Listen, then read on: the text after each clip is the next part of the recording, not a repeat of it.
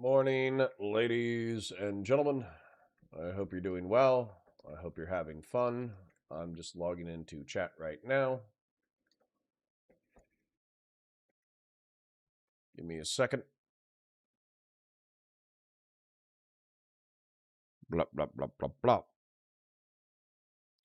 We do have a healthy chunk of fun shit to go over. Although, I guess, it depends on your definition of fun. I have a feeling that the Pisco segment is going to kind of suck, but it's necessary. The reason why it's necessary is because this is like, I don't know, purging the soul, purging the soul, Pisco's soul of sin for deigning to be a pedant and therefore an anti-Semite and therefore a bad person. We're only going to do the last hour though, because frankly, I think that the first hour or so is, I mean, if the 30 minutes that I watch is any indication of the entire conversation, it's going to be dry as hell. It's just that by the end of the conversation, allegedly Pisco is stating that he believes that Hassan Piker is a rabid anti-Semite, which is funny because if he was backed into a corner and forced to do it, obviously that's kind of like, you know, what would you call that? A reluctant condemnation. Whereas if he just like blanketly accepts it based off of the evidence, then I would say that DGG and Destiny are charged with overcharging and over criticizing Pisco. And Pisco's like an easy guy to dislike. I'm not trying to, you know, I obviously sweep for Pisco. I think he's a good egg. I think he's a well intended guy. I don't want to sweep too hard in that I want to pretend like, oh, Pisco, he's the nicest guy on the planet. He's the kindest, sweetest, most gentle guy. No, I've had my problems with Pisco. Matter of fact, like the first year of our relationship, I wasn't sure that we were going to be able to have a relationship because of how pedantic he was.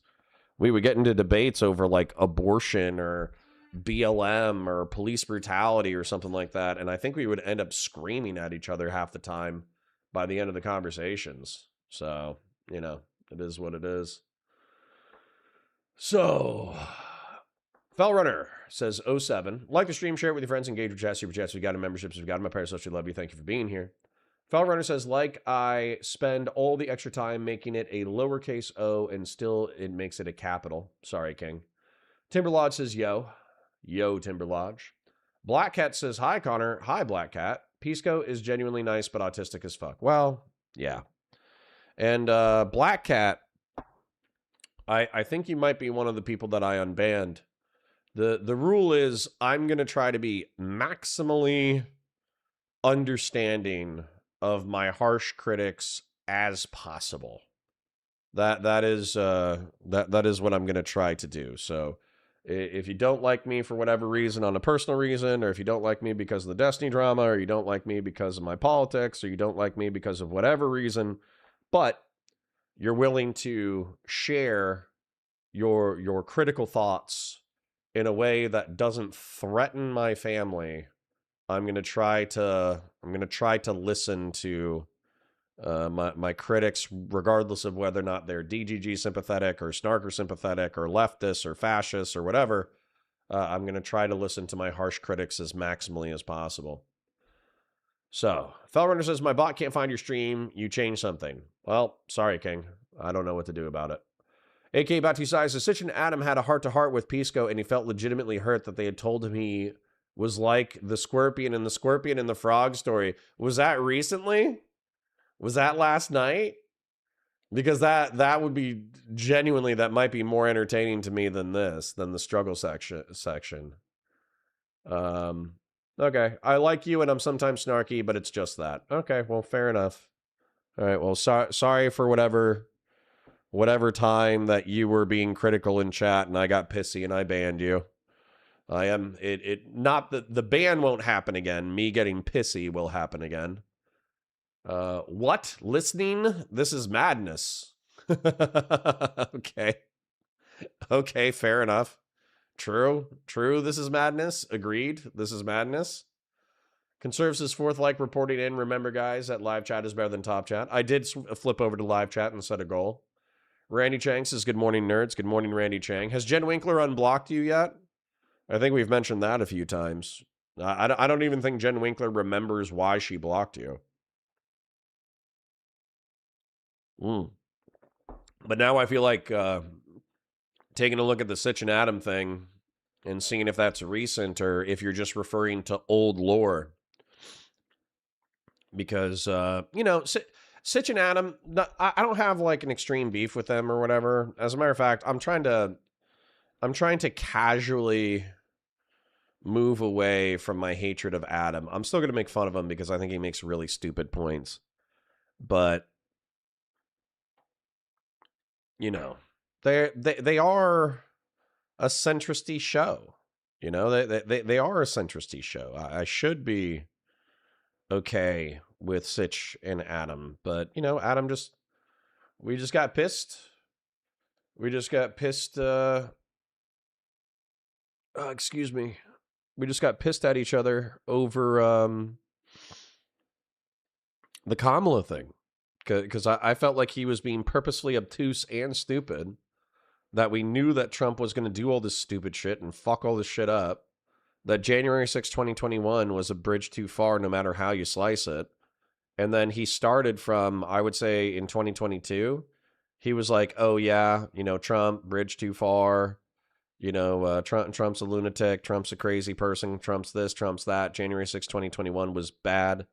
And then he just gradually drifted from 2022 to 2024 to like, oh, well, maybe it wasn't that bad. And maybe Biden's dementia is actually worse than Trump. And, maybe Kamala has an annoying laugh and, whatever other thing that he came up with to justify why Kamala was a bad candidate.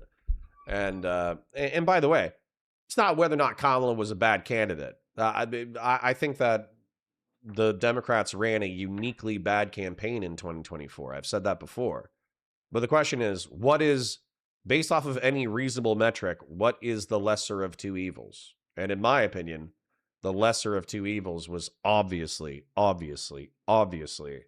Kamala.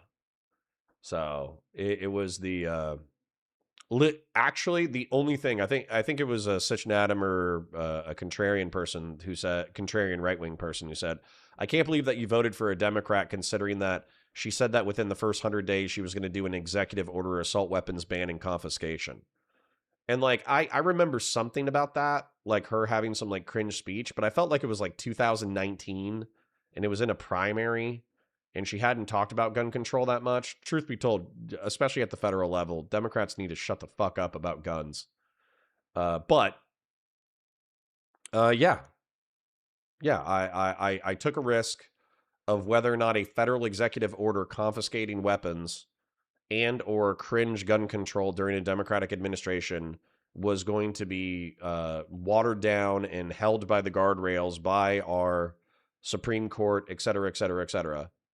And then I voted for what I thought was the lesser of two evils. That was my calculation. And based off of the devastating economic and political impacts of the second Trump administration, I stand by my vote 100%. Black Cat says, can you unban me from Discord? I actually think that they banned me because I put on a Snark server tag as a joke. Yeah, Fellrunner, can you unban Black Cat, please? Looks like you're already on that. Thank you. Pisco's desire to want words to mean things makes him an anti-Semite. True. Unironically. Randy Chang says, I was probably saying something conservative and unhinged. Based. AK Batu Sai says, Connor, it wasn't a recent convo. It was back when the Destiny Orbit was branding them as right-wing MAGA conservatives. Yeah. So, that's the thing. I think Sitch truly is. I do think he's like trapped within his political niche. But I think Sitch is what he is. And he says what he is. And if you have a problem with what he is, he's going to call you a douchebag and F you and this, that, and the other. And he will, in my opinion, routinely fight the audience in very hostile ways. I think Adam is just moderately, okay, I know he gets pissed when I say this. He's moderately audience captured where he wants to throw red meat to the fucking centrist liberal higher IQ people who say what is it? They're like, yeah, sure, Trump's bad. But have you ever heard what the lefties have done? Have you ever heard what the liberals have done? That's he has to throw red meat to that audience. It's frustrating.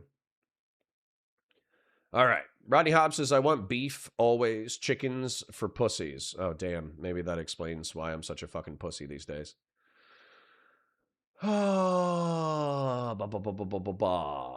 Chris says, I was put off by many of the drama topics, but it never got to the point I didn't like the content or you. That's honestly just immature. I wouldn't leave a community simply because of a few disagreements. Well, thank you, dumbass Chris. I appreciate it. G. Ferreira says, not at all what happened, Connor. A lot had to do with being clipped out of context and attacked by Destiny, and you shared those clips and made bold opinions based off of them. I don't know. No, fuck that. Fuck that. The clip that I shared was actually like 4 minutes, and then I had to do a 2-hour struggle session where they had to accuse me of being a fucking communist. And then not only that, but not only did I articulate what I believed his argument to be, then I had to pull his teeth for 45 minutes. And then once I finally pulled his teeth for 45 minutes, I finally got him to say what his position was. And his position had a 95% overlap with my descriptive claims and the original clip. So sorry, the I'm clipped out of context doesn't work when before the context is added, it's the same thing. During the clip, it's the same thing. After the clip, it's the same thing. And then after you say that you're clipped out of context and you re-articulate your argument, it's the same goddamn thing. Like it is crazy pants to me. Sorry, no offense, but I'm really trying to be nicer to people who are harshly critical. Not that you're being harshly critical. I'm just a pussy. That's all that's going on. I'm just a sensitive guy. Okay, I'm a sensitive guy. Yeah, sorry. Out of context doesn't work when you recontextualize what you said and it's the same thing, So I say I'm just gonna start saying crazy fucking. I'm just gonna start saying Nazi shit and commie shit and fucking Tim Pool shit and fucking Hassan Piker shit. And then anytime anybody is like, "Hey Connor, you said something bad," I'm just gonna say, "No, it's out of context. You don't understand." It seems like the easiest get out of jail fucking card ever, and it's annoying as shit. All right. Hander Parts says, "What's up, y'all? What's up, mine? How you living?" Sitch is the better of the two, lol. True. I am S class for sure. I weirdly enough, I started as A team because Adam said something that I like 99.9% agreed with. But as I continued to watch Sitch and Adam, I saw that not only was I more consistently aligned with Sitch, but Sitch had like more, in my opinion, balls and brains. And so I went from A team to S class. AK Batu Sai says, just understand that Adam shifts his performance and hams it up for the show, but everyone knows he's hamming it up. I probably don't watch enough to know like when he's doing kayfabe. I used to watch back when we were like friends. I'd probably watch, one Such an Adam show per week, once every 2 weeks, something like that. Truth be told, since our relational falling out, I haven't watched them as much. Jeb Kush for 5 says, YouTube implemented some new bullshit with how live streams our mobile viewers use play next in the queue. Interesting. Rodney Hobbs says, Connor, the communist seems fun. Imagining him in weird society, union garb, and garbs are fun. I do love me some garbs. Fell Runner says, leave Connor alone. I heard that in the leave Britney alone voice. Yeah, it's a sensitive chat room. That's true. Hug me, Booby Bear. Okay. Digital hugging coming. That means people are going to scroll through the shorts and find Booby Bear on a Spurg session. Excellent. Good. Yeah. Daniel Mayer says, I realize this probably says more about me than anyone else, but ever since I unsubscribed from Sitch and Adam, my mental health has noticeably improved. Well, good for you, King. Good for you. Once again, like, I like Sitch and Adam just, well, let's be real. I like Sitch just fine. Adam and I our relationship is complicated, okay? I realize our relationship is complicated. Officer Nasty, yo, good morning. Have fun covering the Pisco stream. It's a fucking trip. Good luck. Well, you know, I'm going to fast forward to the last hour because I have a feeling it's going to, like, the 30 minutes that I did watch was dry as hell. And not only was it like struggles. Okay, there were two things that this content suffered from, okay? Number one, in my opinion, is the struggle session dynamic. And what I mean by the struggle session dynamic is that it's like, we're grilling you on whether or not you're an anti-Semite, so anything you say can and will be used against you in this online court of law to press you on the nuances of your shit, right? And so that there's this entire thing where the entire conversation comes to a crawl because it's effectively an interrogation of your belief structure. But then I think the conversation suffers doubly because Pisco is a pedant who is trying to defend his public reputation in charges of anti-Semitism. So not only is the nature of the format already slowing to a crawl, but then Pisco's pedantry will slow it to a crawl even more. Now, apparently, somebody said that by the end of the struggle session, the Pisco is pressed with evidence that Hassan Piker is a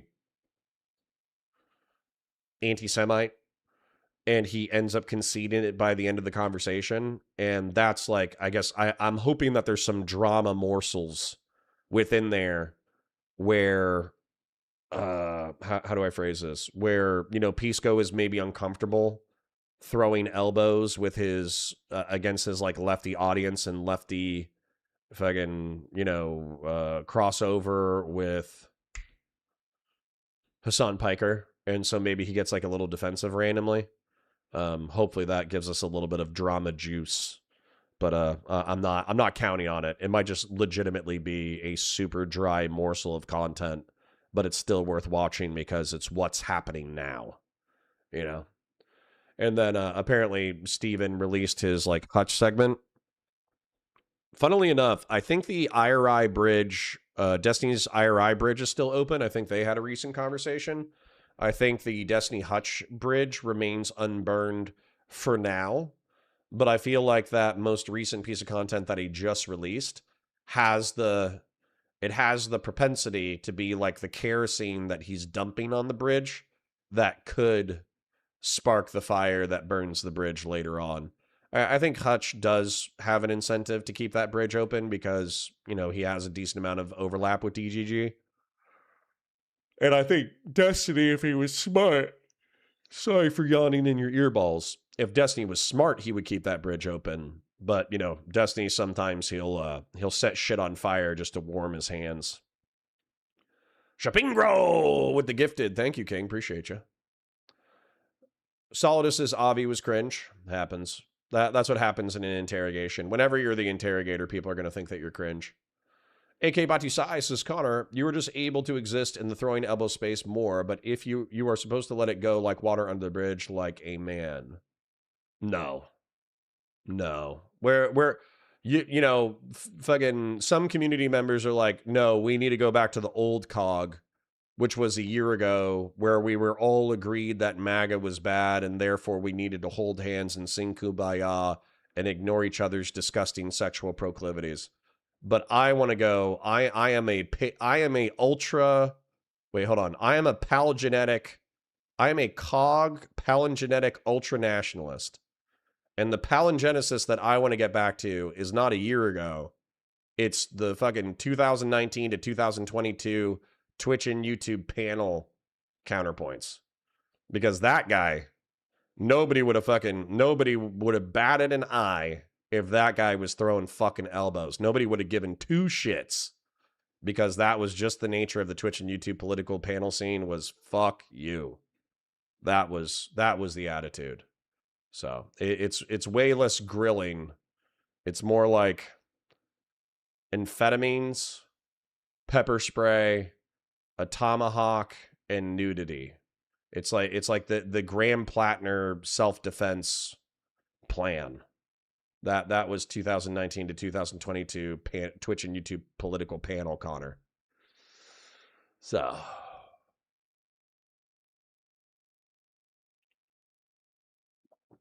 do you know why Avi is cringe? I can't name why it bugs me. Wow, can't believe we have anti-Semites in chat. Rodney Hobbs says, witch hunting anti-Semitism, when I kind of think of how level witches are hot, is weird. As an anti-theist, I write everyone is a little anti-Semitic among the antis. Yeah, they talk about that weirdly enough. They talk about how, like, everybody has a little bit of routine bias, but that's actually not what they're talking about. And then weirdly enough, I have a lady friend, and my lady friend has a little bit of witchy vibes. Sometimes it's scary, sometimes it's hot. Depends on the day. Black Cat says, it was boring but kind of refreshing compared to other Pisco combos. Yeah, it can be. AK Batu Sai says, Destiny is really burning the bridge with the libs. If the bridge goes, it's because Josiah does it. Well, Josiah already did his personal bridge. Josiah, I think the only bridges that are remaining are IRI and Hutch, but they're also like veterans, and they know how to keep their distance, and they know how to tactfully disagree and be passive when a couple of elbows are thrown their way that are inconvenient for their online relationships. So I think they'll be all right, but I still think it's just stupid. I think it's stupid. I think it's stupid. I think it's stupid. I think it's stupid. And I am thinking that some of this is motivated by the pressure of the court case. Frankly, I would love for it to get dismissed today. I would love for the court case to get dismissed today. That way we could all just say, okay, Steven did this bad and cringe and bad thing. He lost a ton of money during the process. The snarkers are not going to get their wish that he is incarcerated and made destitute. But Steven has also paid a price for this. Now let's actually talk about the facts of the matter and review the manifesto. I would actually love that. The what was the other thing though? It will be weird though if it does move forward to a trial. If it moves forward to a trial, it's just going to drag all this shit out even more, and we're not going to have any kind of agreement on what's going on until the trial is actually over and the manifesto is released. So, I mean, like, dude, that sucks. What is it? It was February of 2025. It's currently, I think it's August. I don't even remember what month it is. I think it's August. But August, so we're a year and a half past that now. Ugh. I don't want to do this for another year. I don't want to do this for another year. Who yelled at Pisco? I think it's called a guy named Avi Yeveni, something like that. Some Jewish guy. And then also Lonerbox was moderating the interrogation.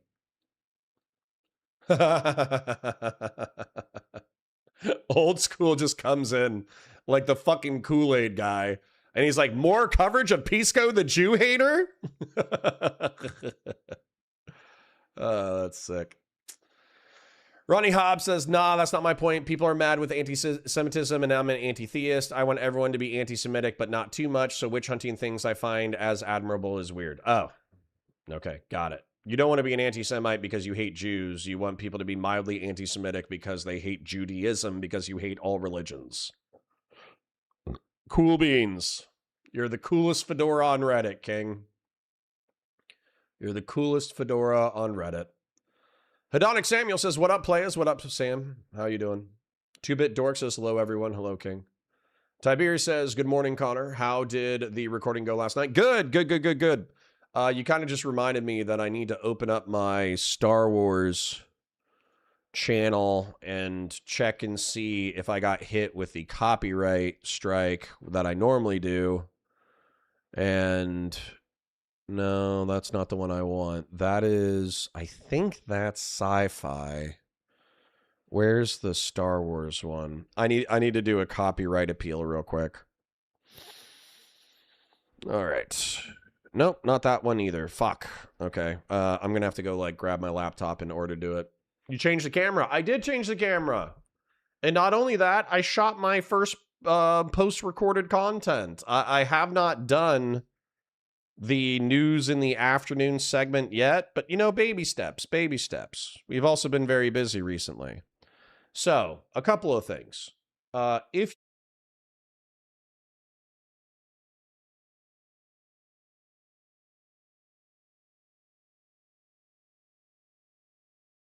Sorry, this scene was muted. A couple of things. Number one, check out the Counterpoint Star Wars. I did release a Andor breakdown for when he gets caught by the Empire on the planet of Neamos. Huge fan of Andor. Like, I understand that it wasn't as popular as a lot of other Star Wars content, and I understand that Andor is not as popular as some of even my own Star Wars. It should be back by now. It's not as popular as my other Star Wars content, but strong recommendation. If you've seen it before, I'll give you lore details that help enrich the original product. If you haven't seen it before, Andor is fucking amazing. And then what I would say is I think I'm being throttled algorithmically. I am tired. I was working late last night.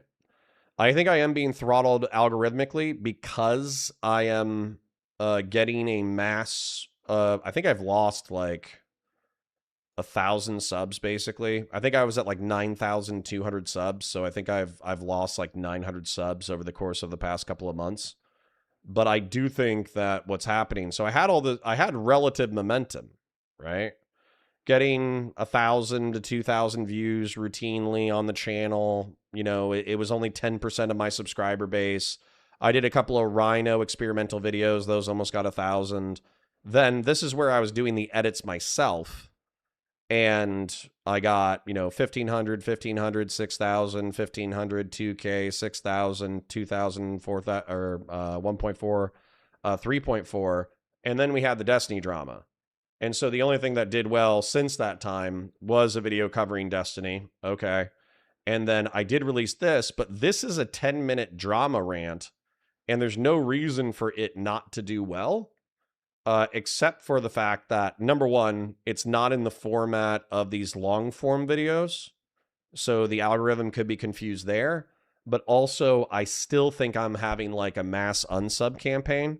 So if you got 9 minutes and you want to hear me talk shit about Pisco and Destiny Antisemite situation, then please go take a look at that. Because this is, like, I think the topic's good. I think the scripting's good. I think the content is good. I truly think the algorithm just doesn't know what to do with a mass unsub from the channel, and I kind of got to start from scratch again. Unfortunate.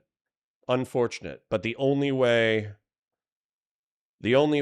is through, The only way forward is through. Bro, are you okay? You look like you left the club at 5 a.m. Dude, I worked until 2. Okay, so I worked. I was tired because I fucked up my circadian rhythm because of the debate on Prime Kai Reverie Roundtable on Monday. So I took a nap. Then after the nap, I got up. I walked the dogs. I made myself dinner. I ate dinner. Then I did post-recorded content for like 5 hours. I finished my scripts. I read my scripts. I recorded my scripts. I recorded my reactions. And then I edited until like 1:30 a.m. Then I probably got to sleep around 3. So I got 6 hours of sleep. I just fucking, whatever. Wait, Disney going after creators again? I mean, always. For copyright shit? Yeah, always. I always have to appeal any Disney product, I'm gonna have to do a copyright appeal. So, Demon King Drago says, "Good morning, y'all. Good morning, Demon King." Hans Mayer says, I found Andor hyper boring. Jesus, and you're German. That's saying something. Crap says, constructive Star Wars channel feedback. Say more before the clips you play where you set up what's happening or things to watch for that when you reinforce or reanalyze at the end. Okay, appreciate it. Snark Shala, indeed. Jen Winkler says, yo, good morning, Jen Winkler. Good to see you. Connor looks low T. Fuck you. Fuck you, old school. Yeah. Demon King Drago says, sorry I made him late on starting. Yeah, Demon King Drago and I had we had our own struggle session last night. You also said a bunch of slurs at similar times for related reasons. The algo may not like that and not be a DGG barrage. Vibe in Destiny chat seems sassy and not vitriolic right now, so the attack is unlikely. Well, yeah. But I'm still getting hit with unsubs. I can see the unsubs. So, AK Batu Sai says I'm going on day 4 of staying up until 1:30 a.m. and getting up at 5 a.m. Fuck that, dude. Fuck that. Unless that's like absolutely necessary for financial survival, you are a crazy pants. You are a crazy person. Yeah, go take a fucking nap, bud. You should not be awake right now. All right. Anyways, y'all ready? Y'all ready for the struggle session? I'm ready for the struggle session. Let me go ahead and do the volume booster. Let me go ahead and do an intro. And let us... You guys are right. I am tired as shit. So I am going to go get some more tea. But let's go ahead and do the intro and get cracking. Yeah, Rogue One is basically the last season. Yeah. I think they did a great job. I did finish the entire thing. I'm only on the Escape from Narkina 5. That's the breakdown that I currently need to do a copyright appeal for. So I'm only on the Imperial Prison episode as far as breakdowns go. But realistically after that, it's going to be the TIE Interceptor theft, the Gorman ambush, the Gorman massacre, escaping with Mon Mothma, and then the extraction of Krya, whatever Luthen Rael's understudy was. The extraction of that. And I'm actually going to skip a healthy chunk of details because I do think a healthy chunk of those details are not necessary narratively, and the action scenes are so cool that I'm just going to do the action scenes surrounding the coolest events. Like, so for instance, I did find the wedding very slow and pretty boring. Weirdly enough, Hans Mayer and I probably agree on that. If Hans Mayer made it that far in watching Andor, it's interesting politically because I think that's how it happens. Like when you're talking about people falling out of favor politically, relationships cracking, and then particularly at that level of politics, particularly with dissident anti-government activity in an authoritarian regime, then that's probably how people get killed. So that was interesting. But it took fucking forever. So we should make Connor watch The Acolyte. I already broke down The Acolyte. I actually thought The Acolyte, if they had fired the writing team and taken the same idea and then rewritten it with actually competent writers, I think The Acolyte would have been interesting. The fight scenes were okay. The theme of the Jedi overstepping their bounds as law enforcement, slaughtering a witch coven, and then having to live with their own sins for the ensuing decades, and the children who were affected by their slaughter of the witch coven seeking revenge against the Jedi who specifically did it, but also the Jedi Order in general as Sith acolytes. The bones of the story were there. I just truly thought that it had a lot of and then pacing that kind of sucked. And yeah, And then I think Acolyte is very similar to me. I think Acolyte, or excuse me, Ahsoka. I think Ahsoka suffers from a lot of and then writing and some goofy action scenes, but the bones of it, as far as like Anakin Skywalker's understudy existing in a post Jedi world and trying to figure out how to be a moral actor in which the institution that she used to serve no longer exists. That, I mean, that's a cool story. I just think the writing kind of sucks. But Demon King Drago says, I had fun with our talk and genuinely happy with how it worked out. Grilshaw and long live the cog. Also, may I have my whopping shield back? Sure. Sure. Just use it wisely. Use it wisely. Anonymous says, Hans, nobody won, but Andrew lost harder. I don't think that's true at all. Dude, I think maybe Andrew Wilson flubs the last half of the debate, and that's why I have the perception that I do. But for the first 2/3 of the debate, Andrew Wilson was just pressing the shit out of Candace Owens, and Candace Owens had a fistful of fucking nothing. So if anybody found her convincing in the first like half to 2/3 of the debate that we watched, I think you are truly susceptible to word salad being thrown at your earballs. I don't think you're actually paying attention to what's being said. So if in the last like hour of the debate, Andrew Wilson shits the bed, maybe I would accept the fact that Andrew did quote unquote poorly. But if it's actually just do you know the 7 charges that Tyler Robinson has been charged with? I know them. If that is truly like the one major flub that Andrew Wilson had, I think it's just fucking. I truly think that whoever you watched it through, whether that was Destiny or an Andrew Wilson critic on Twitter, I think they're just so poisoned against Andrew Wilson that they didn't even pay attention to the conversation. So, not showing a Jedi Wookiee on screen was a real slap in the face to the fans. I fucking love the Jedi Wookiee. Are you kidding me? In Ahsoka, the Jedi Wookiee almost slaughters the entire Jedi strike team.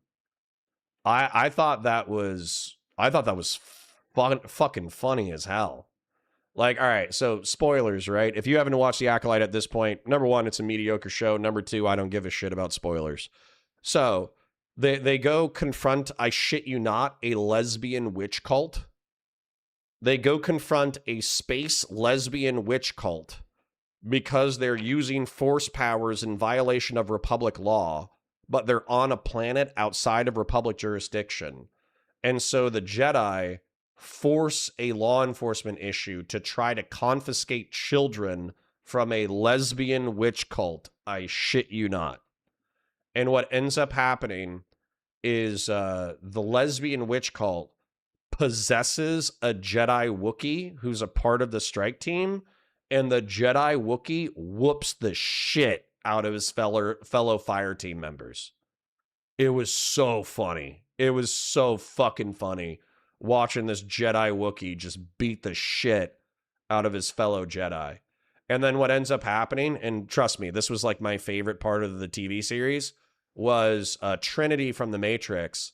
She does some fucking kung fu, and she spins the Jedi to the ground, and then she fucking force pushes the Jedi witches out of the Wookiee's mind, and it creates a force backlash that then kills dozens of lesbian space witches. Funniest shit I've ever fucking seen in my life in the Star Wars universe. Like, if you're okay, so if you're a chud and you're pissed that there's a lesbian witch cult in space in Star Wars, I think you're missing the forest for the trees. If you were a true chud, you should be laughing your ass off that the Jedi force pushed a backlash to the lesbian witch cult that killed dozens of of space lesbian witches. That was so fucking funny. It was the funniest thing I've ever seen. Holy shit. Anyways. B for Brian says copium, candy clown that fool. B for Brian, if you're not being sarcastic, I think you might be retarded. Like I know I'm not supposed to use ableist slurs, but if that is your like deeply found belief, you think that Candace Owens did well in that conversation, I truly think you might be a stupid person. Like a dumb person. Like you should not interact with politics, but it's fine. I love you anyways. I love you anyways, even if you're not being sarcastic. Even if you're not being sarcastic, I love you anyways. Rob says, I don't think that's the takeaway. Andrew had the easiest case to prosecute ever and put up to $300K and to do it. And now what did he accomplish? Nothing. In my opinion, he fucking publicly embarrassed Candace Owen as somebody who was talking crazy shit and had a fistful of absolutely fucking nothing. So, I mean, $300K is a lot. I think that's silly pants, but whatever. You know, clout's clout, power's power, money's money. And what was the other thing too? You understand that motherfucker's in rarefied atmosphere, right? You can hate on that motherfucker all you want. He's making he's probably making Destiny tier money, and he has enough inroads into the right wing that he can go into almost any right wing space right now. So hate on him for, like, seriously, hate on him. Hate on him for his career trajectory. Because what happened was he was down in the Twitch and YouTube political debate trenches with the fucking rest of us fucking slobs. Then he released a few videos bullying internet whores. Then he got invited into the red pill space and blew up off of bullying internet whores. Then he couched his bullying within a debate bro, philosophy bro framework of like Christian nationalism.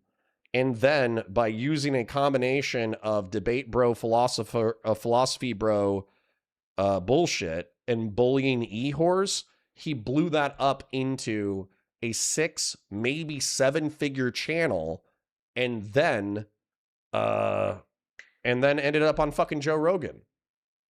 Like, no offense. Like, I understand Joe Rogan's a fucking midwit.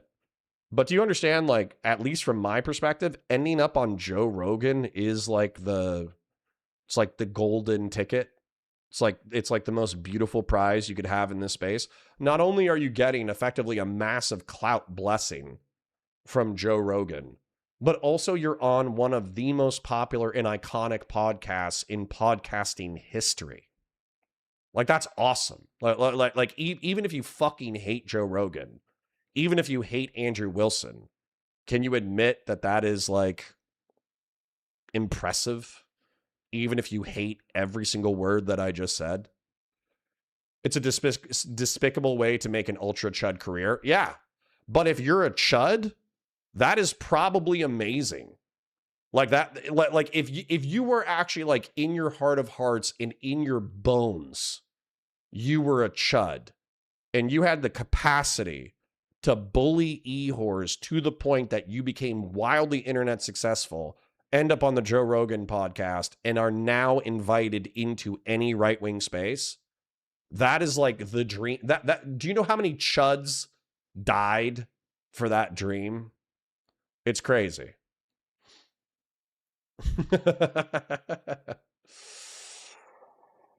Green Tree says your argument with Destiny was intense. Indeed it was. Rodney Hobbs says, Connor, your take on Andrew is wrong. You're assuming everyone is you. You saw him as touching Candace, but the rest of the audience is whatever they told, which is dumber than you. The dumb see it differently. Yeah, for sure. I know the dumb people see it differently. I'm just hoping that the COG attracts slightly more intelligent people than the average YouTube viewer. So, Demon King Drago says, I think you're a little biased in Andrew's favor. Candace didn't do well, but Andrew did worse. He tried to force a dialogue tree that whole time and just couldn't adapt when she didn't follow it. It's true that I could be biased in Andrew's favor. I'll admit that that is entirely a possibility.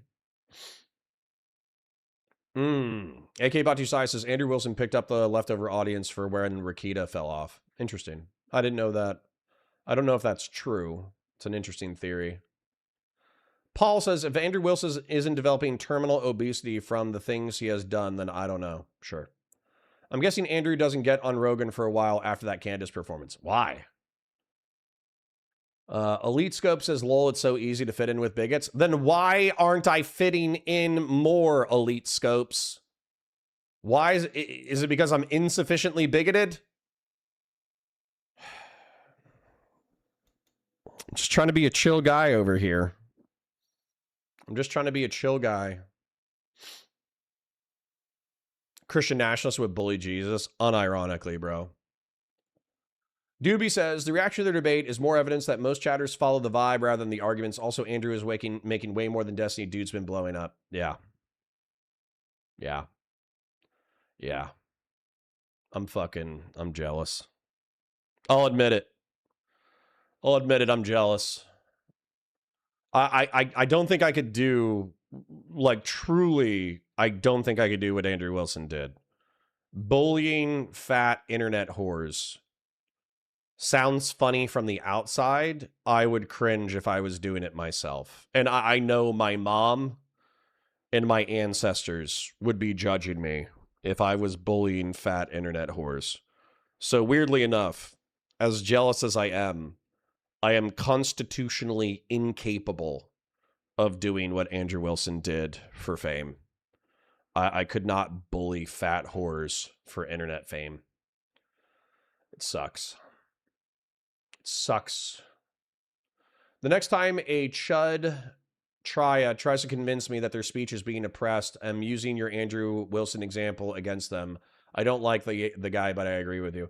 Yeah. But this is like after 2022. The free speech arguments, I would say, were largely prior to Elon Musk buying Twitter.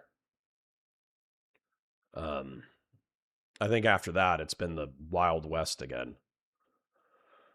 CW Hit says you're not a real bigot. I know. Alas, I suffer for my insufficiently aggressive bigotry. Yeah, you need to abandon your morals. Yeah, that'd be fun. I can't. I wish I could, but I can't. Do you want to think Fellrunner will ever respond to you where he isn't defensive of Destiny? No, but guess what, guys? Here's the thing. That's directed at Doobie, but listen. The cog is dead. Long live the cog.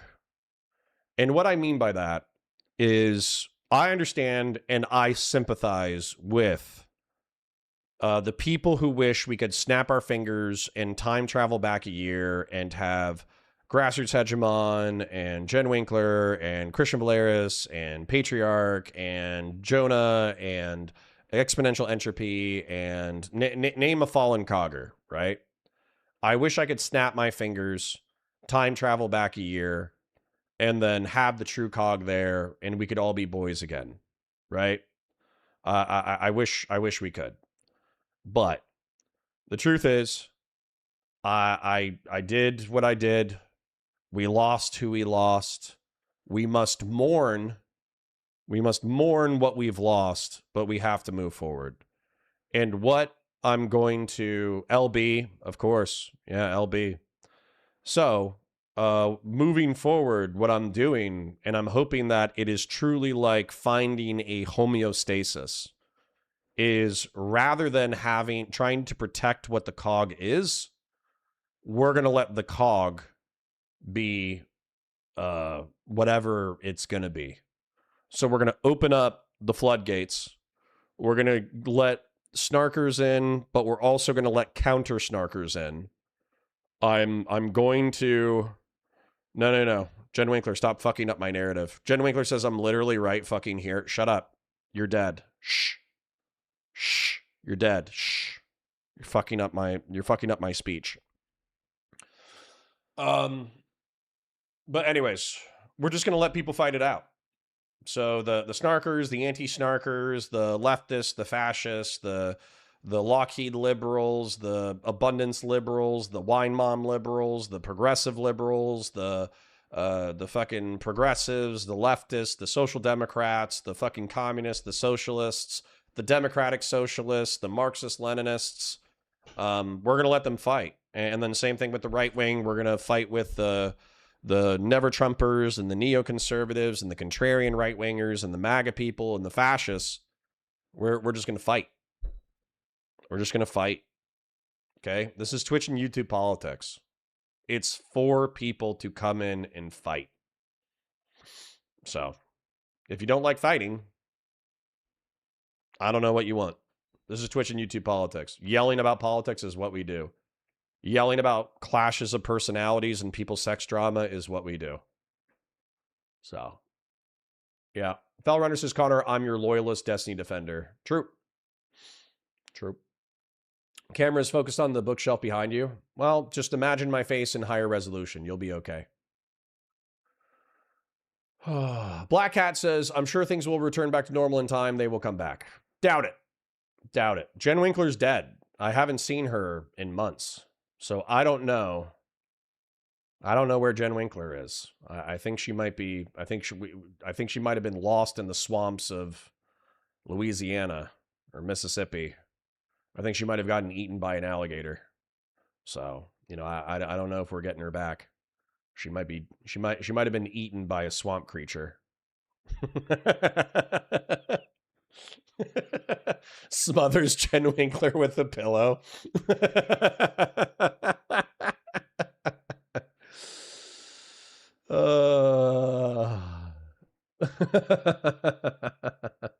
It's like I can still hear her.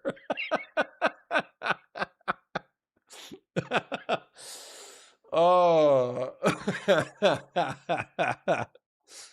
It's like sometimes I can still hear her.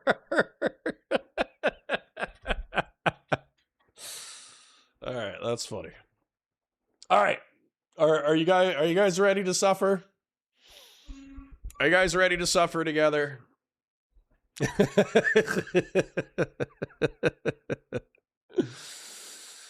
All right. That was a funny way to start the day. All right. Okay. All right. All right. All right. I cried a little bit by laughing sufficiently hard at the concept of Jen Winkler, like, still being an active member of the COG, but all of us ignoring her. So, like, it'd be like, I can still hear her sometimes. All right.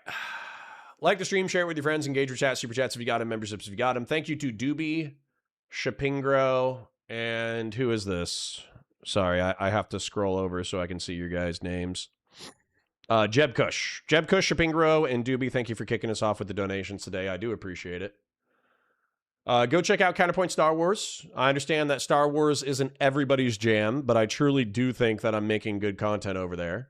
And then also go check out the 9-minute drama rant about Pisco's Nazi anti-Semitism. I understand a substantial amount of you guys were probably there when I made it, but I do think that I'm in algorithmic headwinds due to the mass unsubscription that's happened over the past 60 days. And so as a result, I would appreciate you just clicking on the video, running it in the background, leaving a like on it, even leaving an algorithmic comment. That would be fantastic. But, you know, if you want to, do it. If you don't want to, I can't force you. So let's do an intro for, yeah, rest in peace, Jen. Sorry that you got eaten by a 12-foot swamp alligator.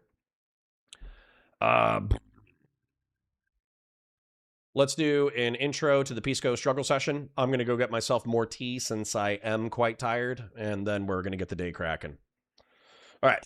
You guys ready? You ready? All right. Hi, guys. Welcome to Counterpoints. My name's Connor. I'm a science fiction, politics, and philosophy nerd, a Marine Corps and law enforcement veteran. I would argue a real Republican, and I'm trying to be a rhino. I'm trying to be a Republican who has integrity, honesty, nuance, and objectives, even though I butchered the order of it.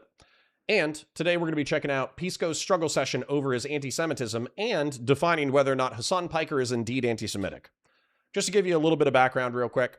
Bottom right is Pisco. Bottom left is Lonerbox. Top right is Avi. Top left is research information.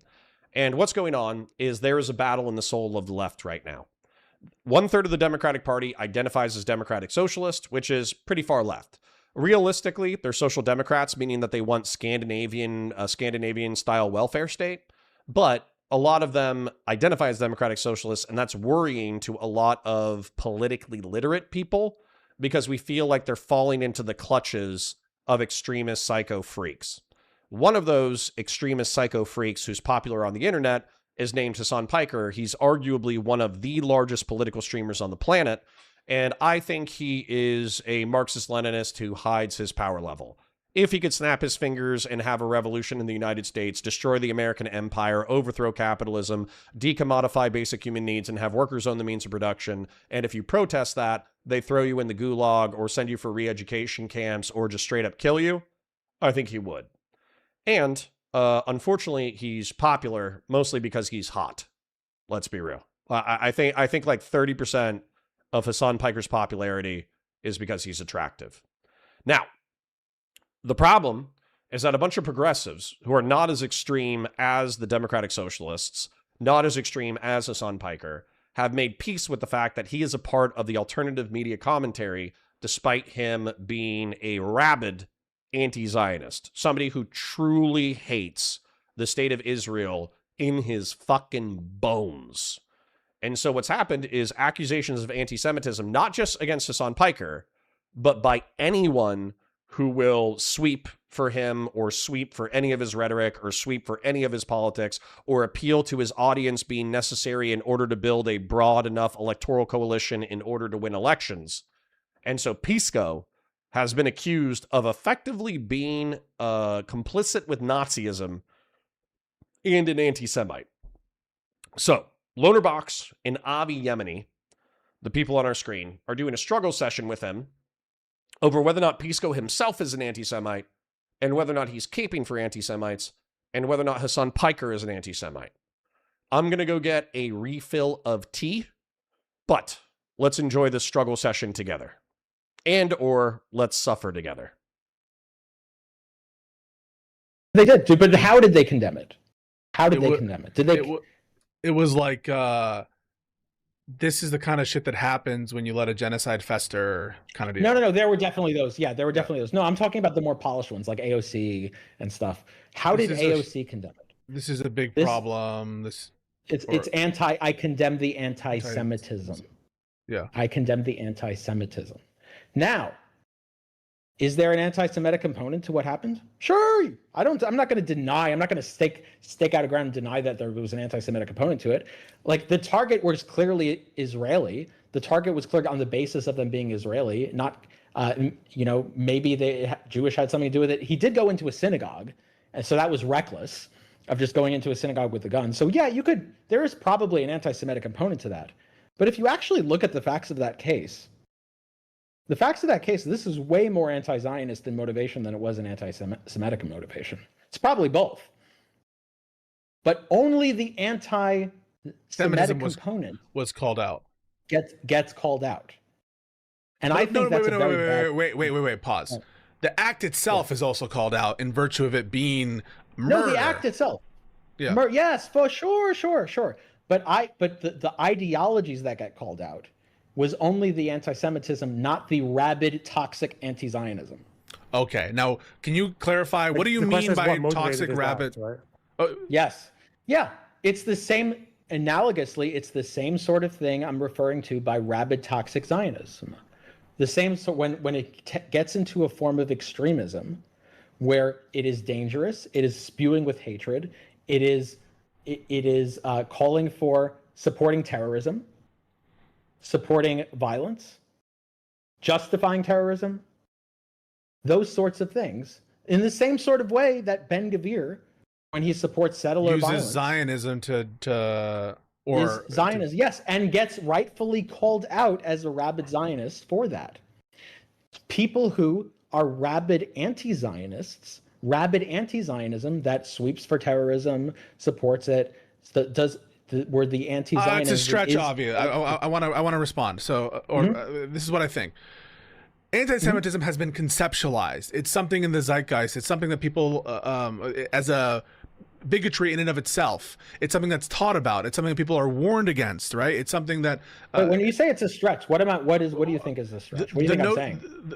the notion that the antis that people would think to condemn the rabid anti-Zionism aspect. No, I'm of not. it. Yeah, they may not think about it. I'm not saying it's Yeah. their fault that Okay, they're yeah. not thinking of it. That I'm Yeah, to misunderstanding. be clear, I'm not saying it's their fault. I'm not saying they're like, because I think this has been an insidious thing that's happened over time. To be clear, I'm not saying it's like you're condemnable for not recognizing the rabid anti-Zionism. That's not what I'm saying. But the thing is, I'm Okay. sorry, maybe I'm having an issue with it. Like, This is yeah. like, Wait, what do you think I'm saying? You need to know what I'm saying before you have an issue. yeah, go ahead. Okay. So what I'm saying, this is a call for a prescription. I'm calling for a prescription to be Okay.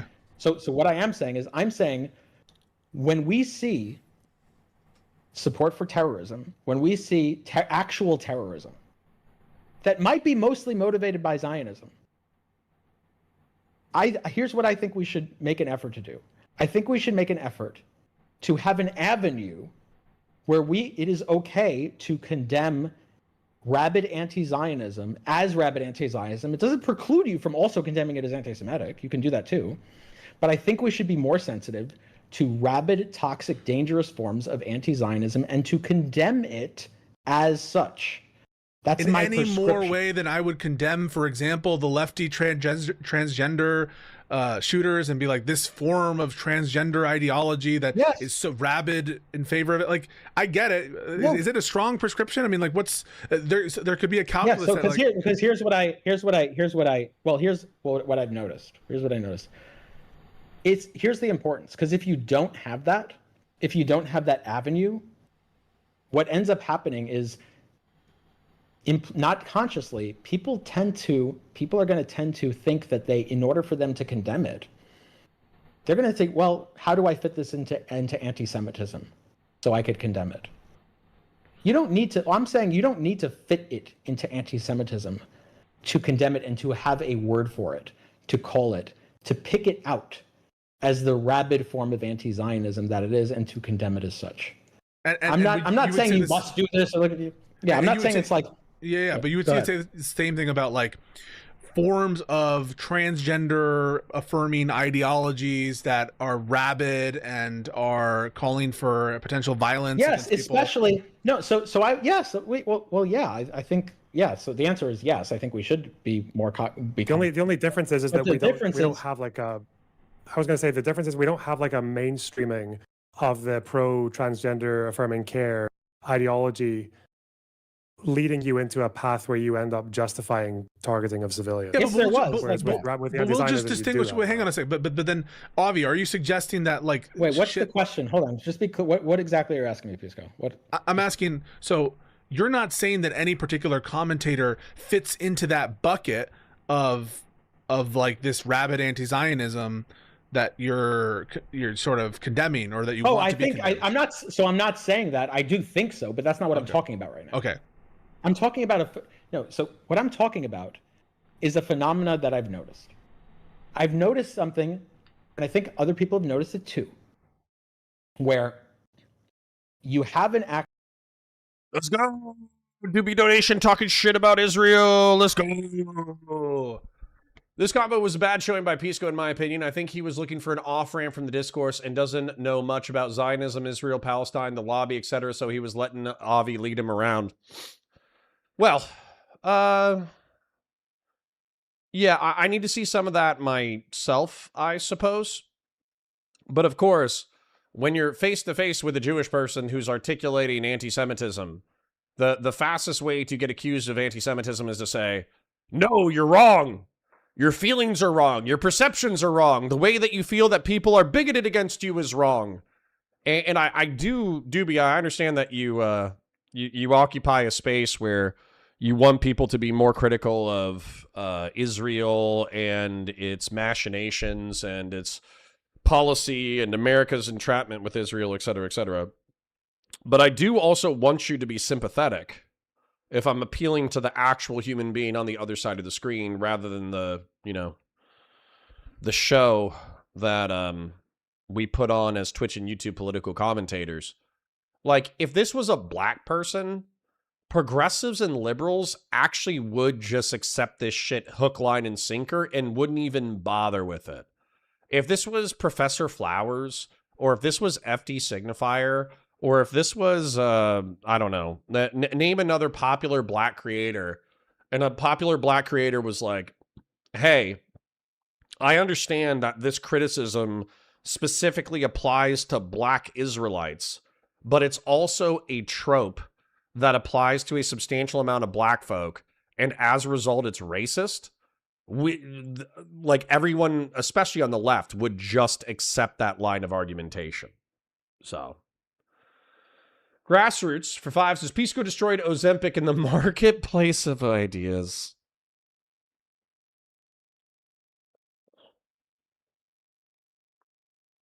Thank you, Grassroots. I disavow. That has like both components, rabid anti-Zionism and anti-Semitism in some combination. Okay. Many times it's even more heavily weighted on the rabid anti-Zionism and motivation compared to the anti-Semitism. Sometimes where it's the like anti-Zionism is the more motivating force for whatever conduct. Yes. Okay. Yes. This is the more motivating force for the conduct. And I see time and time again, those actions only get condemned in virtue of their anti-Zionism, not in virtue of their rabid anti-Semitism. The opposite. They're only condemned. Oh, sorry, the opposite. Yeah, you're right. Yeah. I misspoke. Yeah, only get condemned in virtue of their anti-Semitic component, and nothing about the rabid anti-Zionist motivations there. And what I'm saying is, I think when an issue is 90-10, rabid anti-Zionist terrorist shit, 10% anti-Semitic, I think the anti-Zionist component should be condemned too. The rabid aspect of it. Yeah. So I think that's trivial, but I would just apply that to Democrats who, like, so for example, people have said about Destiny with respect to commentary on the shooting of Trump or the attempted assassination, and people have said calling Charlie Kirk a fascist or calling Trump a fascist. You're contributing to a culture that is causing these left-wing violent attacks on, for example, Charlie Kirk and assassination attempts on Trump. And so you're rabid anti-Trumpism, you're rabid anti-MAGA. And so walk me through that. Is there any kind of like, is there another, there? So I agree about all, I'm not sure I'm going to disagree about all that, but what I'm noticing is missing that I'm trying to highlight here is the shift into a different pathway. So the rabid anti-Zionism is getting shifted. It's trying to get fit into anti-Semitism so we could condemn it. That's the phenomenon I'm noticing. I see. So with the rabid anti-Trumpism, what's the shift? What do you notice it being fit into something else so that it can get condemned? Yeah, I guess I'm not noticing it being shifted. I mean, maybe like Democrats. So that's the phenomenon I'm talking about. I'm talking about the shift. Yeah. Okay. The phenomenon I'm noticing is that there's a form of rabid hate that is causing terrorism, that is resulting in terrorism. It's terrorist that's motivated in a form of rabid hate, where it is getting shifted into a type of other hate and condemned, so it can be condemned as such. Okay, that's what I'm noticing. If that's what you're condemning, I guess that's fine. But like the prescription wouldn't be use less harsh critique. It wouldn't be like fundamentally change, except to the extent that which you substantively disagree. Obviously, you would have your view on that. But like, for example, when someone tells me you should change your rhetoric about fascism with respect to Trump, because don't you know, it's just gonna, you're motivating all these people to go do these acts of violence against Trump supporters and Republicans. I say, fuck you. I'm not going to change my rhetoric because you're telling me. I don't see how. Wait. But what is? I'm basically asking.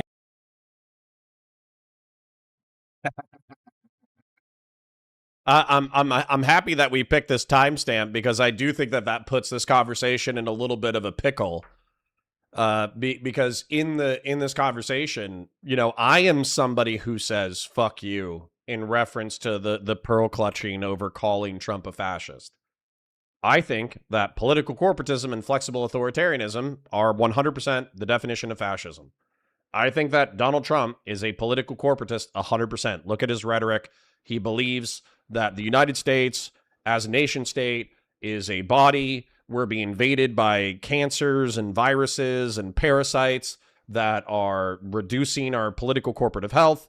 And as a result, we need to purge them from our society. And not just that, if the institutions that our government has, if our institutions are getting in the way, then we should just ignore our institutions and steamroll them with concentrated power in order to do what needs to be done. So actually, I think Trump is a fascist, and I think that anybody who enables him is enabling his fascism. So if somebody says, don't say that, you're radicalizing people against Trump, I'm going to say, no, fuck you, it's the truth. So what Pisco is pointing out, that if you're like a rabid anti-Zionist, and you hate the nation state of Israel, and you believe that they're akin to Nazis, and you believe that they're a settler colonial nation state in the Eastern Mediterranean that has as many vile racist policies as apartheid South Africa or Nazi Germany, then you're going to say, no, fuck you. My rabid anti-Zionism is supported by the facts. And I think that conversationally, I don't think that Avi is necessarily contending with that yet, but I would love to see Avi contend with that. Doobie says, nah, that's silly. We've both been on panels with black lefties trying to be paranoid, perpetual victim nonsense and shut it down. I've seen Prime shut down black nationalists. Well, yeah, for sure. And by the way, I'm talking about, I did limit this sentiment to the left because I think that a lot of liberals and progressives would put their tail between their legs whenever a black nationalist like Professor Flowers or FD Signifier threw their weight around because they didn't want to be perceived as racist. Now, I would say it's up to the rightoids or the liberals or the heterodox people who don't give a shit about being called bigots to actually get in there and fight out the details. So, you know, Pisco might not have that appetite, though. Prescription would follow. The prescription is with respect to the shift and putting it in the category of anti-Semitism. It's not with respect to the commentary substantively, putting aside your disagreements with it. I'm saying here's my prescription is when you see a terrorist act that is committed 90% motivated by rabid anti-Zionism, 10% is anti-Semitism. The correct thing to do there is to condemn it as rabid anti-Zionist and anti-Semitic don't claim terrorism. It's just anti-Semitic. Okay, got it. All right, yeah. Yes, that's my prescription. Okay, all right. No, I think that's fine to acknowledge reality. I guess I see what you're saying. Is like people are denying that there's a causal link between these acts so the motivation of these people and kind of like, in that way, that's not being counted or something. It's not being accounted for. Yes. It's not and being see seen. how that's normalized? When that gets normalized, where it's like, oh, every politician, when a terrorist attack that's 90% motivated by rabid anti-Zionism and 10% motivated by anti-Semitism, all the politicians feel the need. Grassroots says, what role do the homodoxes play? In my opinion, they call online political commentary people fat. And they criticize their aesthetics and their cringy beard and their fatness. That's the role of the homodoxes. To only condemn the anti-Semitic component. What are the consequences of that? You see what might happen as well. Yeah. So what I imagine it would be like. Okay. So, and if I understand what Avi is saying, somebody please correct me if I'm wrong, is that let's say that there's a synagogue attack. And it was motivated by the synagogue selling real estate in the West Bank, and therefore the person is 90% anti-Zionist and 10% anti-Semitic. Then if you only condemn the anti-Semitism, then effectively what you're doing is you're making excuses for or endorsing anti-Zionist terrorism. And not only do I agree with that, but weirdly enough, I think that subconsciously I probably noticed that.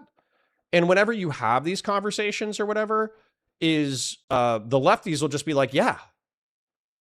They'll just be like, oh yeah, like you know, somebody walking into a synagogue and shooting up an auction of West Bank settlements is justified because it's a part of the apartheid state Nazi infrastructure of Zionism, so fuck it. And I still think that shooting civilians is bad. You know, I know that's a very brave stance to take in our modern political environment, but I do think randomly gunning down civilians, even if they're bad people, is still bad. Connor, are you watching Lonerbox's stream of this? If so, he had some funny moments yelling at his chat. Yes, I think this is the Lonerbox copy. For the people who promote anti-Zionism, for them to be like, listen, guys, I know you hear what we're saying, but we don't. This is bad. Like, we don't want you to take it this far. You might expect to see if basically why is this motivating for you to give that prescription? What might happen if they don't do that? What might happen if it doesn't get condemned? What might happen is they get a free pass for all sorts of fucked up shit, so long as they can hide the anti-Semitic component well enough. They being and they only gonna, they being the rabid anti-Zionists. They're just gonna get away with anything, and people can be like, "Can I condemn this?" Well, hold on. How do I fit it? Can I fit it into anti-Semitism to condemn it? Maybe, maybe not. How do I do that? And I'm not going to condemn it until I can fit it into anti-Semitism to condemn it as No, condemn it as, you don't need to fit it into anti-Semitism to condemn it as rabid anti-Zionism. And if everyone acts like they do, if a whole bunch of people act like they need to do that shift in order to make a condemnation and call this shit out, that's going to lead to a whole bunch of bad consequences. Like you're just giving them a free pass. Rabid anti-Zionists get a free pass so long as they're savvy enough to stay away from being anti-Semitic. Right, but like, wouldn't the response, if you call them to account or whatever, they'll just be like, well, listen, we never endorsed these kinds of attacks. Yes, we have a lot of these ideas, but we stand firm behind them. We just haven't encouraged this shit, and so we're gonna condemn it. And so, all right, he was motivated by this idea. My prescription, that's fine. My prescription is to condemn it as such. Okay. Condemn rabid anti-Zionism as rabid anti-Zionism. That doesn't mean you can't also condemn it as anti-Semitism. To the degree that it is motivated by rabid anti-Zionism, condemn it as such.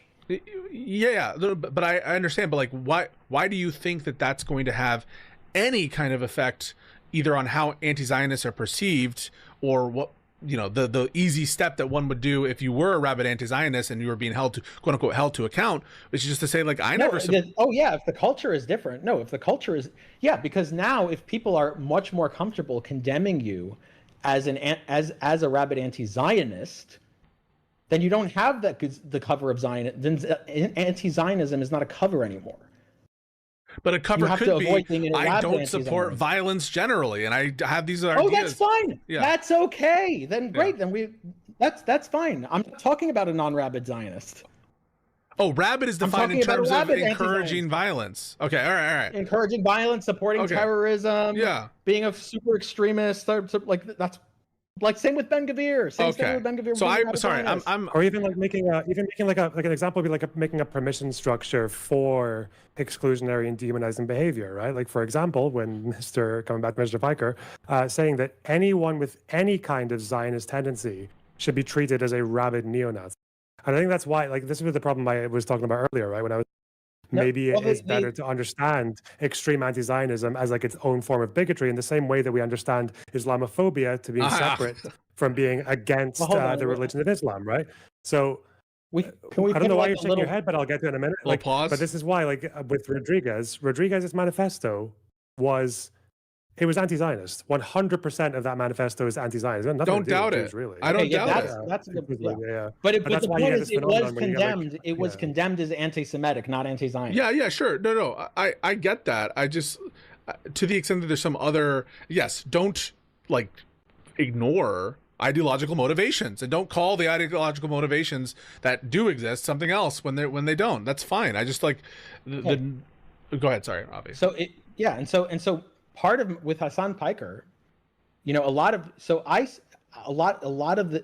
actually do see Hassan Piker as a rabid anti-Zionist when he supports terrorism, when he supports terrorist attacks on the galaxy, for example, like the what was that in ship? The UK with the Galaxy Leader, or that why doesn't it just merge with the underlying issue? Like, would you call yourself a rabid Zionist if given? I don't support settler attacks. I don't support terrorism. Okay, but let's say state action that you or war crimes or something like that. I don't support all this. I don't support war. I don't support all the state actions. I don't support war crimes. But okay, you do support and tolerate some amount of civilian death and in virtue of legitimate. Yes, but that's okay. Yeah, just like with any other country. Yeah. Yes. Sure. But that's not. Wait, but that's not rabid. I'm not. That's not what I'm talking about. Okay, so I'm talking. And that's not what I'm talking about. Wait, but that's not what I'm talking about. And I'm talking about rabid anti-Zionists either. If rabid anti-Zionists just said, "Hey, I support some amount of civilian death as if Palestine and Israel went to war together, I support some amount of Israeli death." That's not what I'm talking about for rabid anti-Zionism. I'm not talking about that. Can you support military opposition in the current context against Israel? Yes. In Palestine without being a rabid. Yes, that's what I'm saying. Yes. For example, if Israel and Palestine went to war and someone supported Palestine and they said something along the lines of, okay, there's some amount of civilian Israeli deaths. In my analysis, I grant that it's not, I don't like it. I'd rather it didn't happen. But given all the factors, I think that it is, it's not a violation of what's okay. So either proportionality, as my understanding of proportionality, or it wouldn't be a violation of what's the other? I'm blanking on the yes, it's the other. We've been going for 5 hours, so it's okay. Yeah, we're going 5 hours. Yeah. Principle of distinction. Distinction. Yeah, that's the one. it. Yeah, distinction. Yeah, it's so they say, okay, I don't think it's a distinction violation. To whatever degree it's a proportionality violation, I don't like that. I'd rather that didn't happen. Why can't you say that of Hamas and Hezbollah? Because they did. Oh, you know why you can't say that of Hamas and Hezbollah? No. Stop. Just pause. Why can't you say that of? I wish Hamas wouldn't target civilians. I wish they wouldn't do October 7th. I wish they would just attack the military targets. Sure. No, you can. No, you can say. Okay, no, you can say that of Hamas and Hezbollah. Okay. Now it happens to be they violate all of those principles. I agree. I agree. Yeah. But yeah. So if someone, So one important difference is one thing that the IDF has not done yet that I've seen that Hamas and Hezbollah that Hamas certainly has done is summary executions. That's the biggest principle to me. That's one of the biggest principle of indifference violations. Where summary execution, you have them in your. This is not like. But that's a merits issue. That's the issue of the facts. Yeah. Obviously, yeah. But yes, I'm just talking about the issue of the facts. The person. No, someone can say that. Someone can say that, but I would also expect them to be if they are if they were if they were doing the infinite sweep, no matter what they do, to say, oh, I just wish they would do better. And they're while they're summary executing people. While they're leveling Gaza, or while they're leveling Gaza. Wait. Just this is a very wishy. The reason that you can't do the same with regards to Hamas and Hezbollah and the Houthis and their current actions is because, when it comes to why that's rabid, is just because if you think about the irrationality of it, the Houthis last week blew up a boat in the Red Sea that killed, I think, 4 people, right? 3 Pakistanis, 1 Indonesian.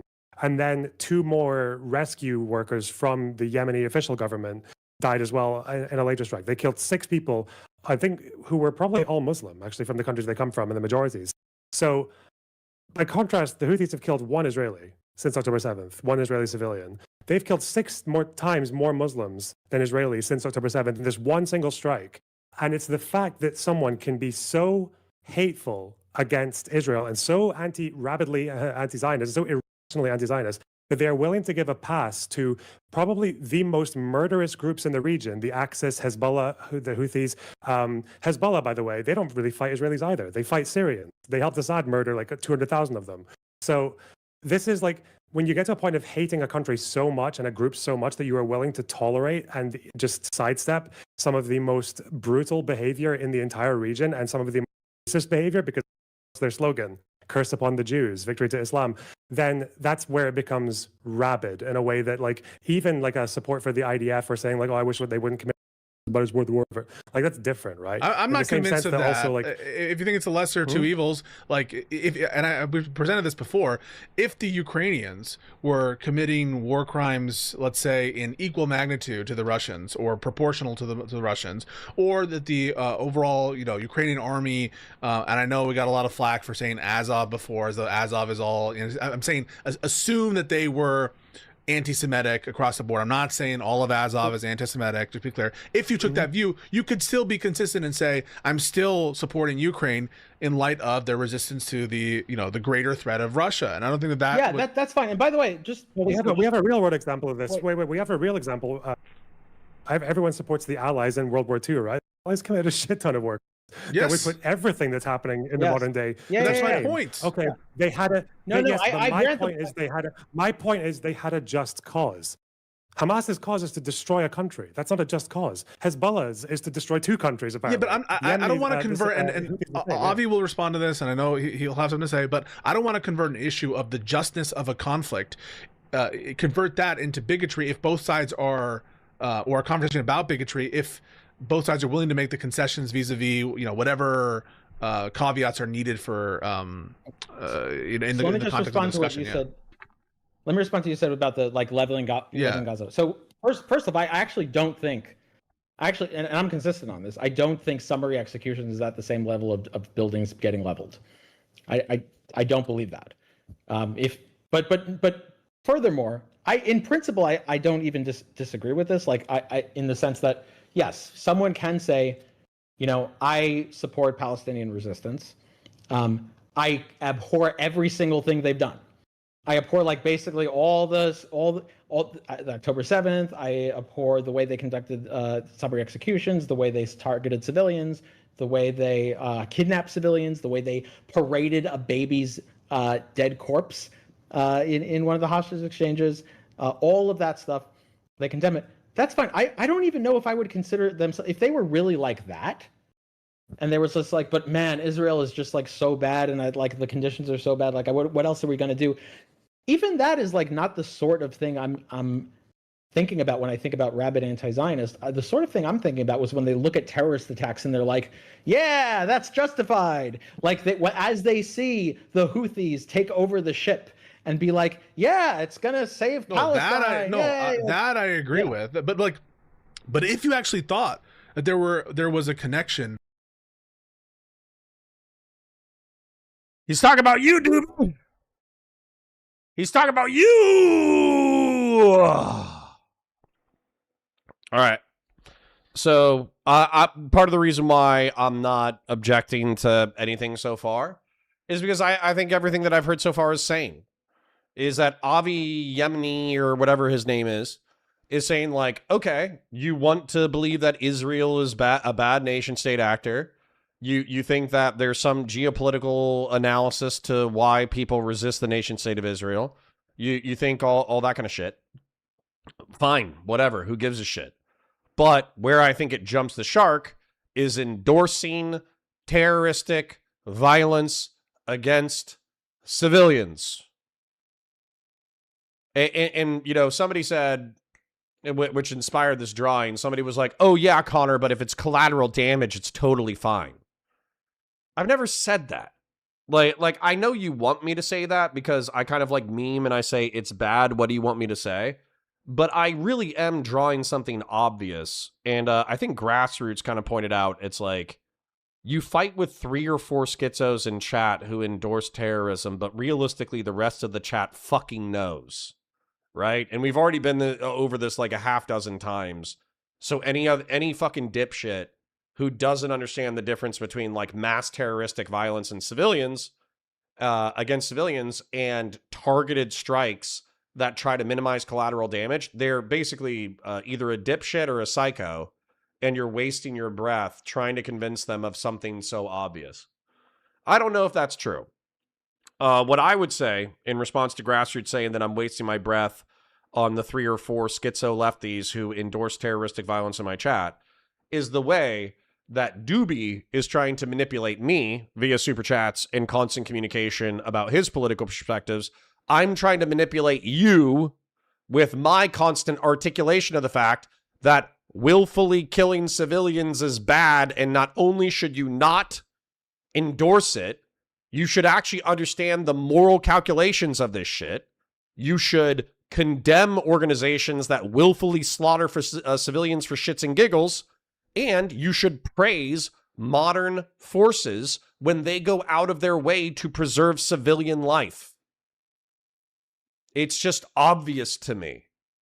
If we are a liberal society in that we believe that most people are individuals, then preserving the individual human life of random people should be applauded rather than derided and flattened morally into the same thing as terroristic violence.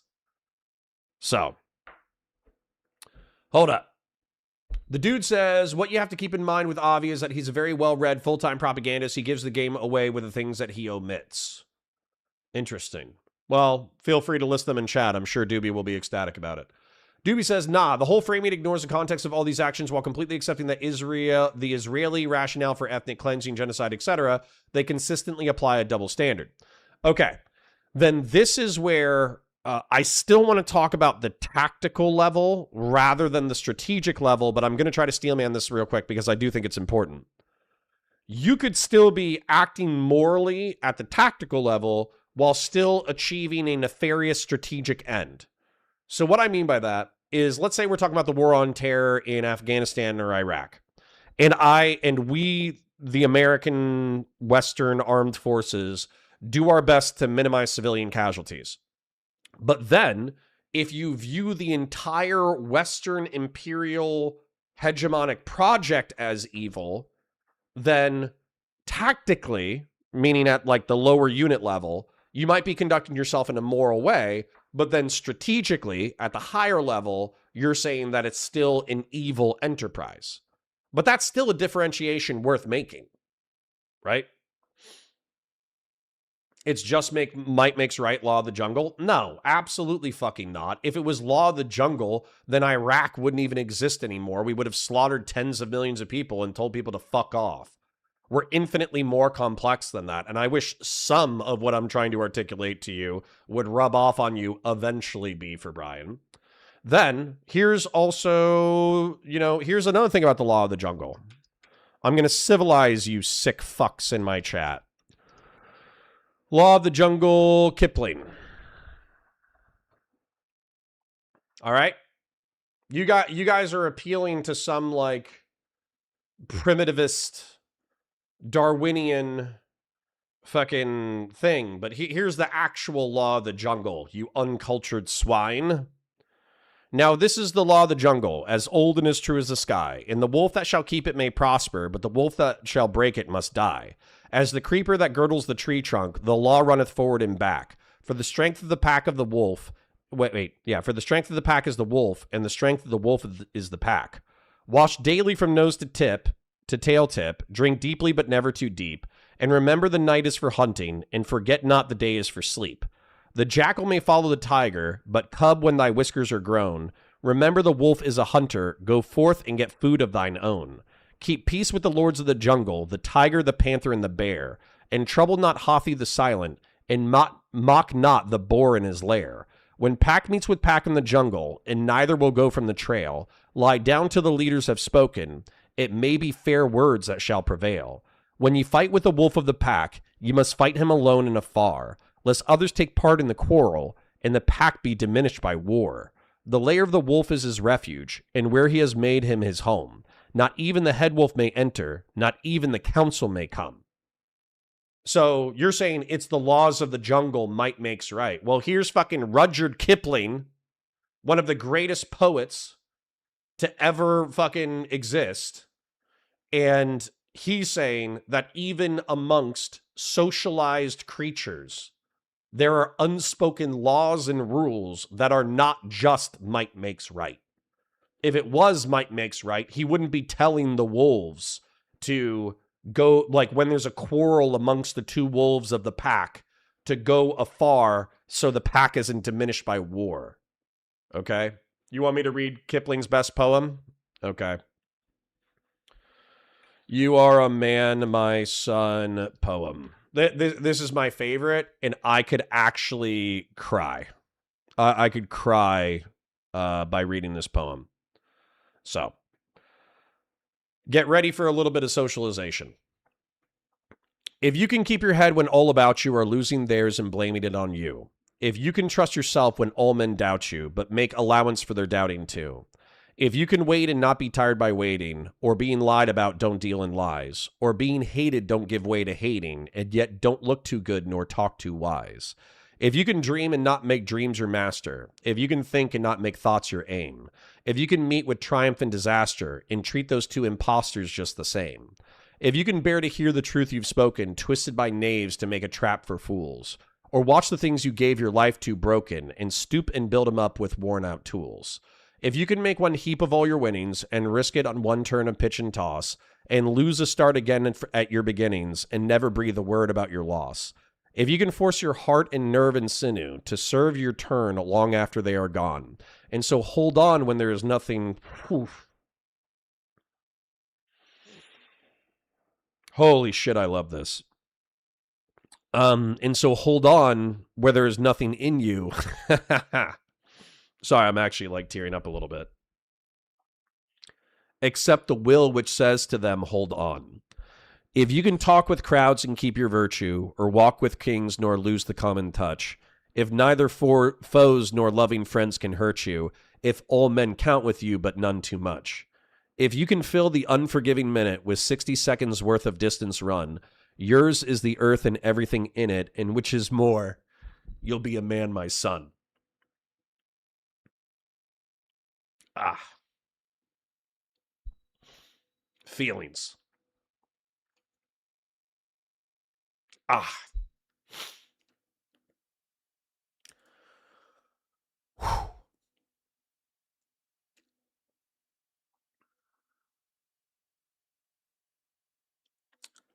Sorry, I need a second.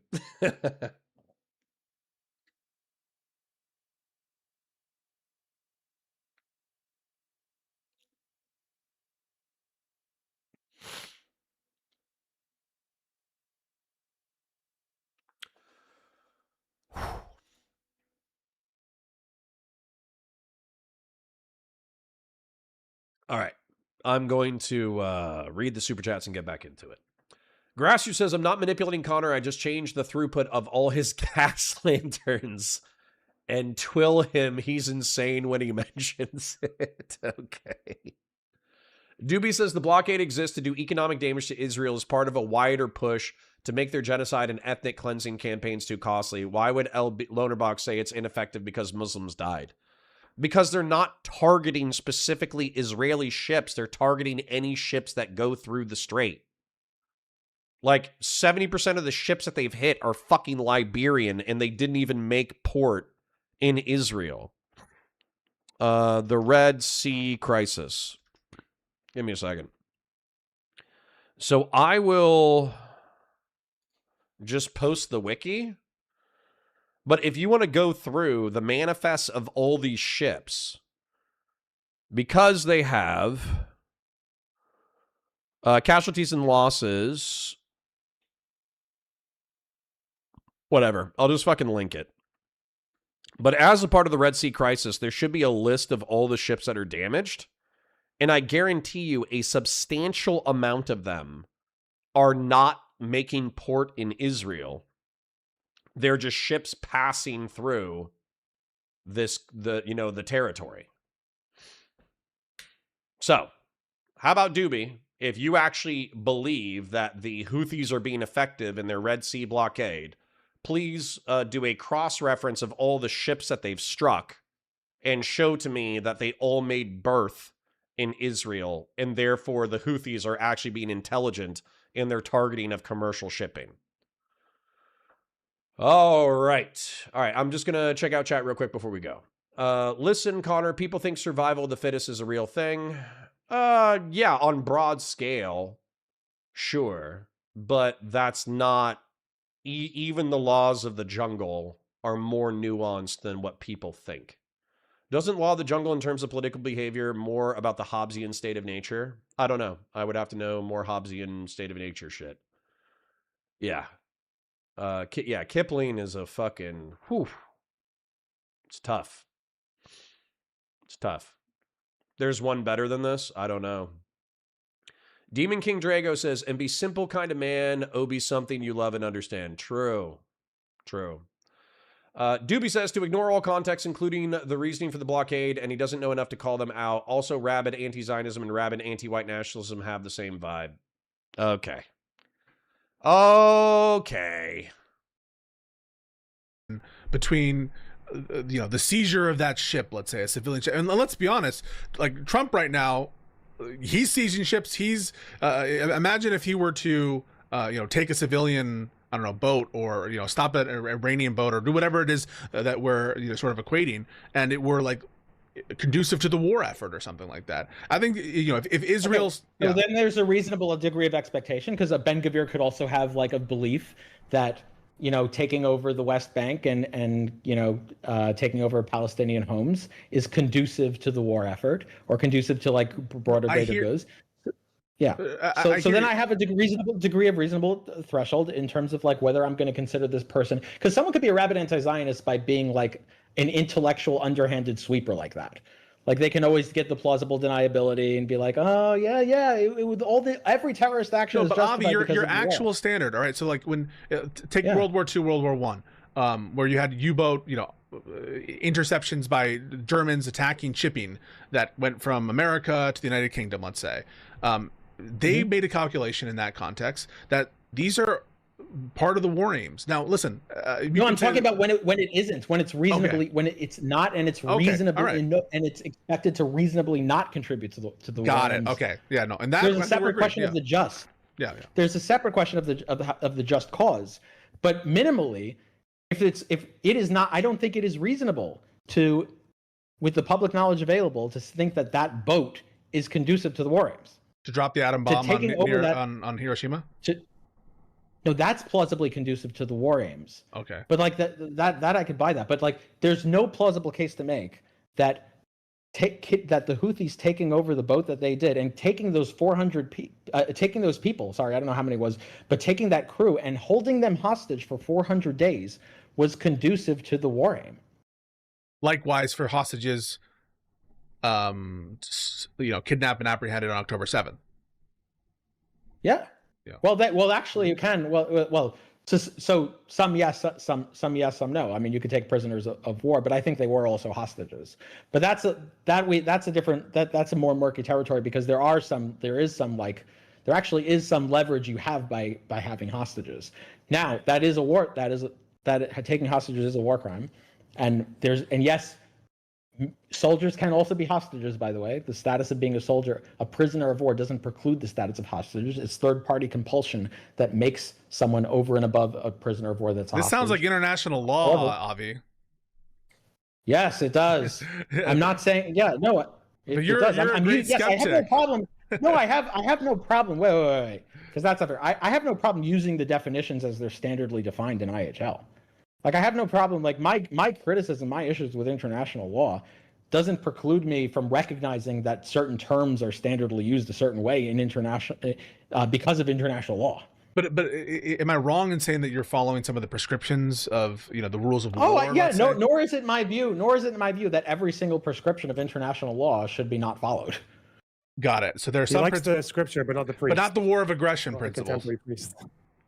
So, for example, not the war of aggression. Yeah, go ahead. Invasion of Venezuela. Oh no, not the war of aggression principle. There are some cases where war of aggression is probably the right thing to do.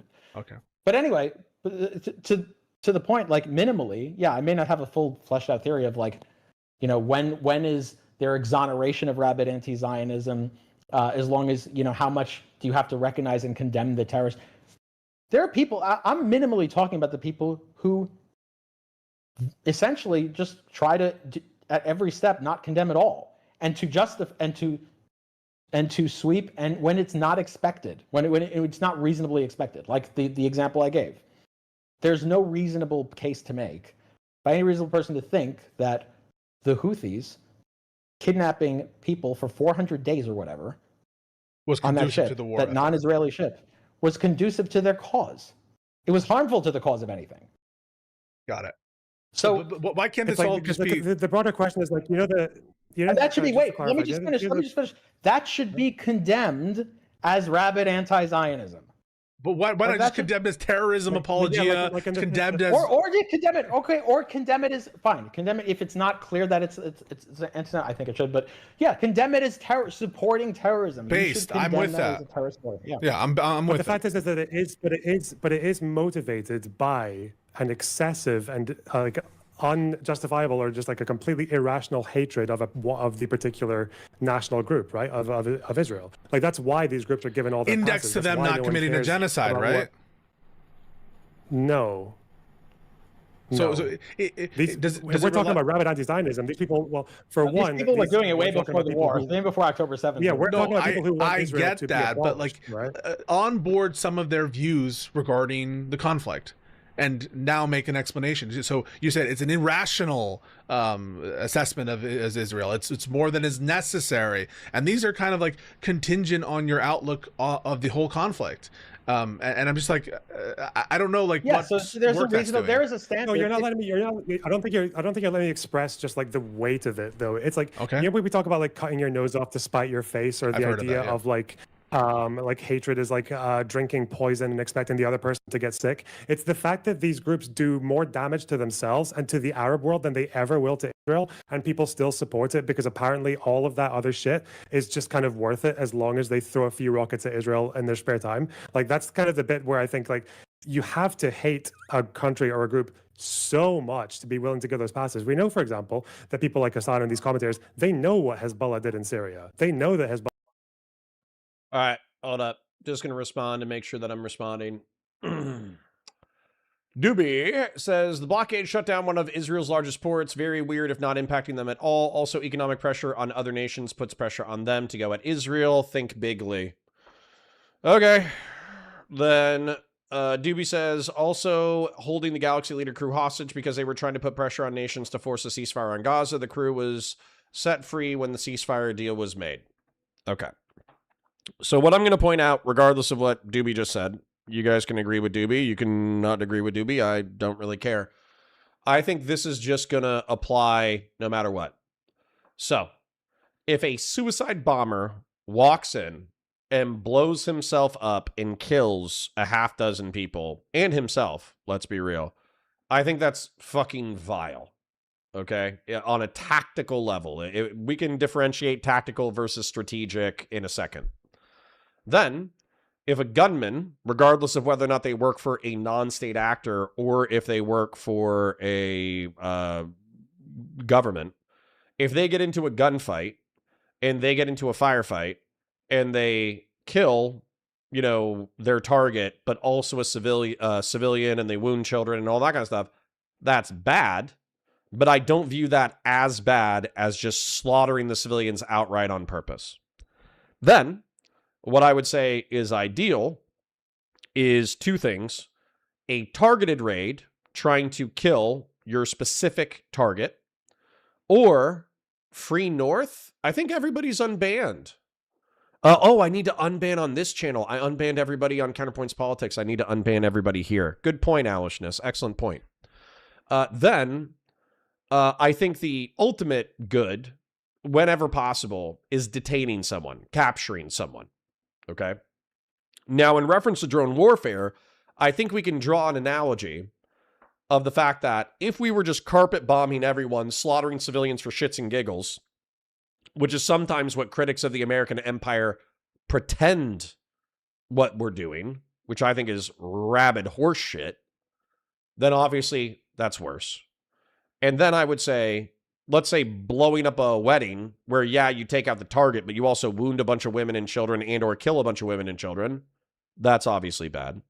And then on morality, the Ginsu missile, being able to specifically target the person that you're going after and only hitting the person and killing the person that you're targeting after, that's going to be more moral. And so, in my opinion, not only is it American and Western technology that allows us to get away from mass slaughter, but it's also a willful intent on our part that I think is more moral. And so if we continue as a society to push to reduce collateral damage over time and detain people whenever possible and kill them only when necessary, and if we keep developing military industrial complex technology that allows us to reduce civilian casualties, I 100% think that that is a moral action, an analysis of good and bad. And when non-state actors have the capacity to engage in restricted violence and yet willfully choose to engage in unrestricted mass violence, I'm obviously going to call this bad. And I know Grassroots has said, like, hey, this is obvious to anyone except for your fucking leftist, anti-imperialist fucking freaks. But I feel like the case needs to be made because I need to try, if the leftist, anti-imperialist, pro-terrorist freaks are going to be here, if they're going to try to rub off on me, I need to rub them one out. I need to rub theirs out as well. I'm trying to make a masturbation joke. It's not working, but it's fine. Okay. And I'm going to do a new paint because you guys have articulated a strategic versus tactical, differentiation. And I think we should talk about that as well. That you could be moral, pause. I think you could be acting morally at a tactical level while still acting immorally at a strategic level, and we should probably differentiate that as well. All right, hold up. What the fuck is happening here? Well, we're listening to the prosecution of Pisco for being anti-Semitic and the nuances of committing war crimes, and then I am drawing what I think is the morality of conflict. Actually, I think this drawing applies to state and non-state actors equally. So. Oh, and the swastika is a gun. All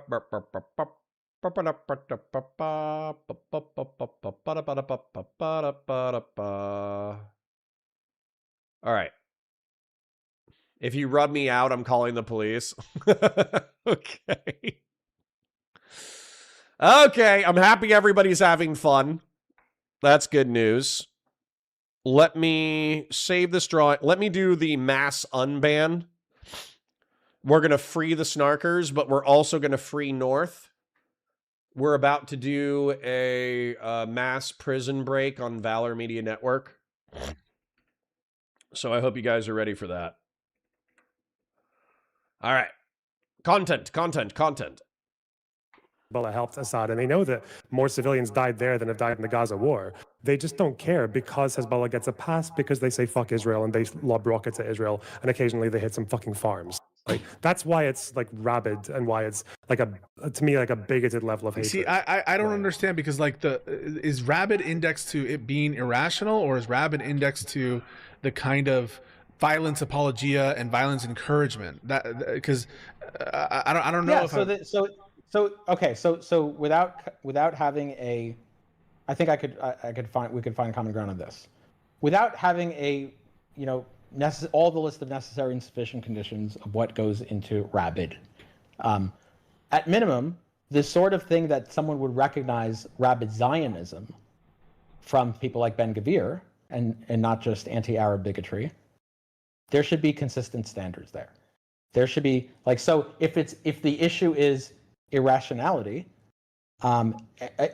irrational violence, well, they don't have a problem recognizing Ben-Gvir's irrational violence, but they do have a problem recognizing the same sort of conditions of irrationality for their case, for anti-Zionism. That's a problem. So wherever that bar is for anyone, because that's at minimum it should be consistent.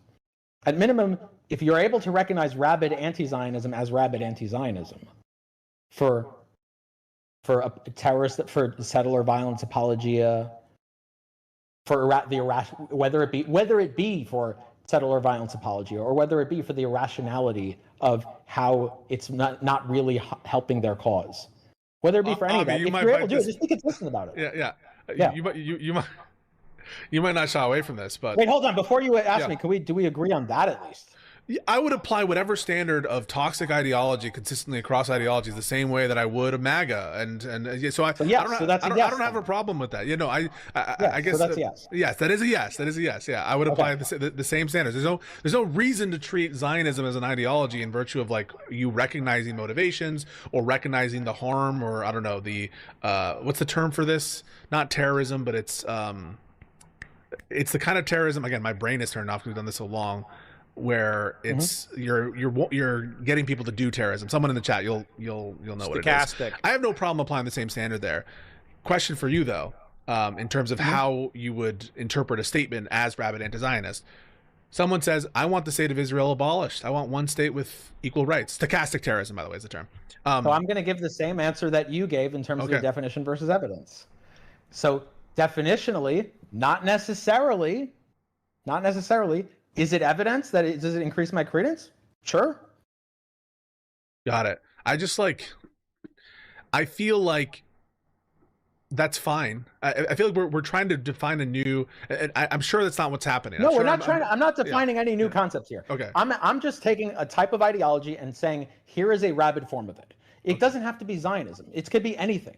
It could be racism. There's types, just like you recognize. There's different varieties of racism. There's really rabid forms of it, right? Wherever you draw the line, I'm just saying wherever our line. I'm not trying to solve where the line is there. Like that's not really the big thing for me.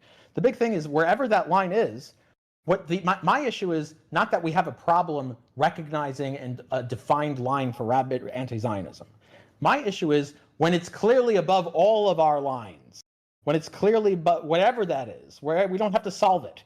We're to know that it is clear. We're not doing sorority paradox memes. Okay. No, I certainly am not doing that. No, I don't want to be heard to be doing that. So my issue is wherever it is that is in the clear area gets funneled into anti-Semitism, and we should stop. And we should be sensitive to that. On that I agree. And on the consistency stuff, I guess. So because the other thing is So whether you think. If for whatever reason Hassan Piker, he doesn't meet the threshold of rabid anti-Zionist, which I think we can talk about that, and you just want to condemn him for terrorism, okay, fine, condemn him for his rabid terrorist support or whatever. I have no. So on the shit about the boats on. Some of the I don't recall now as I sit here the specific comments made in the wake of October 7th. I just would I have no problem calling out the thing specifically or a version of ideology that is like too extreme or whatever, but I want you to apply this to the concept to rabid anti-Trumpism. So I say things like Trump is a fascist thug. We need to get the barbarians out of the White House. These are things I say, right? I say these people, I've said before, quoting Sam Harris, Trump is scarcely human, just to describe his psychology. And basically, I just think he's so abnormal. And I'm like, these people need to be punished severely. So if there was a movement, if there was a movement as recognized called Trumpism, you would call me a rabid anti-Trumper. No, I wouldn't, because you haven't done this. You haven't justified kidnapping people off the Trump boat of a Trump cruise. Because I'm always I'm saying peacefully, patriotically, democratically, no violence. So that's. Then I would just say that doesn't meet. Well, then I would just say that doesn't meet my threshold. Okay, perfect. Okay, all right. Then I think I get it. Yeah. So if someone is giving those caveats, if someone is indicating that they don't agree with these these crazy actions taken, you don't really have an issue except on the substance. Wait, say that again. If someone is giving the caveats and strongly hinting that they don't support this kind of thing outside of whatever the box is that we've created, that they don't support those kinds of actions, and that they want everything done through that tolerance window, you don't have an issue, except perhaps with their underlying opinion. Yeah, perhaps. Yeah. Peacefully and patriotically, I think, is a shitpost. So and people can say, for instance, if Rob Noor comes out and says that Pisco is a rabid anti-Trumper, I'm not going to disagree. And if you say that calling the Trump regime fascistic is stochastic potentially contributing to a stochastic environment that might result in violence against supporters of Donald Trump, I'll just agree with you descriptively. I will. I'll just go, yeah. Me calling the Trump administration fascistic increases the likelihood that people will resist the Trump administration with violence. But if the Constitution of the United States is being violated, if the First, Second, Fourth, Fifth, and Eighth and 14th Amendments of the United States are being violated during the mass deportation operations, if the Trump administration is killing people extrajudicially in the Caribbean, if he's deploying military forces to American streets, if he's engaging in a tariff regime that actually like annihilates the American economy, if he's conducting an unjust war overseas, well, maybe it's not unjust, but a poorly reasoned and poorly executed war overseas that's getting Americans killed. And then if he's, slashing PEPFAR and USAID, which we do have stats on cholera. I think like cholera deaths in Africa increased by 40%. We do not have stats on HIV, but I think eventually we will. So I do want to take a look at the stats on the effects of HIV over the next like year or two as PEPFAR comes to an end.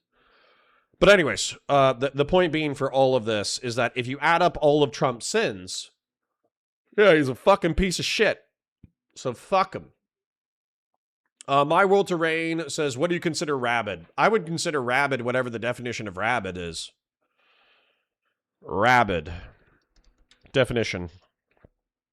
The word rabid is an adjective that has three meanings: having the disease rabies, acting with wild fury or violence, or being a fanatical or extremely devoted supporter of a cause, team, or idea. So I would say the third definition is probably the one that I'm referring to most, being a fanatical and extremely devoted supporter of a cause, team, or idea. And then I would also allow for acting with wild fury or violence. Notice how Cotter doesn't care about the 19th Amendment. Curious. Well, yes, I actually, no, I don't want to ban women for voting. I want to ban dumb women from voting. I think I've told you. I think I've told you guys. I truly think that the citizenship test... Take the citizenship test online. Can we literally take the citizenship test? 64% of Native Americans fail this test. Name one power of the U.S. Congress. I would say passing laws, right?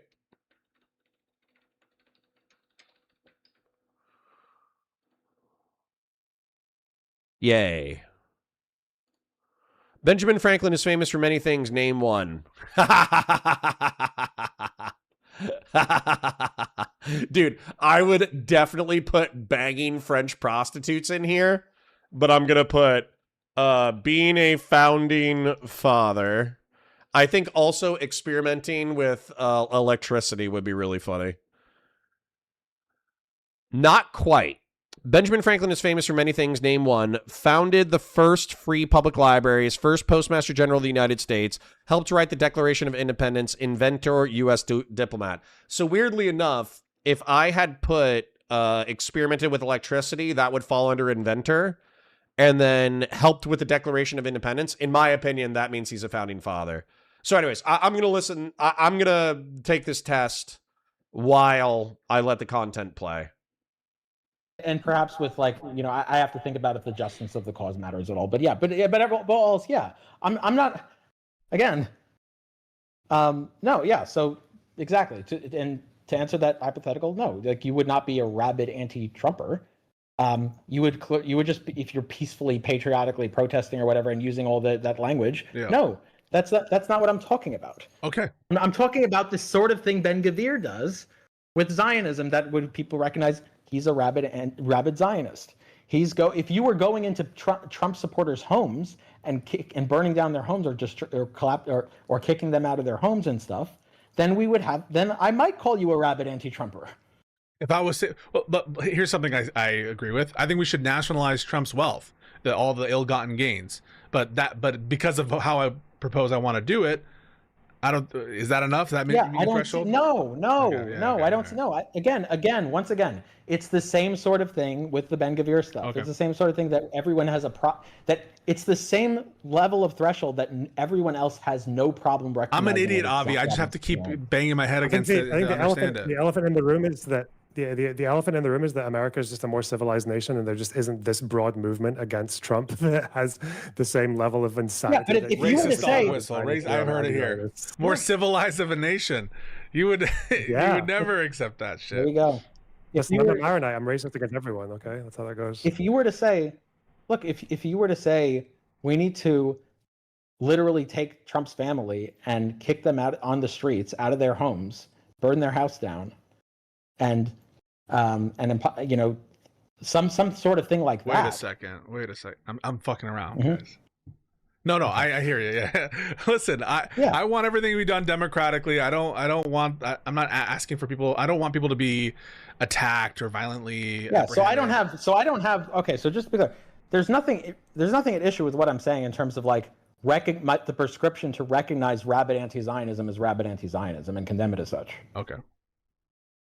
Pisco, are you worried that are you just concerned that there are some? But the okay is an agreement there. No. I think I'm getting it. I need to marinate with the concept a little bit and to understand it. That's all I'm saying. But like, what I'm concerned with, which I don't think is what you're doing, because Avi, I think that you've been very good faith this whole time, is like defining like an exceptionalism framework, an exceptionalist framework, and that's what I'm like.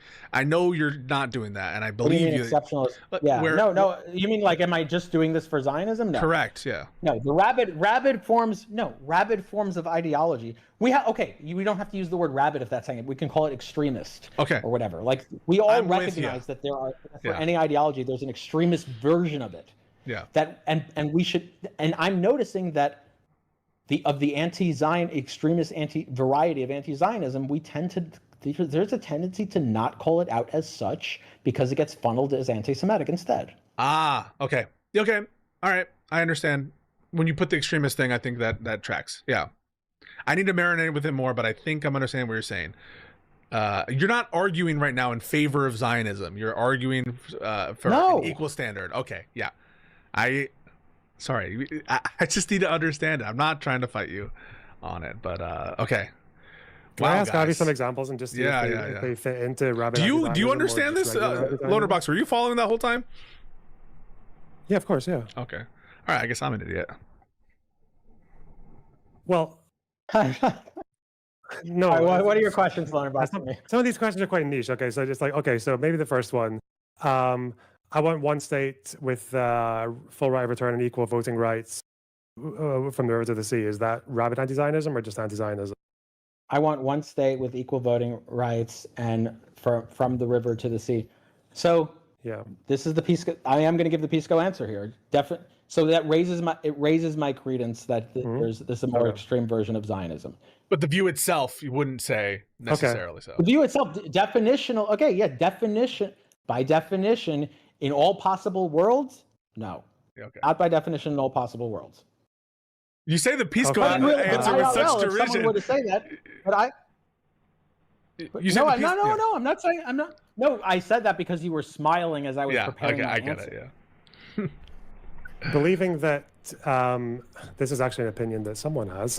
Believing that Israel has no right to defend itself because it's the belligerent occupier, and Palestinian resistance has the right to resist colonialism by any means necessary. Even stronger evidence. Okay. He's never going to say. Actually, no. By any means. Wait. Yeah, by any means necessary. That would be presumptive. Wait. Yeah. By any means necessary. That would be by definition. Okay. Yes. He said that. He said that on October 8th. On October 8th, he said. Okay. Well, then no. But then that is by definition. By definition. Rabid anti-Zionism. By definition. Sorry, because I didn't hear. No, because I didn't hear. Wait. Because I didn't hear the end part of what you said. I didn't hear the by any means necessary. By any means necessary, by definition, yeah. Because then anything's on the table, sort of thing. And so you would say any sort of, no matter where your threshold is, like that's such a Ben Gvir would say. By the way, folks. Okay, I just want to point out that I took a online citizenship civics practice exam. And the two, I got 12 out of 14 and I passed the test. But I want to point out that the words life, liberty, and pursuit of happiness are in what founding document? I actually wrote Declaration of Independence, and it said that it was in the Declaration of Independence. And for some reason, it still marked it wrong. So this one is just incorrect. I actually did get 13 correct. Then with Ben Franklin is famous for one of those things. I said he was a founding father, and they said he was one of the people who helped draft the Declaration of Independence, and he was a famous inventor. And I did mention that, like, he experimented with electricity. So, in my opinion, I also got this one right. So my point is that if you take this exam and you fail, yeah, he hated German people. I should have written that. What was Benjamin Franklin most famous for? 1, banging French prostitutes. 2, hating German people. Fell Runner says 12 out of 14. Google's ICE call line. Yeah.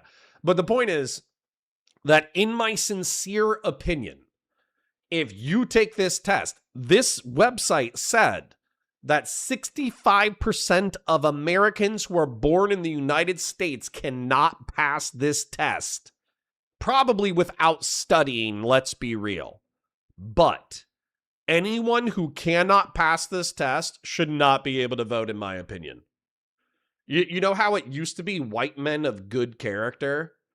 It should be like any native-born American citizen of good character, and good character should be simultaneously passing a civics exam and not being a felon. Okay? So, like, truly, not being a felon and passing the civics exam should be the barometer. Okay? Anyways. They're exploring the nuances of terrorism. I don't have a problem with that. Can I just make my strategic point without doing a drawing?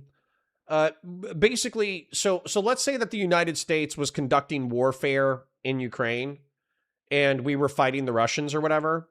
But let's say that the point of fighting in the Ukrainian conflict was not to emancipate the Ukrainian people, but instead it was just to extract as many resources as possible from Ukraine and then abandon them to Russian wolves.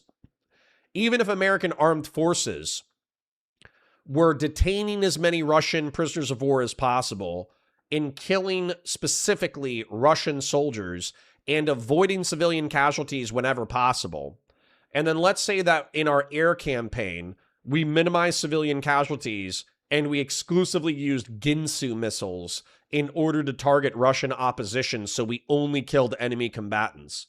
We could still be conducting ourselves in a moral level, on a tactical level, but if our strategic goals were still the raw extraction of materials from Ukraine and then abandoning them to Russian aggression after we were done getting the rare minerals out of Ukraine, then of course you could still argue that the strategic goals were nefarious.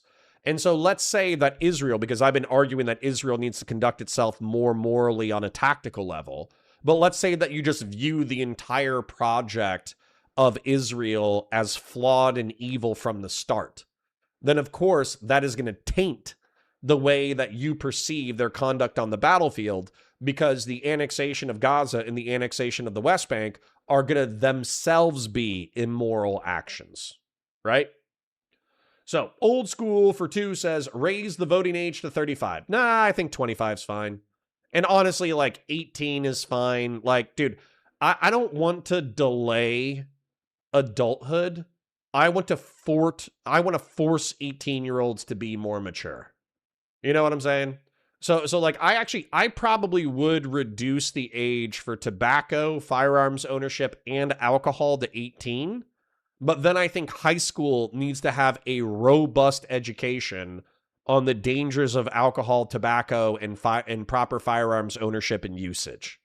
So I don't think we need to increase the age at which we allow people to do things in the United States. I think we need to force American citizens to be more mature as they're younger.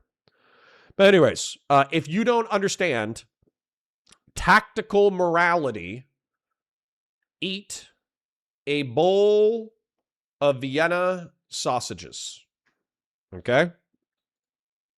Then, what else was I thinking? Let me thank everybody who's donated so far today. I appreciate it. Thank you so much.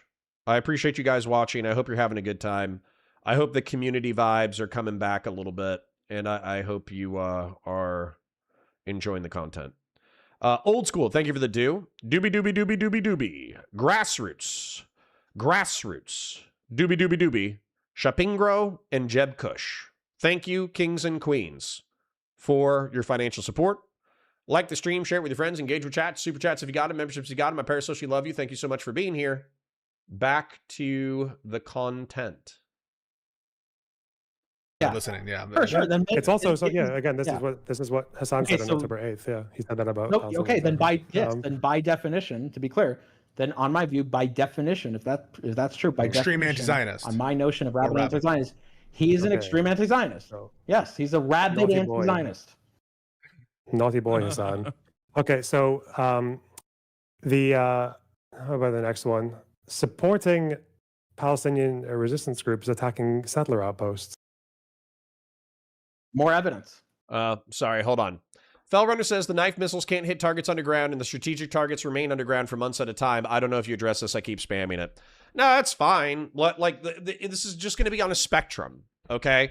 I don't expect, to be clear, I do not expect Americans to conduct themselves perfectly morally at all times. That's just not possible in warfare. So, for instance, like the Tomahawk cruise missiling of the school that probably had a bunch of IRGC members. It was like a part of an IRGC base, and a bunch of IRGC members had like kids there, allegedly. Let's just say that that's the rationale. It's still bad that we killed 168 school children. And if Iranians hate our guts for the rest of our lives, then I totally understand. Like 168 slaughtered children is fucked up. But going forward from the mistakes of warfare, because civilians die in war, don't know if you guys knew that, but civilians die in war. Should the Americans, based off of the hatred of the Iranians, just say, yeah, fuck it. You know what? They're going to be pissed anyway, so let's just massacre Iranian civilians left, right, and center? Or should Americans say, hey, we fucked up, we killed a bunch of civilians, and we are going to redouble our efforts to make sure that we're killing as few as civilians as actually possible in warfare? Clearly, the latter, not the former, right? And compare this to Russia, by the way. I just see Russia in chat, but I'm so blind I can't see what you guys are talking about. Russians just walk artillery into civilian centers. Do you understand that? That the way that they conduct warfare is just spotting a town that is occupied by the enemy and then walking artillery through each building in the city, which necessarily during the first strikes, those are going to kill the civilians who are inside those structures. And then as the war goes on, the civilians in said settlements have two options. They can stay in their homes and die from artillery strikes, or they can flee, right? So if America is conducting itself in a way that doesn't slaughter thousands of civilians unnecessarily and also displace all those civilians unnecessarily, that is more moral, right? We in agreement? I think we're in agreement. We're all good now. We're all moral actors when it comes to violence. Everybody is sufficiently educated. I will not have to repeat this point ever again. More evidence, but no, not by definition. Okay. I actually do support that, by the way. Which is supporting the first Intifada. Wait. Can we pause real quick, because we've been biting some bullets, and so Letterbox, it's your turn.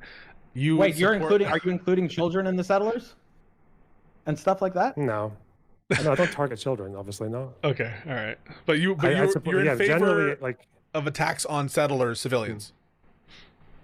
So if we're going to be really, really tight with it, I generally support the ANC style attacks on settler infrastructure, unless any of the settlers are actually militants, because some of them are. But yes, attacks on the infrastructure in the same way that settlers do to Palestinians, right? Like blocking the road, cutting their. You don't support when they see a car going, a civilian car, and they start throwing rocks at it, at the windshield and stuff, and causing them to crash. No. Okay. No. Often that doesn't even help Palestinians do that either, to be honest. Well, that's why I don't support it. That's one of the reasons I don't support it, is because I don't think it'll lead to good outcomes. Yeah. Because by international law, a lot of people don't like this, but settlers are. So unless they are. I think, Avi, you would say that too. That perhaps under international law, maybe there's a justification for some of the violence. But I guess I don't know what you would say about that. But that you don't think it's a good idea. I'm switching my Bluetooth. Give me 1 second. Are we getting into another Rob Noor situation? Yeah. No. That's okay. No, it's not a problem. All right, there we go. Let's see. Let me see if you can. All right, talk. Testing 1 2 3. Oh, that works. Okay. What was your question? Whether or not you would think that attacks on settler civilians would be in accordance with international law principles. In accordance with. Yeah. My world terrain, says Connor. Killing as little civilians as possible could mean surrendering, which I don't think you believe. Yeah, of course. Of course. I don't believe in no civilian casualties or no military operations because there's an inherent risk to your combatants and or your civilians and or enemy civilians. Obviously what I mean, and I think you might have said this earlier, as necessary or something, you phrased it differently. Yeah, like not it's going to happen. Just as an example, if you read, what was it? There was this book by Bing West. I think it was called A Million Steps. And it talked about Marine Corps infantry in one of the worst provinces in Southeast Afghanistan. And so what happened is they took over a base from the Brits. And the Brits just hadn't been on patrol in 6 months. They just sat inside their observation post and let the enemy combatants do whatever they wanted within the battle space. And so as a result, the Taliban or the local insurgents, whatever you want to call them, they had just set up IEDs for miles outside of the British base, and they had command of the local fields. Well, what happened was the Marines were like, fuck that, we're going to control the battle space. So they started doing patrols outside, and they were decommissioning IEDs, and they basically got into a bunch of gunfights with the locals. Well, they were spraying the people who were shooting at them with SAW gunfire, right? With squad automatic weapon gunfire. And in the crossfire, they killed another 2 men who were not insurgents, and they killed their livestock. I think it was like goats or some shit, right? So they killed a half dozen goats, and they killed 2 men who were not insurgents in the crossfire of the gunfight. Well, that sucks. Obviously that sucks, but rather than just going, well, anytime we see anybody, they're probably an enemy combatant, so we're just going to massacre everyone.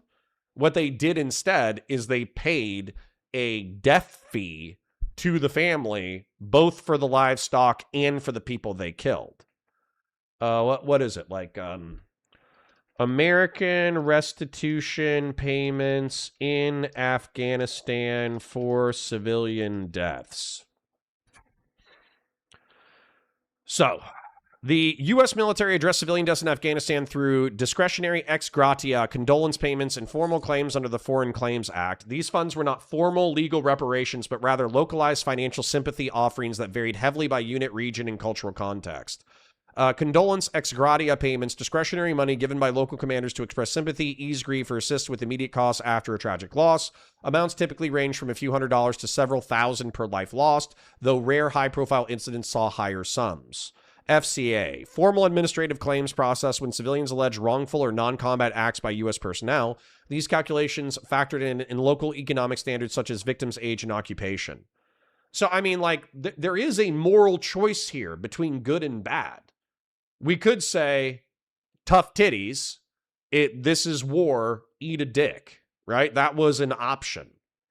But the commanders, I mean, they're saying that this varied by region, but the commanders, at least in this specific book, they gave that family money in order to say, sorry about killing 2 members of your family and sorry for slaughtering your livestock.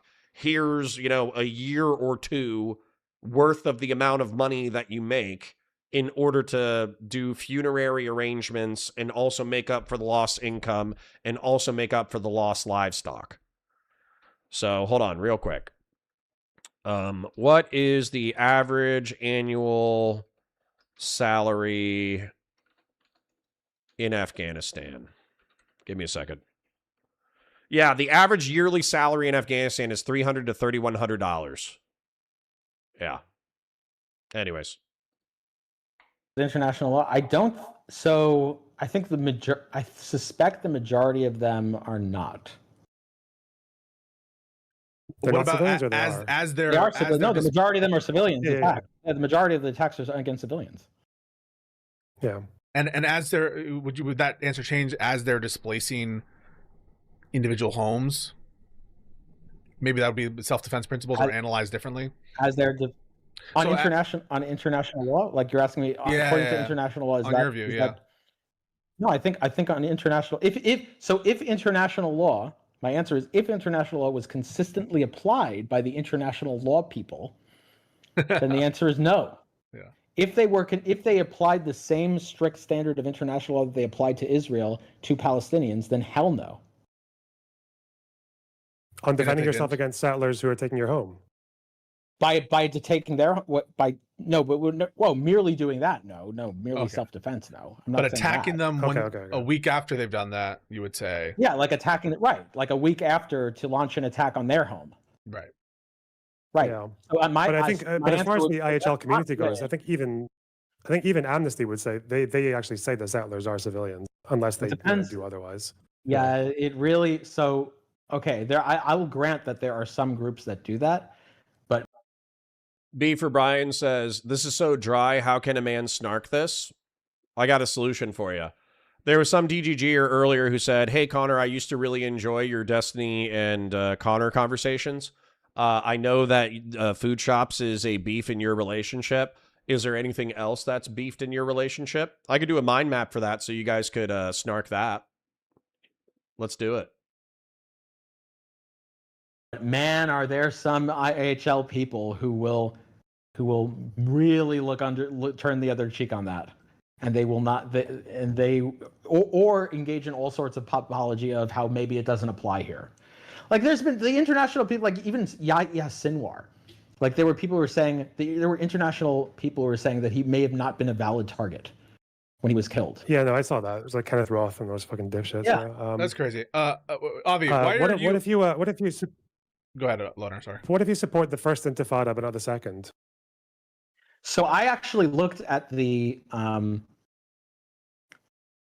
so that question in of itself, like, okay, then you support the first Intifada, not the second.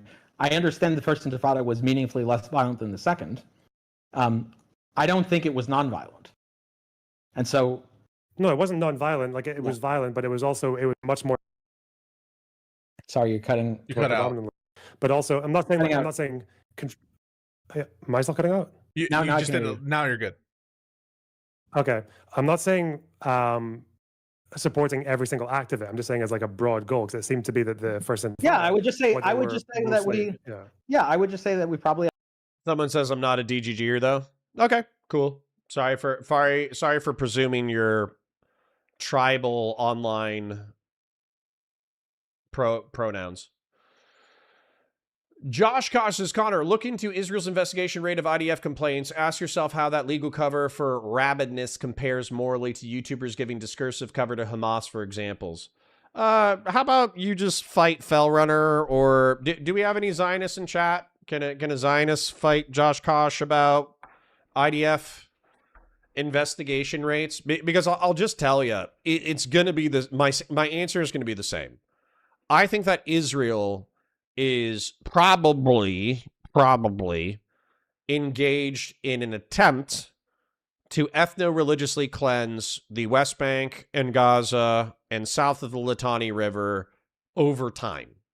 So it's not going to be the Armenian genocide where a bunch of dudes with guns show up and they fucking walk up and they raid people's homes, and then they get them to leave their homes, and then they drive them into the desert without food or water, right? And then they just die, and that's how they ethno-religiously cleanse the territory.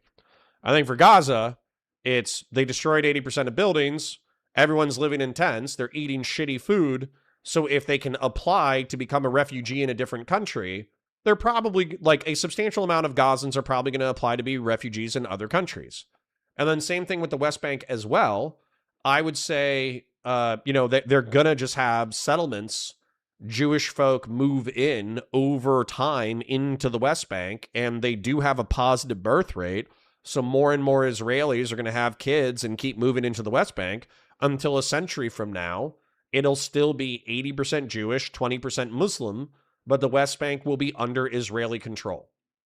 And so is that a form of ethno-religious cleansing? Yes. So if you want me to do the Destiny thing and say, it's bad, what do you want me to say? I'll do that. It's bad. What do you want me to say? But I can't, I'm also not going to pretend that that's the Holocaust. The Holocaust, which was pulling out the Jews from Europe, pulling out the gypsies, the Roma, the disabled people, and all that kind of stuff, shooting them in the back of the head, and then throwing them into a mass grave.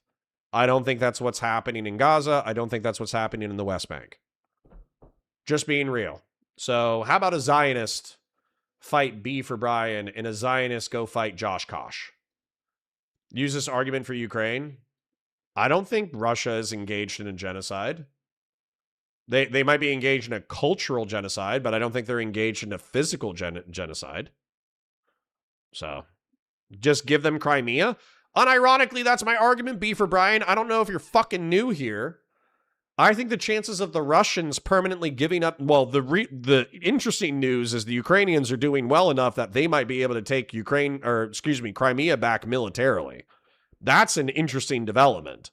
They also might be able to take back Kherson Oblast militarily. That's an interesting development. But I think I've said from the beginning that the Russians are not going to give up Sevastopol without a super heavy fight.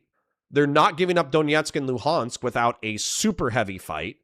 And so as a result, we should negotiate giving up Donetsk and Luhansk, giving up Crimea, and then Ukraine becomes a part of NATO.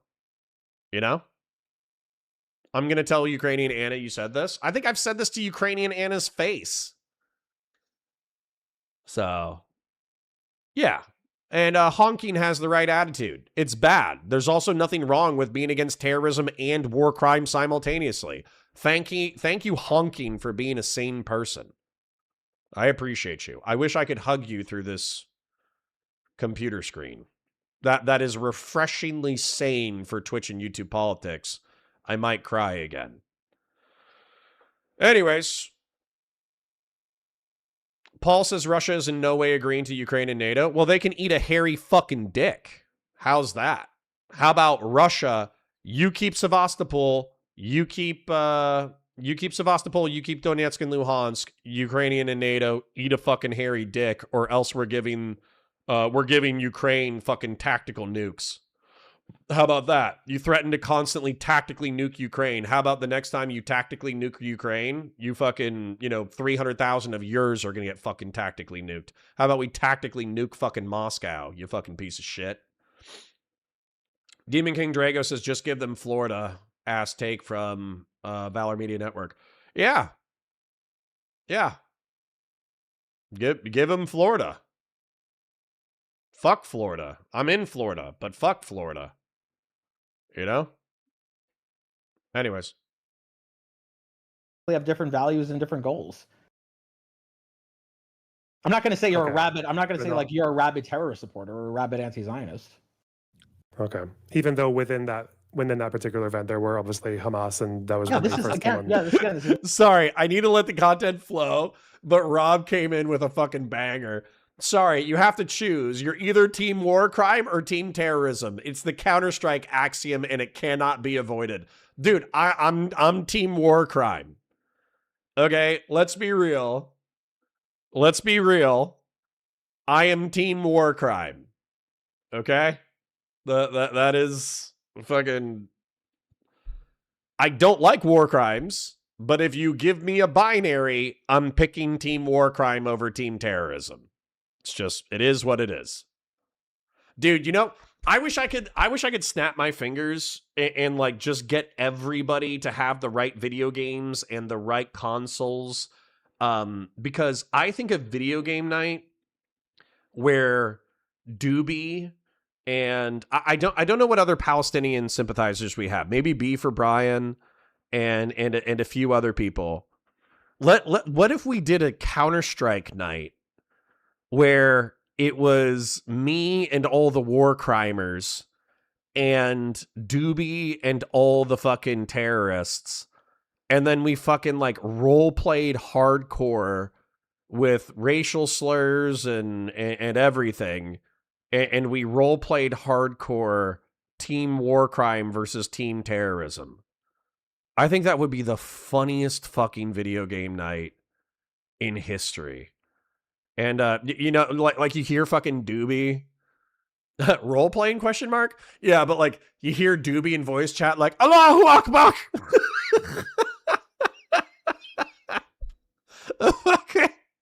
fucking Doobie and the terrorists are just spamming in chat Allahu Akbar.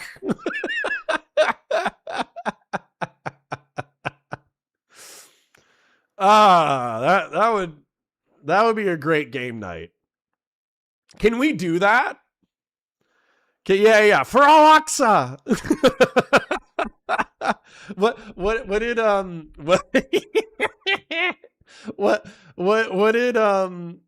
what did fucking Hassan Piker said? He said something about like hating Israel. It's like Machbach Israel, Machbach America, Machbach Israel. Like what if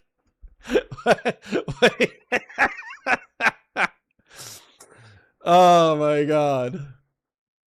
Yeah. Conserve. DGGers show up to the roleplay scenario confused. Half of them want to be children, half of them want to be step parents.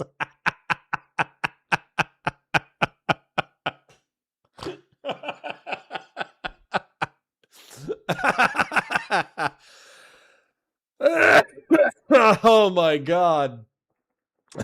Jen Winkler, the settler baby came right for me. Oh my god. Yes, Rob, that's exactly what I was thinking. Can we get the Destiny ball washers and the snarkers to have Counter-Strike matches to settle the beef? That sounds like the jam. Mukbang Israel. What are you doing, step terrorist?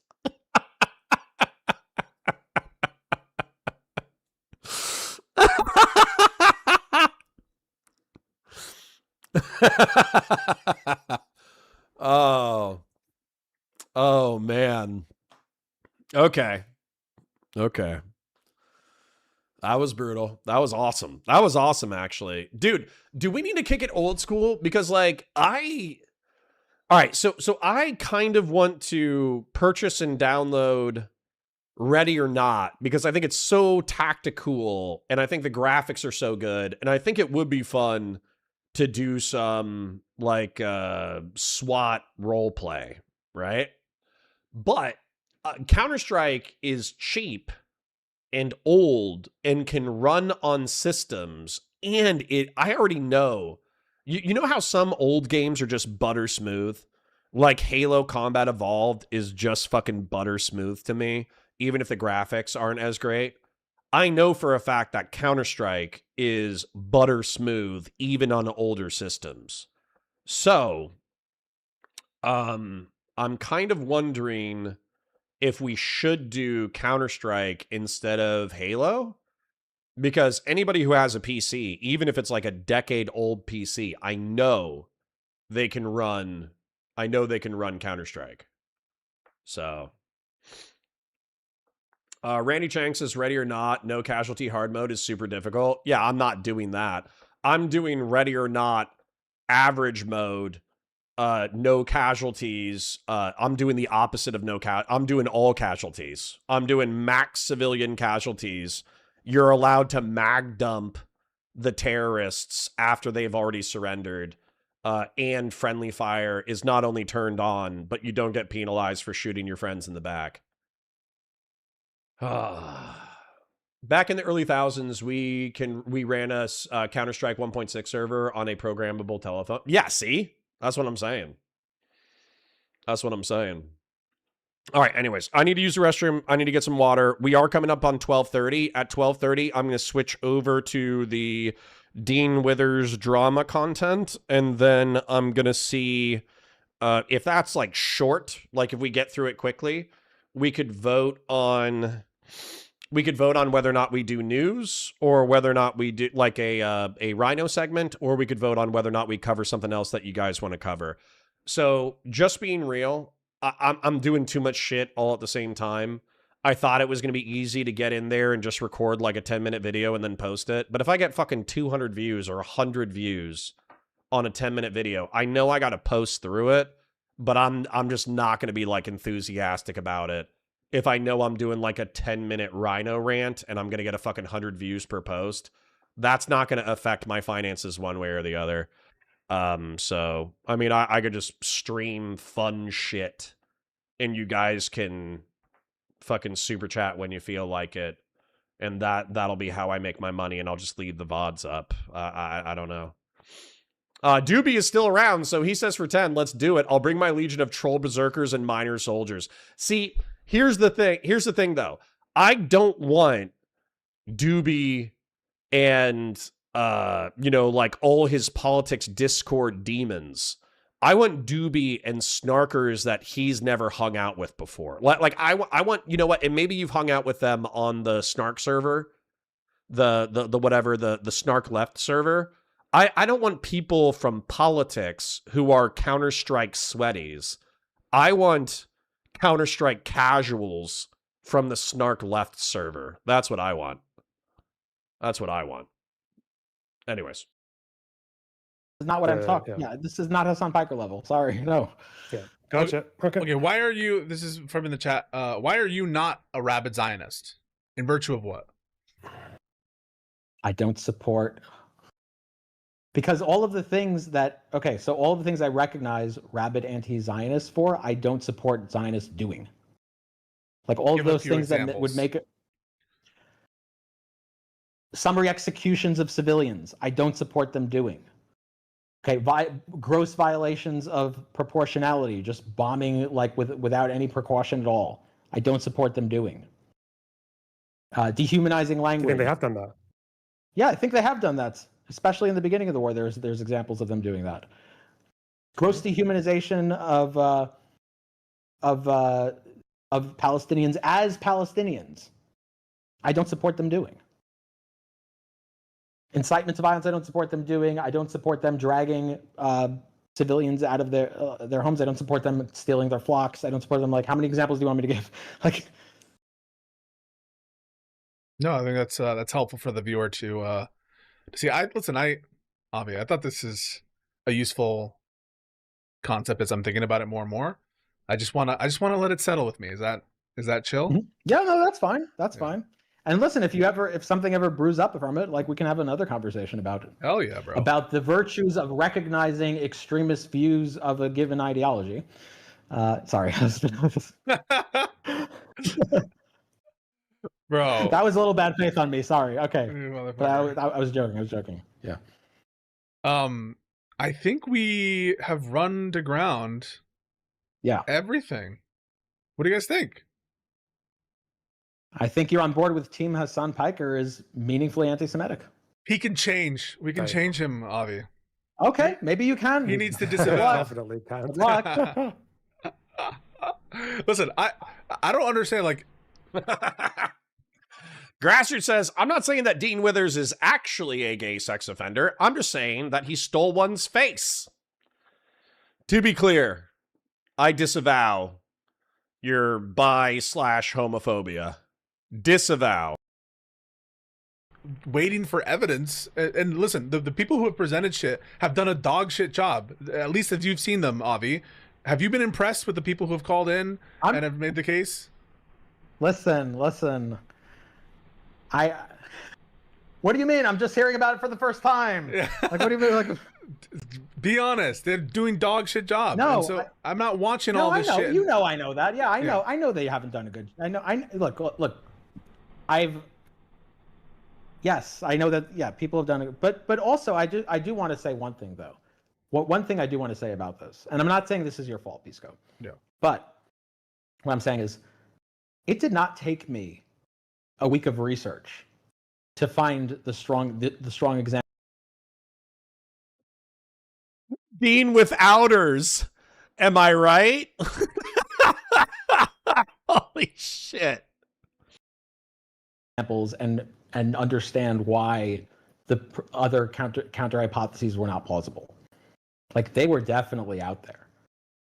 It wasn't, and so one thing to wonder about is why do you think this is the first time such a clear case is being presented? If you think this is the first time such a clear, why is it me? I'm not sure. That's yeah. Well, because number one, a lot of Hassan viewer. Yeah, go ahead. I'm not a Hassan viewer, okay. And I don't I don't go out of my way to do these like investigations. It actually, part of it. I'm just gonna be honest with my inclination to do these kinds of like expose and go through the evidence. I find it a little cringe, and that's notwithstanding the fact that I think it's useful and the fact that I did it right. But there is just something about this like.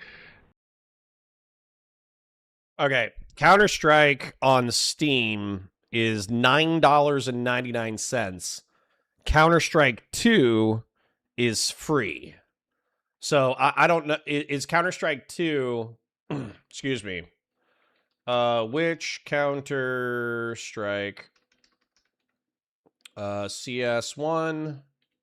I truly do not know the difference. I don't know if CS2 is like a reskin with the same engine. I don't know what CS2 is like. I used to play CS1 back in the day, so you guys tell me.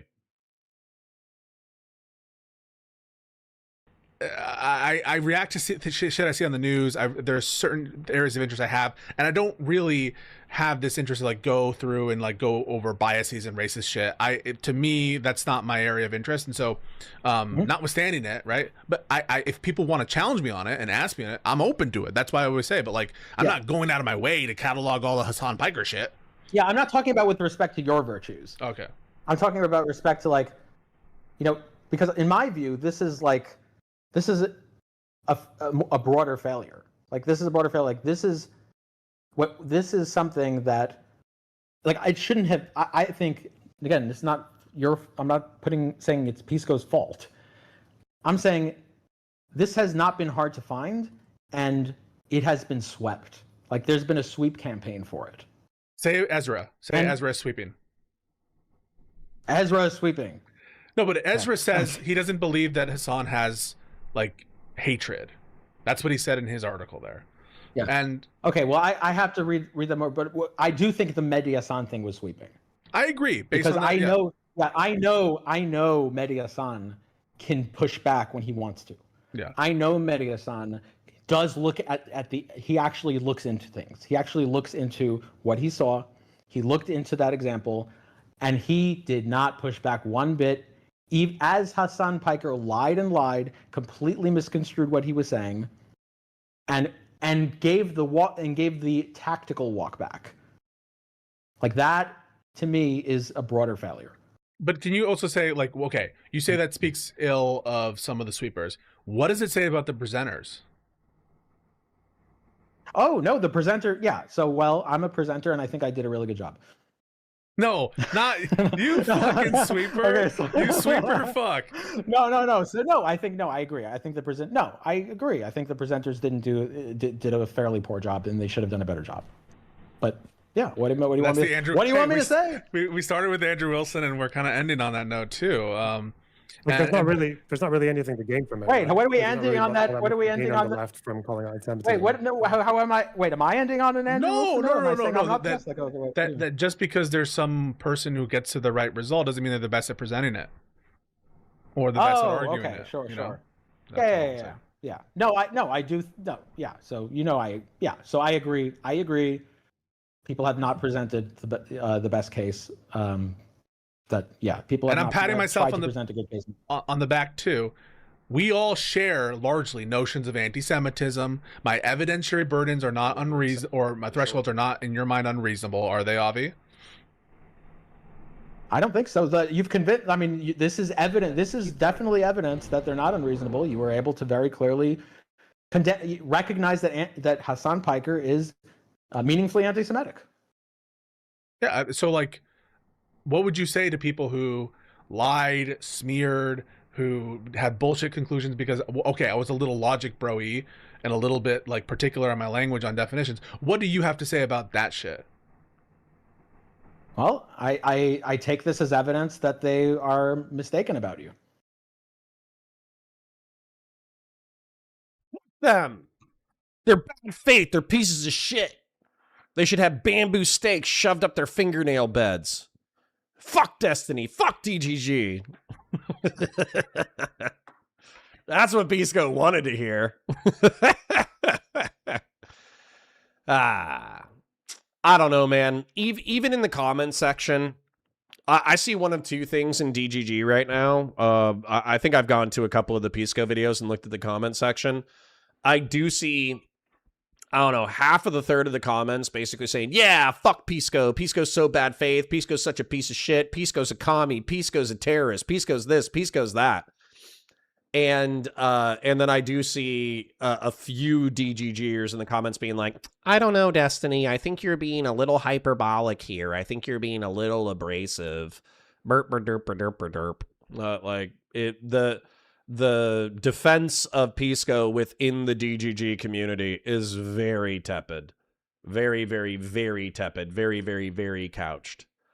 Someone somewhere says, hey, Cotter, you know you skipped over all the examples Avi's used to show that Hassan was anti-Semitic? Well, I mean, if you already watched it, you already watched it. I fast-forwarded it to the last hour because I watched about 30 minutes in the middle, and it was dry as shit. So, frankly, I'm just happy to be through the content with a few extra memes, a few extra dreams, a few extra creams. I'm actually just happy to be through this nonsense. That freeze frame of Avi, though. Yeah, he's doing the total piss victory. Absolutely. That is an interesting face from Avi. But yeah, like if I had to summarize a scenario, I guess I'll do so right now. If you want to say that Pisco is interpersonally a bigot against Jews and you ever believe that with any level of sincerity, I think you're a fucking dipshit. I truly do think you're a fucking dipshit. If you want to do the systemic argument that there are rabid anti-Zionists who traffic in tropes of anti-Semitism, and therefore by Pisco including them within the political discourse, he is a functional anti-Semite, I think that's cringe as shit. I think it's like a systemic racism argument, but I at least understand your line of argumentation, right? I at least understand what's being said. Also, weirdly enough, I do think that this conversation was illuminating. I don't know if I watched it here, if I watched it during a different segment, but Avi delineating between, tepid, I guess you would call it like tepid anti-Zionism. Like, I don't like the state of Israel. I think it's bad. I think it's a settler colonial state. I want a one-state solution, but I don't endorse terrorism against civilians. That is an acceptable political worldview. Whereas once you reach the anti-Zionism, that, by the way, some of my chatters are, where they're like, yeah, shoot men, women, and children in the fucking face as long as it frees Palestine, and or drone bomb, missile bomb, and kidnap hostages from commercial vessels as long as it frees Palestine, which, by the way, it's not. It's going to do the opposite, but whatever. I think there truly are some people in my chat who are kind of silly. I'll try to put it that way. Like, for instance, like Josh Kosh or whatever. Josh Kosh says, Avi successfully convinced me that Hassan is anti-Semitic in a way that makes me care less about the invocation of the word anti-Semitic. And I think Josh Kosh said something else earlier where he was like, don't fall for the statist differentiation of terroristic violence and state violence. And it's like, sorry. This is a clear, the clearest example that I've always brought up consistently is in 2008, the Iraqi insurgency kidnapped 2 women who had like schizophrenia. I think originally I thought they had Down syndrome, and it was initially reported that they had Down syndrome, but I think the corrected reporting said that they had schizophrenia. They kidnapped 2 women who had schizophrenia, put suicide vests on them, walked them into a pet bazaar, and blew up like 100 civilians. Men, women, children, animals. They killed 110 human beings. They probably killed dozens of animals. And they kidnapped 2 mentally disabled women in order to do said attack. That is vile and repulsive. And yet the logic that you're setting up where you're saying, well, as long as consequentially Iraq is emancipated from American imperialism, I don't care about the terrorism because realistically the American invasion killed more people. I think you're a dumb piece of shit. Like truly, I think you're actually a fucking asshole. And if this was real, like if I actually forced you to walk around a gunfight where some civilians got hit on accident and were killed or injured as a result, and then I walked you around the aftermath of a suicide bombing, it would be so obvious that these were morally differentiable things, then it would be obvious. So, Josh Koss says, not what I'm saying, Arsler. Well, explain it better then, Arsler. What do you want from me? All right? Just over here with my fucking 90 IQ ass stumbling through the news of the day. What do you want from me? Yeah, he's not anti-Semitic, but he contributes to it. Well, and by the way, whatever. You know? Whatever. We all contribute to some level of bad shit. I contribute to the normalization of American imperialism. Doobie contributes to the normalization of Hassan Piker. Grassroots Hegemon contributes to the normalization of killing people via wood chipper. I don't know. Steven contributes to the normalization of gross sexual fantasies. Food Shops normalizes JOing to lolicon. You know, whatever. We're all functionally sinful in our own ways, and I think some sins are worse than others. So, all right. Well, sounds like we're good on this content.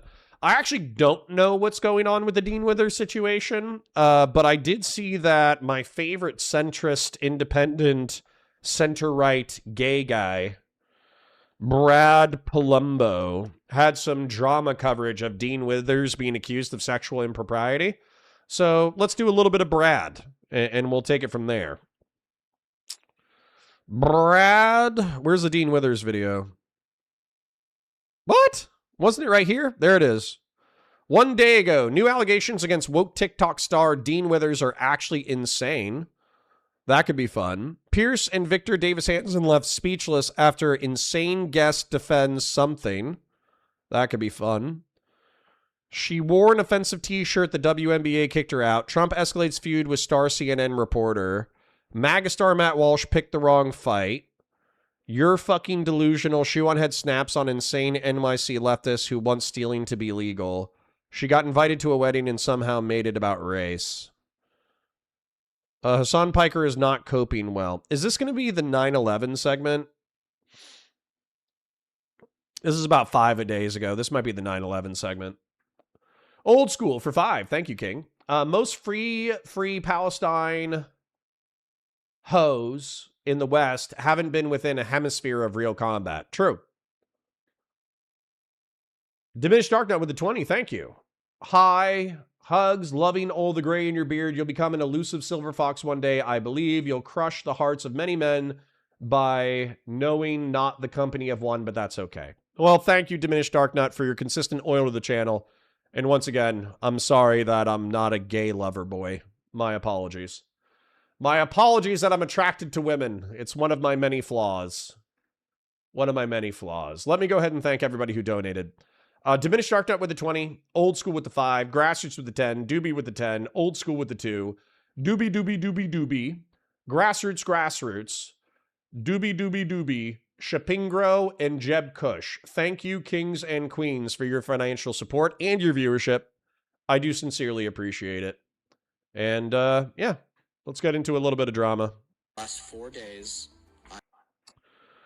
All right. Dean Withers. Dean Withers is a sex freak. Let's go. All right. And Henry Cavill. Henry Cavill, I'm sorry to say, I will be... I'm not trying to make the gays upset with this statement. But if Henry Cavill gets on a knee and asks me to marry him, I will marry Henry Cavill. I know I said I'm not into dudes, but there's only so much male beauty that you can say no to. And Henry Cavill has that level of male beauty. Anyways, no homo, slight homo. Wasn't it proven fake? No idea. We'll find out. Hi, guys. Welcome to Counterpoints. My name's Connor. I'm a science fiction, politics, and philosophy nerd, a Marine Corps and law enforcement veteran. I would argue a real Republican. I'm trying to be a rhino. I'm trying to be a Republican who is honest, has integrity, nuance, and... Sorry, guys. And objectives. And I want to cover the Dean Withers situation. I have to restart.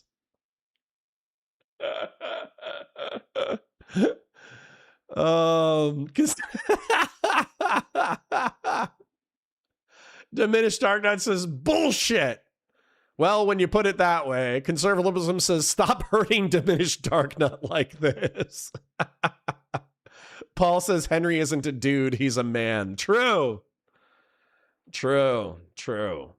Some dumb bean says, wasn't it proven false? I don't know yet. I don't know. I haven't watched the drama slop yet. Let's see. All right. Could be fun.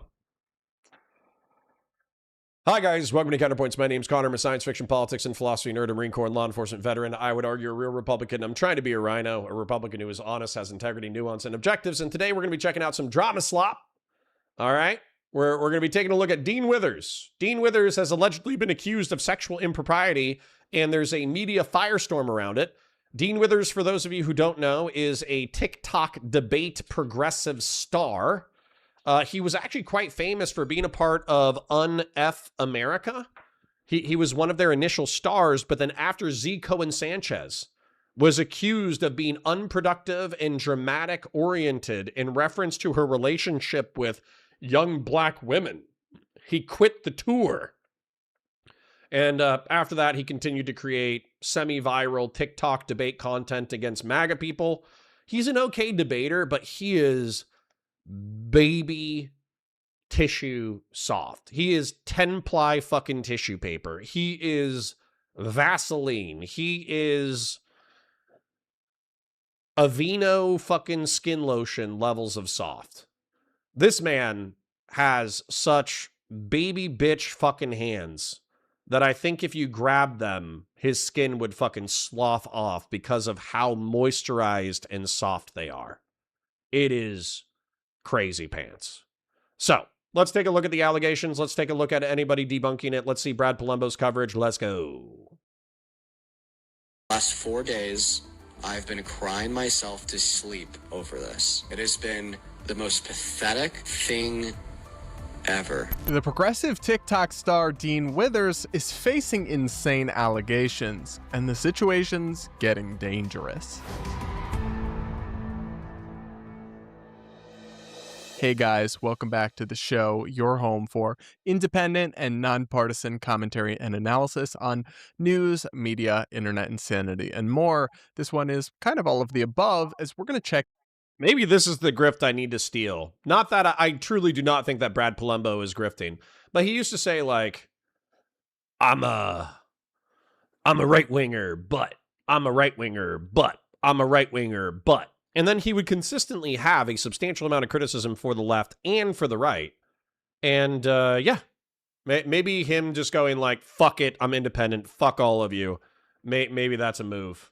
I don't know, man. You guys know me. I'm still attached to my guns and my family values and my mixed economy capitalism and my American militarism and my social institutions and all that kind of stuff. So we'll see. We'll see. Labeling is such an annoying part of this job, an important part of this job, but a annoying part of this job. And somebody says, "Are you a never Trumper?" Yeah. Donald Trump pissed me off with his comments about John McCain a decade ago, and I was like, "Fuck this! There's no way in hell that I'm going to be able to check my box next to his name." So I didn't in 2016, and I didn't vote for Hillary either. I think I left the top of the ticket blank. And then in 2020, I might have left the top of the ticket blank again, truth be told. Because it was Biden and Trump, wasn't it? I think I left the top of the ticket blank again because I just hate these motherfuckers. But in 24, I did vote for Kamala as the lesser of two evils. So my apologies if that makes you feel bad.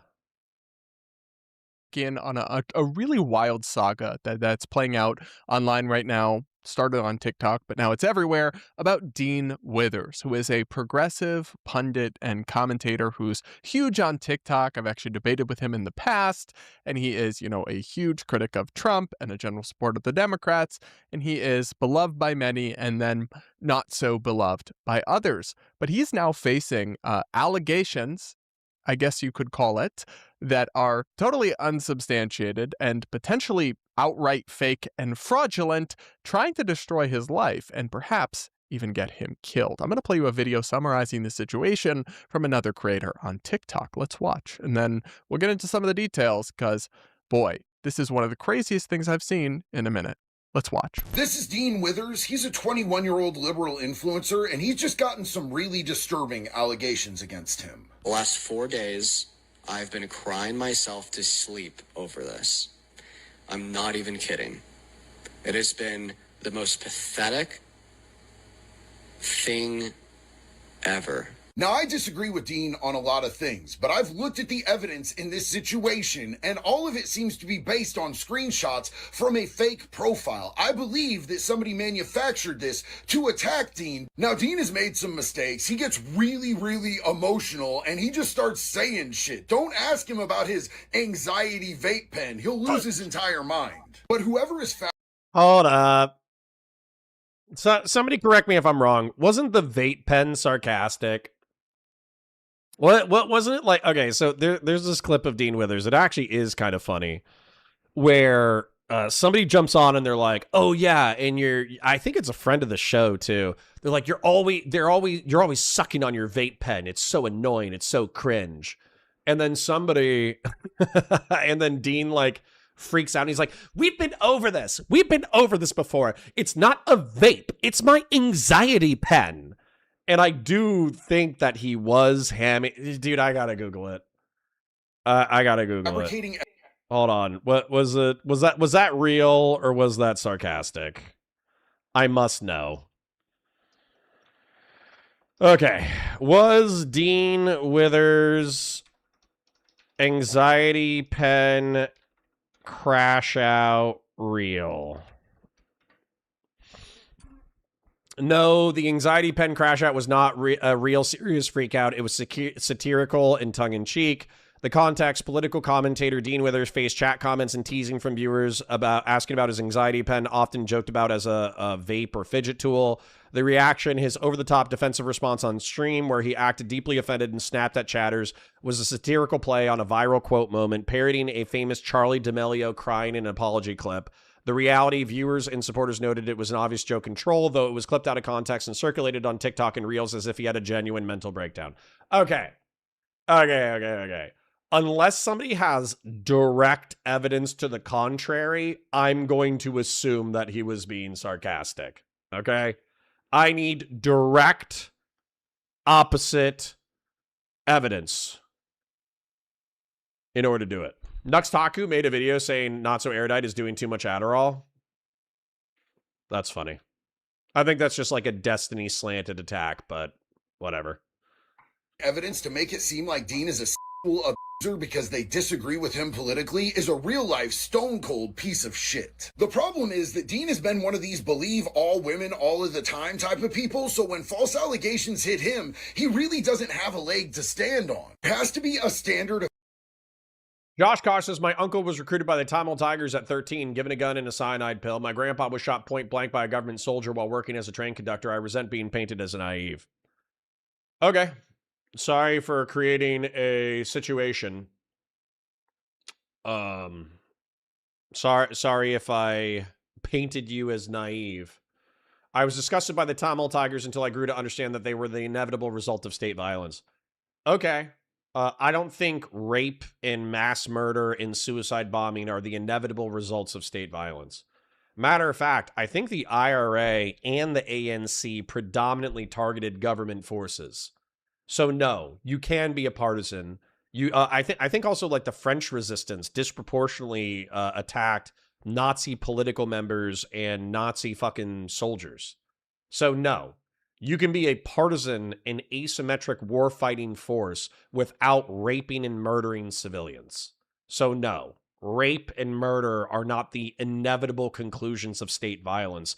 And to say so, no offense, buddy, not trying to fucking rustle your jimmies, but to say so provides cover for some of the worst fucking things that human beings can do to each other. So, sorry for implying your naivete, but not sorry for saying that rape and mass murder are not the inevitable consequences of state violence. Of actual evidence and proof before we ruin people's lives with allegations. I hope that Dean gets through this and he can learn from this, and I hope that the internet can learn from this. Yeah, I agree with that last part of the video where he talks about how just random accusations from people on the internet aren't proof. And frankly, when you have a public figure or a controversial figure or a celebrity or a rich person, the idea that you would ever just believe them at face value is and always was absurd. They should be taken seriously, and then if there's evidence or corroboration, then you can move on and possibly make some conclusions about somebody's character, but not before that. And the more you look into it, the more these allegations fall apart, and then the saga's unfolding to the point where now Dean is apparently literally facing threats to his life. We're gonna walk through it all, but it is crazy, and I'll never support this kind of thing against anyone. I don't care if they're far left. I don't care if they're far right. I don't care if they've done me dirty or not done me dirty. It's like I genuinely believe in treating people with decency, in treating people with fairness, in not lying about people or smearing people. And I don't ever believe two wrongs make a right. So even if you think Dean Withers is the worst and has done terrible things to other people or lied about other people, I don't care. It's still never okay to fake allegations against somebody, because not only are you victimizing Dean Withers, you're also victimizing actual victims all over again and discrediting what they went through, which is of course horrible. But so there's some levels to this, though. I will say that Dean has a problem with his public management of these issues, and I understand the emotional response. But when you, for example, go on your stream and say, I've been crying myself to sleep for the last 4 nights, whether that's true or let's say it's true, right? You shouldn't be saying that on stream. That encourages the harassment. That makes these people double down. That makes more people want to start doing this to you, because their whole point is to get that response out of you. Even if that's happening behind the scenes, you shouldn't be saying it. You shouldn't be revealing that to the public. That emboldens and encourages them to do more of it. Just like this. He started crying about this, like breaking down in tears on one of his streams. And I do feel really bad for him. Like that, this is extremely, extremely up to have done to you. But the more he does this, I think the more it feeds into people wanting to harass him in this way. So I understand that's the nature of the beast a little bit in live streaming, but if you're so emotionally choked up about it, maybe take a beat, maybe take a little break from streaming, because I think when things like this, the clip I'm about to show you, when this unfolds, it unfortunately encourages the crazy people coming after you and faking stuff. And as you'll see, conjuring fake screenshots, which is psychotic behavior. We'll walk through the proof of that in a moment. First, watch the trolls. You're a victim because you're on the... Yeah, keep running from the truth. Why would you do this? Listen, we get to be trust right now. If you just go hit your anxiety pen and we can... Why would you say that? So you're getting... They're trying their best, guys. They're trying their best, bro. They're really trying their best.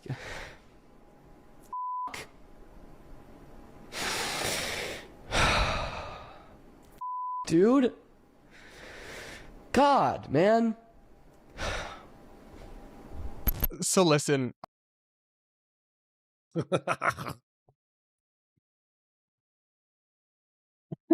I'm sorry for laughing. Listen, we all have problems. We all cry sometimes. As an example, earlier today in stream, I cried when I read Rudyard Kipling's If poem, which, again, I could probably read that again and just start crying. But those are man tears. And what I would say is, the left wing really does have, like, a baby soft fucking problem. Like fucking in the representation. Y'all got a fucking twink problem. Okay? Dean Withers, Luke Beasley. There's another, like, 3 or 4 creators who are identically fucking baby wipe soft.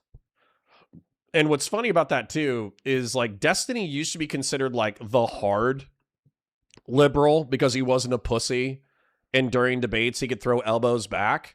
And Vosh was considered like a harder streamer because he wasn't a pussy and he could throw elbows back. But then they both have like weird sex shit. You know what I'm saying? So like, what is this rule in liberal politics that in order to be a liberal you have to be fucking baby lotion fucking smooth? And if you're not baby lotion fucking smooth, you have to be like a sex pest. You know? I think Adam Mockler, weirdly enough, is a person he still looks soft, but he actually has like a pretty strong intestinal personality. He still sounds soft. He still dude, we just need to get Adam Mockler on testosterone. That's the solution. It truly, the solution is Adam Mockler starts lifting weights and doing a moderate amount of steroids. That's it. I fixed it. Adam Mockler, moderate amount of steroids, lifting weights. We got it. I solved it.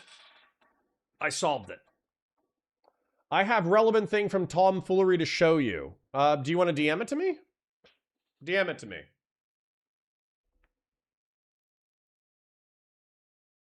I feel bad for Dean. I really do. But every time he does this, every time he gets choked up on stream or gets all emotional about it, or otherwise makes it clear that it is having an effect on him, that's what they want. And it's going to encourage it more and more. So I would really encourage him to try not to let that show on stream. And narrator, you don't in fact have to live stream 8 hours a day when you are going through it or having a really tough time. So maybe take a break and then compose yourself, because what they're doing to him is really, and then these people are hopping on his live and trolling him about it. Like, this is not okay. I don't care if you hate his politics. It's like, this dude has been through some stuff, according to him. I don't know anything about it, but take that at face value, right? And yet people are obviously, as you will see, this is obviously fake. This is not real at all. And yet people are hopping on his live streams and trolling him about it. It is very cruel. It's not an acceptable way to treat your political opponents. And then, though, when you let them win or show them that it's hurting you like this, to them, that's a win. So it will encourage the behavior. And that is despicable on their part, but it is unfortunately kind of predictable. So he would be, I think, better served by trying to limit that. Now, I'll play you a clip where Dean kind of shows that the main screenshot that is being sent around and shared around is obviously fake. And I'll add my own 2 cents about why I believe this. But let's watch. Take a moment to look. It's a message that's being quote-unquote DM'd to my account. It says, I've been carrying this for years and I just need to say it. When I was a kid and didn't fully understand what was happening, you sexually assaulted me. And then here's a continuation of that same screenshot, or quote-unquote I respond by saying I was drunk. I barely even remember that night.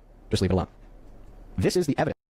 All right, let's pause on that. Already not believable at all that a public figure would reply like that to a DM. And just totally, I guess, never say never, but that's immediately deeply suspicious that would happen. Anyway, there's actually some technical things about this screenshot that to me prove it's fake, as Dean will lay out. Let's watch. This is the evidence supplied by quote-unquote Emily for the claim that I quote-unquote her. They're clearly fake due to the reason that the first screenshot does include the date and time / quote-unquote see updates above the first message, yet the second screenshot does not include the date and time and the see updates. Yeah, there should be a timestamp there. I even opened my phone and went to message someone on TikTok who I've never... Hold up. Okay, I know we're balancing shit, but you truly don't think I'm center right, nameless henchman? What the fuck? I think I'm center right. I do think Adam from Sitchin to Adam simps for the Trump administration, Pierce Morgan simps for the Trump administration, Tim Pool simps for the Trump administration. Asmongold is probably further right than a substantial amount of people. I would actually put him maybe on the centrist or maybe on the libertarian authoritarian fucking thing he would be here, but I still think that's weird. Ben Shapiro is a neoconservative for sure. Charlie Kirk was in between the extremists and the whatever people. Trump is further right than that. Andrew Wilson is a Christian nationalist. He's a Christian theocrat. Nick Fuentes is super far right. I think it truly Nick Fuentes is like one of the most popular furthest right political commentators. Wick being center left, tomfoolery being center left. I agree with that. Destiny, Josiah, Lonerbox, STV Philly, Pisco, Denim, Sasan, Brittany Simon, Sam Cedar, Vosh, Dean Withers. Yeah, I'm okay with this. I think this is pretty accurate. So, I mean, if you guys have a beef with it, I did just post it in the Discord. Take a look for yourself. But I don't have a problem with effectively saying, like, I agree with a substantial amount of political perspectives that are prescribed over here, but I think the right-wing state has lost its fucking mind, and as a result, I can't vote for these people or their political ideas because Trump and Fuentes and, you know, all the crazy shit that they're doing. But I do agree that when we jump over to the left-wing side, some of the shit that Josiah says, some of the shit that Pisco says genuinely rubs me wrong. You know? It like the whole like court packing, ban the electoral college, we only need a unicameral legislature. Let's pass gerrymandering, but specifically let's like, you know, gerrymander for Democrats, like all their fucking unhinged. Let's do whatever we need to do in order to establish a liberal utopia, even if it violates the foundational balance of power established in the United States at its founding. That to me is crazy. That to me is crazy pants. Anyways, back to Dean Withers being accused of something. Message before, and I sent a message, and then it literally has the timestamp at the top. So this screenshot does not have a timestamp. That is weird and does suggest that it is fake, like ChatGPT generated or something. Anyway, keep going here. And to see updates. You can actually see this quite well. If we look at the first screenshot, there is no content between the message that was sent from her account to quote-unquote my account and the follow button beneath my name. Problem 3. The shown profile picture in the screenshots posted by quote-unquote Emily are also AI generated. On the left of the phone screen, you will see a crop and increased size of the profile picture in the DMs with quote-unquote me, and then on the right, you'll see a crop and increased size of a screenshot that I took of my profile picture like 3 hours ago. We could clearly tell that the profile picture on the left is AI generated and different from the picture on the right due to a couple inconsistencies. The main inconsistency would be the lines of the background behind me. Yeah, guys, you might not be able to see it because it might be small on your screen, but essentially when you're DMing with somebody and it shows their profile picture, the profile picture in these DMs is wrong. It's like probably a replica from AI because the background behind him, there's lines on the walls. The lines are curved, and that's not how it is in the actual picture. So again, more reason to believe this is fake and AI generated. God, people are crazy. And then he also adds that this person, it is not even a real account. He also added a screen recording of him opening up the messages tab with this person, and there is no message history. Now, maybe it's possible to delete messages. I don't know, but still. And then somebody has come out and said that the person this Emily person stole their photos and their identity to even make these claims. There's just zero reason to believe that any of this is true or real whatsoever. And yet, because people are just absolute scumbags, they're just evil or just operate with just complete bad faith and disregard for what is true or real, some right-wing accounts are spreading these claims all around and distorting them, by the way, not even accurately repeating the false claims to millions of people just because they don't like Dean. They don't like his politics, or they think he's a goofball or a loser or a dweeb or whatever, which again, you can think all of that, but it is never okay. No matter how much you hate someone's politics, and I people do this to Republican politicians, and we are all against it on the right. But then suddenly, oh, it's funny because it's Dean, or he deserves it because he's woke, or what have you. No, that's not actually how human decency works, guys. So anyway, I want to read you a tweet from an account called Bad Hombre. Just in. White Dudes for Harris co-founder and DNC TikTok darling. I'll just pause on that already to say, like, we're already on factually false territory. Dean Withers, I think, participated in the White Dudes for Harris, but he was not a co-founder of that movement. Mike Nellis was the founder of that. Anyway, that's a minor detail, but like already not on a great start. Anyway, back to this post. Just in, White Dudes for Harris co-founder and DNC TikTok darling Dean Withers is being accused of sexual by multiple men who claim he took advantage of them when they were underage. This tweet has 3 million views and 36,000 likes, and it's all just a series of insane lies and fabrications. There are no men. First off, Dean is straight. I don't even think he likes men. But like, the accusation that's obviously false and AI generated and fake screenshots and everything is about a woman. It's not about men. And yet this guy says there's multiple men accusing him. This isn't real. He should sue whoever's behind that account, by the way. Because if that is not operate, yes, there's a very high bar for defamation for a public figure. But if that is not operating with reckless disregard for the truth, I don't know what is. At that point, we might as well abolish defamation law from existence, because if that can't reach the threshold for defaming a public figure, I don't know what possibly could. Anyway, it is so freaking crazy that you would just spread fake claim. Where did he even find that? Did he just see somebody say that and type it up and repost it? What? You wouldn't even go look at what this allegation is, investigate maybe whether it's credible or true or real. It's just psychotic stuff to do to someone. And I don't care how much you don't like his politics. Anyway, The Quartering, who is a right-wing YouTuber, wrote on X, Dean Withers, liberal TikTok/YouTube streamer, repeatedly refers to Donald Trump as a rapist or an adjudicated rapist. According to Grok, he's done this dozens of times. Don't like a taste of your own medicine, Dean? ? And that's in response to the fact that Dean is getting emotional after arguing with somebody about the allegations. And I'm sorry, but this is a extremely, extremely incoherent and bad faith statement. Maybe you disagree with Dean's take on the allegation. The supple boy is straight. Let's be real. Listen, man, I'm not going to lie. When Brad was like, Dean Withers is straight, I know he's straight, I was kind of like, how do you know he's straight? Now, of course, I know that what he means is that Dean Withers claims to be straight in his content, claims to like women, all that kind of shit. But of course, like, if Brad was here and I was razzing him as a friend, I would be like, how do you know? You got some DMs with Dean? Did you shoot your fucking shot? Did he reject you? You know, what's up? What did you do?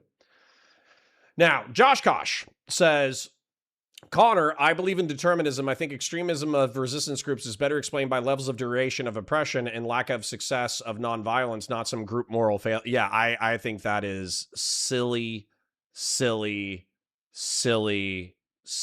as fuck. And I'll try to explain why briefly. Okay. So, I agree with you that basically, like, reality very easily could be materially determined in that there is only one path that we actually walk. Okay? So, within this reality, the truth is there is probably only ever one reality that's actually going to exist. And I agree with you that descriptively, I don't have any reason to believe that that doesn't exist. Okay, so hear me when I say that I agree with you that there is a very high probability that our willpower and our choices are probably predetermined by a variety of factors, and that within this plane of existence, only one thing is going to happen. And it is the series of consequences and interplay of shit over time as it's going to occur. However, what you choose to believe, within choice being in evaluation of information as you perceive it in front of you during certain amounts of time changes over time based off of the available information that you have. And so, for instance, I am clearly influenced by liberalism and Americanism and the conception of the individual and conscience and the concepts of moral agency and all that kind of shit. And what's interesting about your beliefs about willpower or choice or determinism, in turn, affect your choices. Okay? They affect what you believe about willpower, what you believe about choice, affects the way that you interact within this plane. So I'm not saying that I know the map is a little bit, the mind map is a little bit, kind of not gonna, it's not necessarily a good drawing of what I'm trying to articulate to you. But what I'm saying is, if I believe in willpower and choice and I choose to act as a moral agent, then my choices would be different than if I rawly determined, or if I believed in a rawly determined choiceless reality. And if I didn't believe in willpower. And then the same thing, if I can affect you, and if I can change the way that you perceive willpower and choice, then you will perceive reality differently, and you might make different choices about reality. So I'm going to agree with you that at the end of the day, let's say that there's a series of pathways that happen in reality, and I'll try to use, I don't know, maybe blue to cover up what I've already done. So I agree with you that there was only ever really one path, okay, within our established material reality. So I need you to hear me say that about the concept of determinism. But I also need you to understand that what you believe affects how you interact with the world, and what you choose to put out into the world, verbally, rhetorically, socially, spiritually, whatever the fuck, is going to determine what happens next. And so if you say, oh, well, the Tamil Tigers and the Iraqi insurgency and all these people, they're all just a link on this causal chain of choice and morality. And so as a result, they don't have any agency. Therefore, I'm not going to judge them that hard. That, if anybody listens to you, sounds like excuse making for the horrific shit that they did. Whereas, if they hear me talking about choice, agency, will, and asymmetric insurgencies that conducted themselves within a more moral manner, that might literally affect how they conduct themselves in the future. So I hope I've explained this enough that I agree with you that there is probably only ever, specifically within our lifetime, one way that reality is going to unfold based off of biology and evolution and gravity and fucking, I don't know, the heat, death, like all that kind of shit. But I do think that you basically need to leave choice and agency as moral conceptions in order to influence people to make more moral choices about their lives. Okay. Now, Josh Kosh says, I'm not excusing it. I am trying to solve it. I understand. But this is what frustrates me about Doobie in the moral calculi of war. Okay. Let me save this real quick as determinism. Give me a second. And let me go back to my old drawing. So, let's say that Doobie and I are a part of the social zeitgeist. And and you're a part of the social zeitgeist as well. And let's pretend, okay? I'm pretending that we actually have an impact on the world, and I'm not just streaming to 50 to 70 people, and that what I'm saying is gonna be considered. Let's say that people can consider Doobie and my argumentation. And what Doobie says is that asymmetric warfare movement, and maybe this is not exactly what Doobie says, but just allow me to strawman him for the sake of the example. Let's say that Doobie says that asymmetric warfare, if it slaughters a bunch of civilians, is no morally different than collateral damage.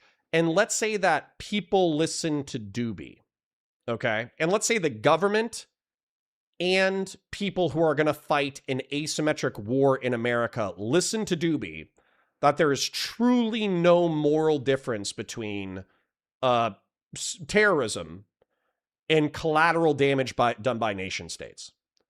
Well, what terrorists are going to say is, yeah, you're right. Our cause is moral. Our cause is just. The ends justify the means. And so as a result, rather than trying to properly target our violence towards the people who are aggressing against us or politicians and detaining them and engaging in a minimum amount of violence necessary, we can just do random terrorist attacks and the ends justify the means. So who gives a shit? Fuck it. We're going to do whatever we want to do. And then let's say that states start listening to Doobie and they say, well, we've tried to do this whole moral game where we've tried to reduce civilian casualties all the time, but the truth is that collateral damage and terrorism are the same. It's all violence at the end of the day. So who gives a shit about civilian casualties? Let's just win the fucking war. And so as a result, they stop caring about civilian casualties, and so they just start slaughtering everyone. In my opinion, if people listen to Doobie and they make these inferences that I do not feel are far off from his argumentation, the world becomes a worse place. Because terrorists will be able to use this justification to justify more violence against random civilians, and states will be able to use this logic to justify not discriminating between combatants and non-combatants and civilians and armed combatants and terrorists. Those distinctions will no longer matter. All that will matter is victory, right? Whereas, let's say that terrorists do listen to me and they say, oh shit, actually, not only can we evaluate morality within their ends, but we can evaluate means. And so as a result, we are going to actually increase our targeting, not only to not engage in wanton slaughter of civilians, but we're actually going to more specifically target our opponents and enemies in our conduct of asymmetric warfare. Then that actually becomes a more just world. And let's say that American government, or not just the, well, that's going to result in an infinitely better world. So for me, my internet is still going. It looked like it was like a temporary disconnection and reconnection. But for me, I'm going to continue to make this argumentation, not just because of I think it's correct, but also within the determinative framework. If I let you and Doobie walk around and just go, oh, the Tamil tigers, they're all products of their environment, who gives a shit? I think you're giving people license to not act as moral agents, to not care about choice. And I think that's fucked up. And I think you are truly arguing for a worse world. Anyways, I got a couple of super chats, but I also want to see what your guys' responses are. Old school for $2 is the God Emperor came to free us from determinism. True. Within the warp, human willpower molds reality. And weirdly enough, I don't know if that's true or not, but I would rather live in a human condition in which we believed that willpower molds reality rather than one in which we believe that everything was predetermined, so who gives a shit? So Doobie says, how much agency does a traumatized kid who watched his brother and mother burn alive in a medical tent in a refugee camp have? He's likely to grow up hating the ones who hurt his family. Sure, but he should hurt the ones who hurt his family. So let's say that the IDF bombs a tent and they burn everyone to death and he watches his brothers and sisters die. And then he's presented with a choice.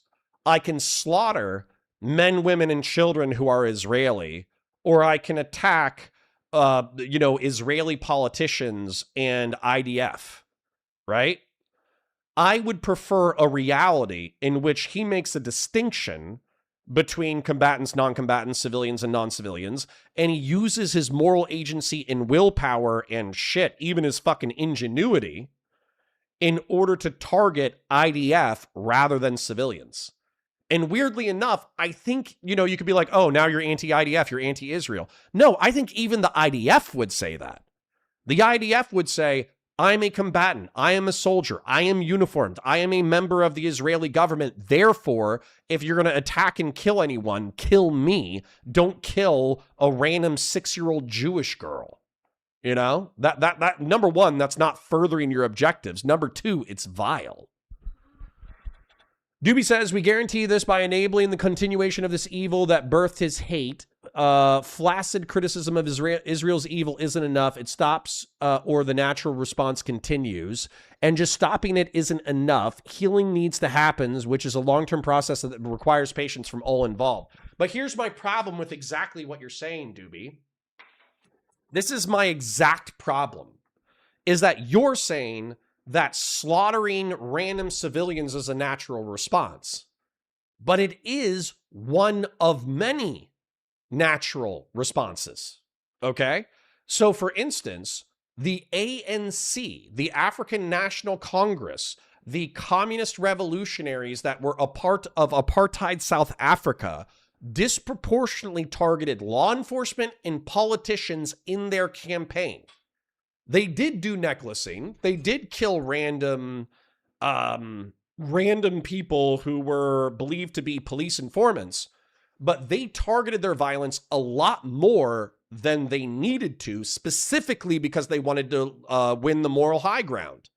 The Irish Republican Army disproportionately targeted British service members within Ireland. And weirdly enough, they lost the moral high ground. They lost their war when they killed children. So what was it? It was, who was the kids that they killed?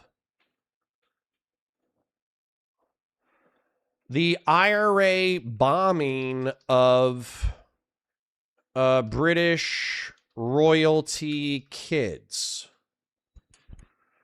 On August 27, 1979, an IRA bomb blew up a fishing boat off the coast of Mullaghmore in Ireland. The blast killed Lord Louis Mountbatten, a close relative of Queen Elizabeth, his 14-year-old grandson Nicholas Knatchbull, Nicholas's 15-year-old friend Paul Maxwell, and the Dowager Lady Brayborn. Several other family members were badly hurt.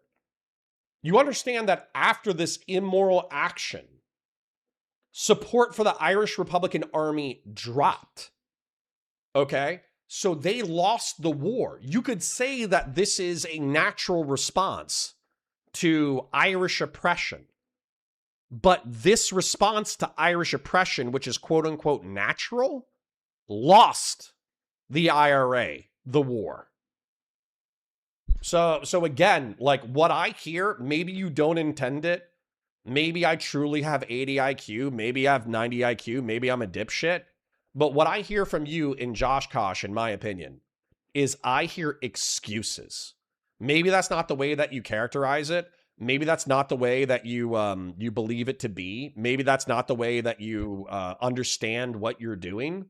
But I'm just telling you, from an outside westernized person with my perspectives on moral, like the morality of violence, you two are making excuses and frameworks that allow the willful targeting of civilians and children because it's a quote unquote natural response.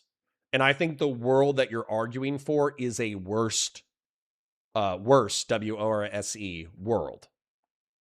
So, anyways. Against Donald Trump. He believes the women who have accused Donald Trump of assault, including E. Jean Carroll, who took Donald Trump to civil court accusing him of abuse and won. Now, maybe you think Dean is wrong. You think E. Jean Carroll is a liar. You don't believe any of it. But you can't compare these situations at all. On one hand, you have dozens of women with their names attached accusing Donald Trump of crimes against them. And you have a woman who took him to court about it and won. And he's calling that person an adjudicated. Again, maybe you disagree, maybe you don't believe it, that's fine, have the debate. But that is not remotely comparable to people fabricating screenshots on behalf of a woman who herself is not actually accusing Dean of anything, and then people running with it through the game of social media telephone and just casually defaming Dean about having a men, which doesn't even make sense, and he's not even accused of, and so many other things. These are not comparable whatsoever. At all, actually. And this is incredibly bad faith and disingenuous. And it's unfortunately gone even further to the point where people are now calling in threats on Dean. Here's a video of him further breaking down the fallout from all of these allegations. Let's watch. I spoke with the cops. I think everything is good. Somebody called my local police department and said that they were on the way to my house with a bomb. Oh my God. So I went out front, and I sat in a chair with my 9mm at my hip, waiting for somebody to show up at my house to try to kill me. Crazy. On the front porch. But someone somewhere says, but your country is arguing that bombing those school kids is fine. Everyone can find an excuse for their actions if they want to. No. No. There are right-wing Trump Republicans who are arguing that that is okay. The vast majority of Republicans are not arguing that, like, oh, it's cool to kill 170 school kids. Like, no, nobody fucking argued that. Go watch Pondering Politics talk about that shit. He's an American. He's a part of the political zeitgeist. And he's saying, no, fuck that. He's saying this is like the worst war crime since the Vietnam War. No, Americans are not, openly endorsing the double tap tomahawk strike against an Iranian school. So I think that's fucking crazy pants. that was just a precaution. I knew that chances were it was fake. Luckily, it was fake. Instead of somebody showing up at the house to kill me, the cop showed up, and I spoke with him for a while.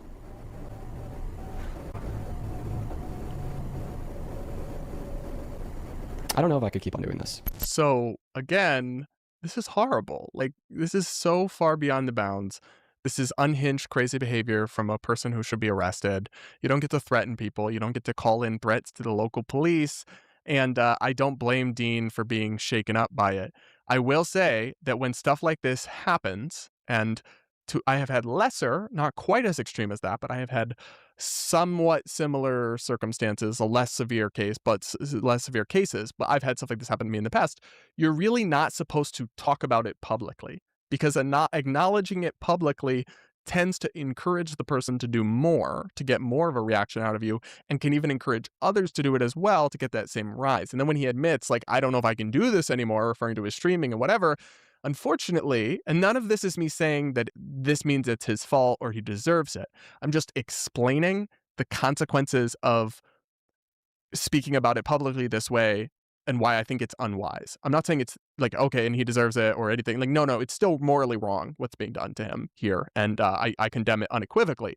But I don't think he's handled this the best way. And I would have encouraged him to not mention any of this publicly, because it only further fuels the fire and encourages more people to harass you. So look, all of this is to say, I am not a fan of Dean. I don't like his commentary. I think he often debates in bad faith. And I disagree with him on a whole host of things, though I would happily debate or engage with him again in another capacity. I am not a fan, but I don't and will never support harassing and lying about and defaming people because of political differences or because you think you don't like them as a person. None of this should matter. None of this should ever be a justification for such heinous behavior. And I think people need to get a grip. It's totally unacceptable to do this and to spread this kind of thing about somebody that's totally false and seemingly fabricated without any due diligence. And two wrongs don't make a right. So if you can point to something about Dean that you think is hypocritical or you think he's supported unjustly in the past, doesn't matter. You still don't get to treat other human beings like this. Not in my book. I think it's terrible, and I hope it gets better. Appreciate Brad being another voice of sanity. And we'll continue to watch the insanity in a second, but I do want to continue to engage with chat. And, do you guys just want to You guys just want to hang out and fight amongst ourselves? I mean, I can watch content, or we can hang out and fight amongst ourselves. I don't really care. Nice. All right, anyways, hold on. So, if South Africa's government were as violent as their oppression as Israel has been with Palestinians, with the full support of the Israeli populace, do you think the distinction would have lasted? Maybe. Yeah. Asymmetric warfare still has existed and been a part of, Western culture for a long time. What was it? Even the United States fought an asymmetric war during the Revolutionary War. And there were civilians who were killed. So, for instance, like tarring and feathering loyalists was the thing. I think killing some loyalist politicians and killing some loyalist soldiers when they were not in combat was a thing. But I don't think Americans in the Revolutionary War engaged in mass slaughter of loyalist sympathizing civilian populations. I don't think you could point to, if you can point to one, I almost guarantee you it's going to be less than like a dozen people. It's going to be perpetuated by non-state actors. It's going to be like an irregular or guerrilla force. And it's not going to be like the endorsed tactic of the revolutionary founders of the United States. It's going to be like a fringe militia. So, yes, you can conduct asymmetric warfare in perpetuity without slaughtering civilians. I don't know why this is so hard. Doobie says, if you learn that civilian deaths on October 7th were the result of soldiers going rogue rather than Hamas policy, and Hamas out of whoops will investigate the response, would you accept that? No, of course not. Not unless they actually hanged. So for instance, like if you want to say Israel is not holding their soldiers accountable for their war crimes, then I agree with you 100% that we should be using diplomatic leverage in order to hold Israel to the higher standards that we hold ourselves to. I think I've gone over Robert Bales. Robert Bales, funnily enough, one of my best friends on the planet served with Robert Bales, so I got a little bit of insight into his war crimes. Robert Bales was on his like third or fourth combat deployment. A lot of his troops hated him, but his administration liked him. And he snapped mentally.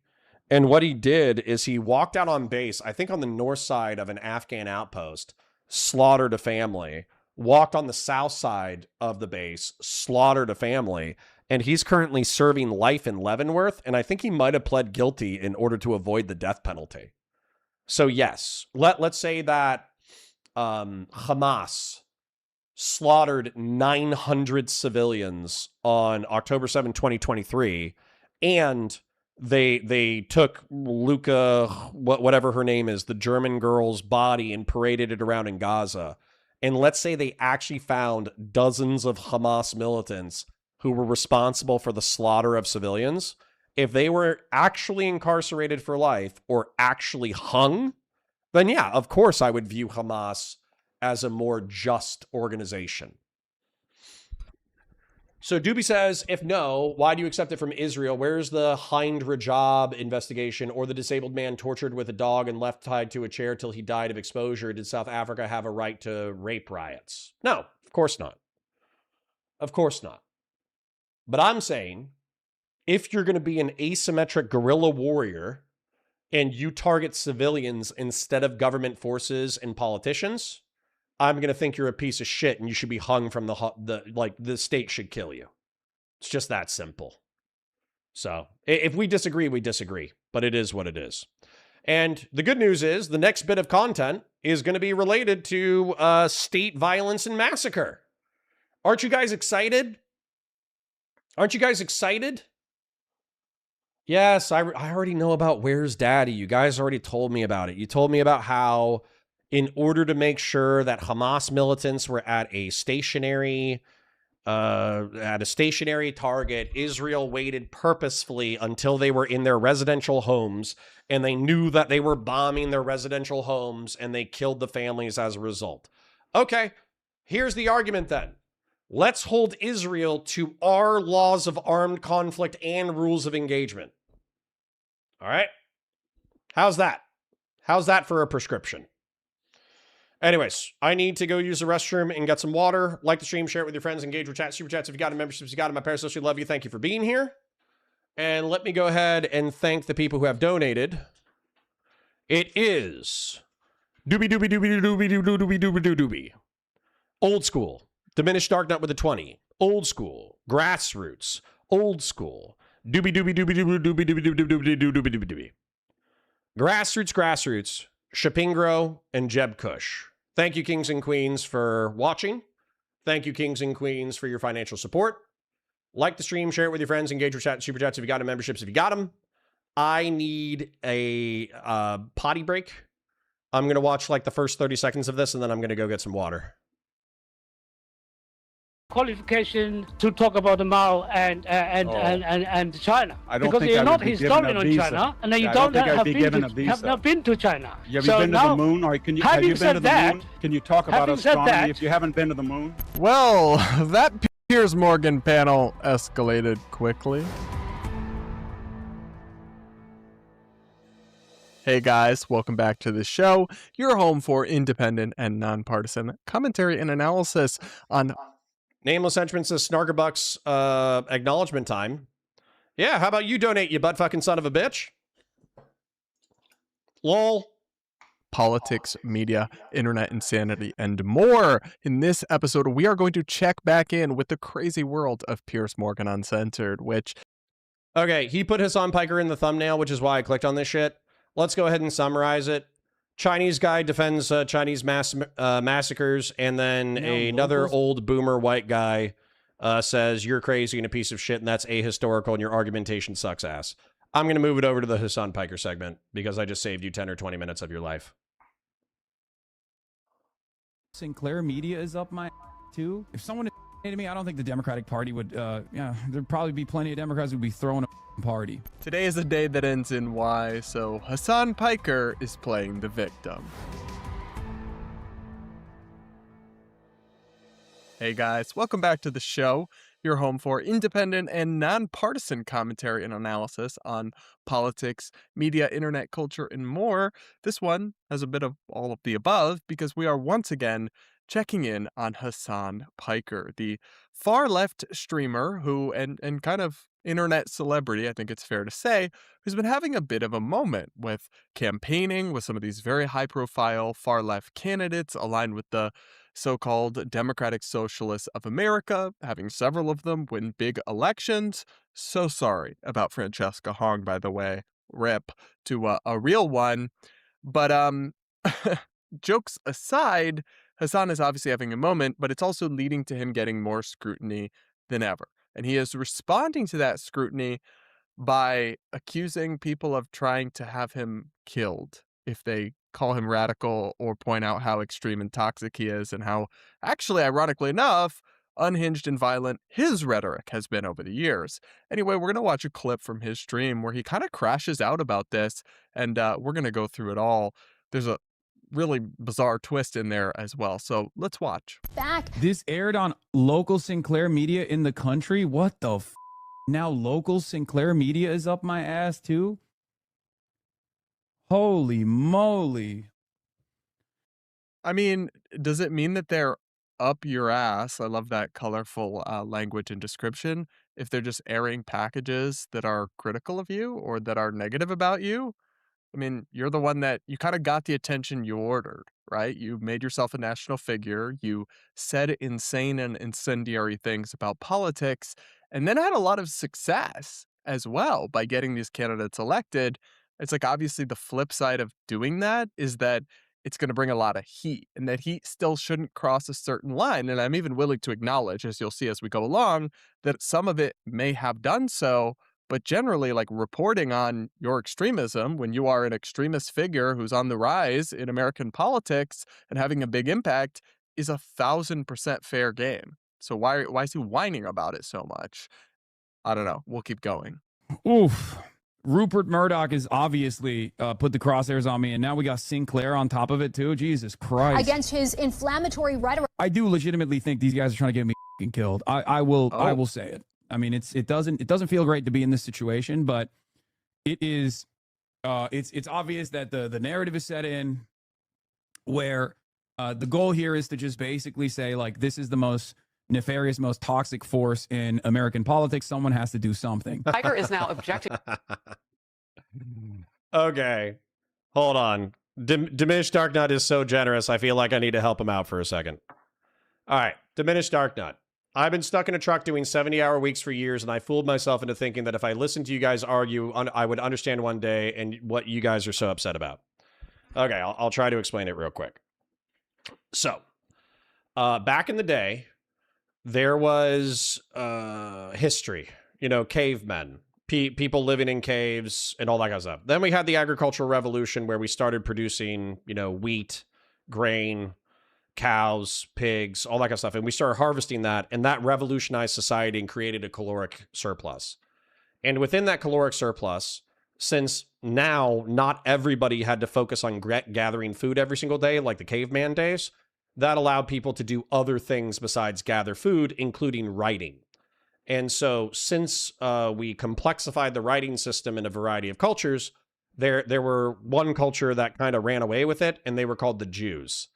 And so what the Jews did, probably 3,200 years ago, is they started writing down the history of their people and their morality.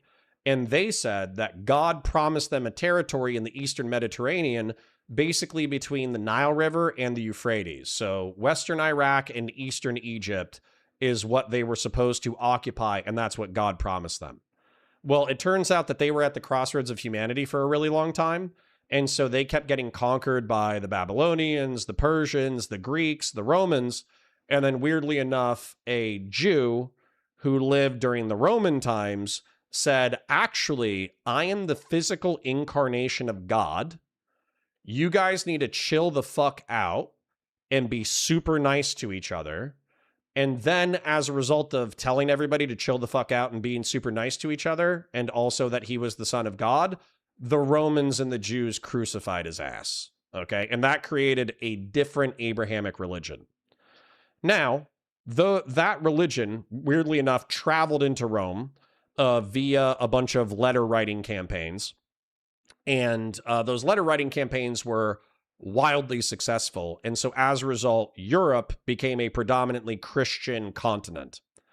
But there was another guy who lived in the Arabian Peninsula, and he still lived amongst pagans, people who believed in multiple gods, okay?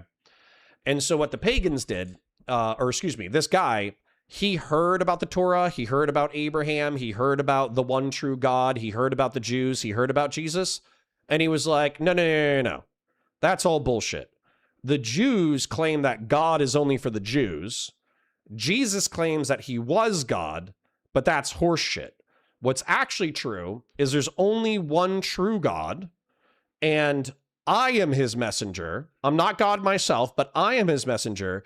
And he says you can't fuck your sister and you can't kill female infants just because they're female. Okay? And so that's the basis for Islam. And so Islam spreads out across the world. Christianity spreads out across the world. They fight over the Holy Land for, I don't know, the past 1,500 years. And then now the Jews, who were originally conquered and killed for so long in the Eastern Mediterranean that they spread out across the planet, in the 19th century, so about 150 years ago to modern times, half of the Jews of the planet said, we're going to go to the Eastern Mediterranean and we're going to live there. But the problem is that the Muslims had already conquered that territory, and there were a substantial amount of Muslims in the area. So the question is, who's right? Do the Jews, who have a 3,200 year tie to the territory, but they, like most of them, only moved back to the territory within the past 200 years, are they correct and they should politically and militarily control the Eastern Mediterranean? Or the Muslims correct in that they conquered said territory, they've owned said territory during the Ottoman Empire. It's only military and political weakness that allowed the Jews to conquer a new territory within that area. And so who's right? Do the Jews get to live there? Do the Muslims get to live there? Do they get to live next to each other side by side under one state? Should they have two separate states with two separate territories? The Jews have nukes now, so we can't just kill them all like we did in Europe.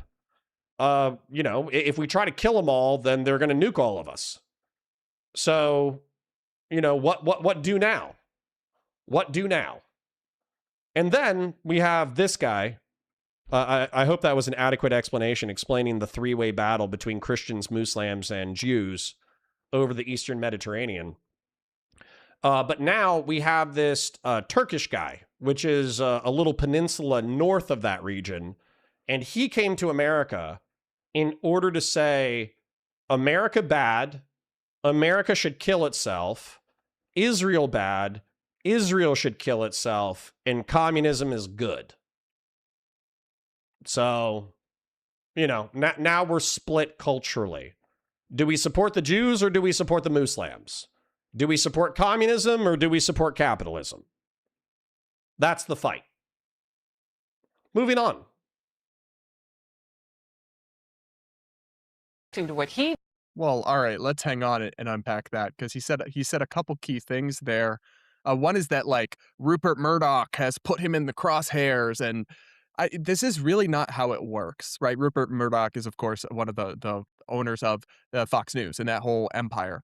The Murdochs are. That's not really how it works. It's not as if some sort of email or memo goes out and they say, it's time to start focusing on Hassan Piker. Make sure to cover him as much as possible because he is bad and we don't like him. And he's a very good boogeyman or scapegoat. And if something happens to him, then that's what we want. No. That's fake. Like, they didn't say that. They don't do that.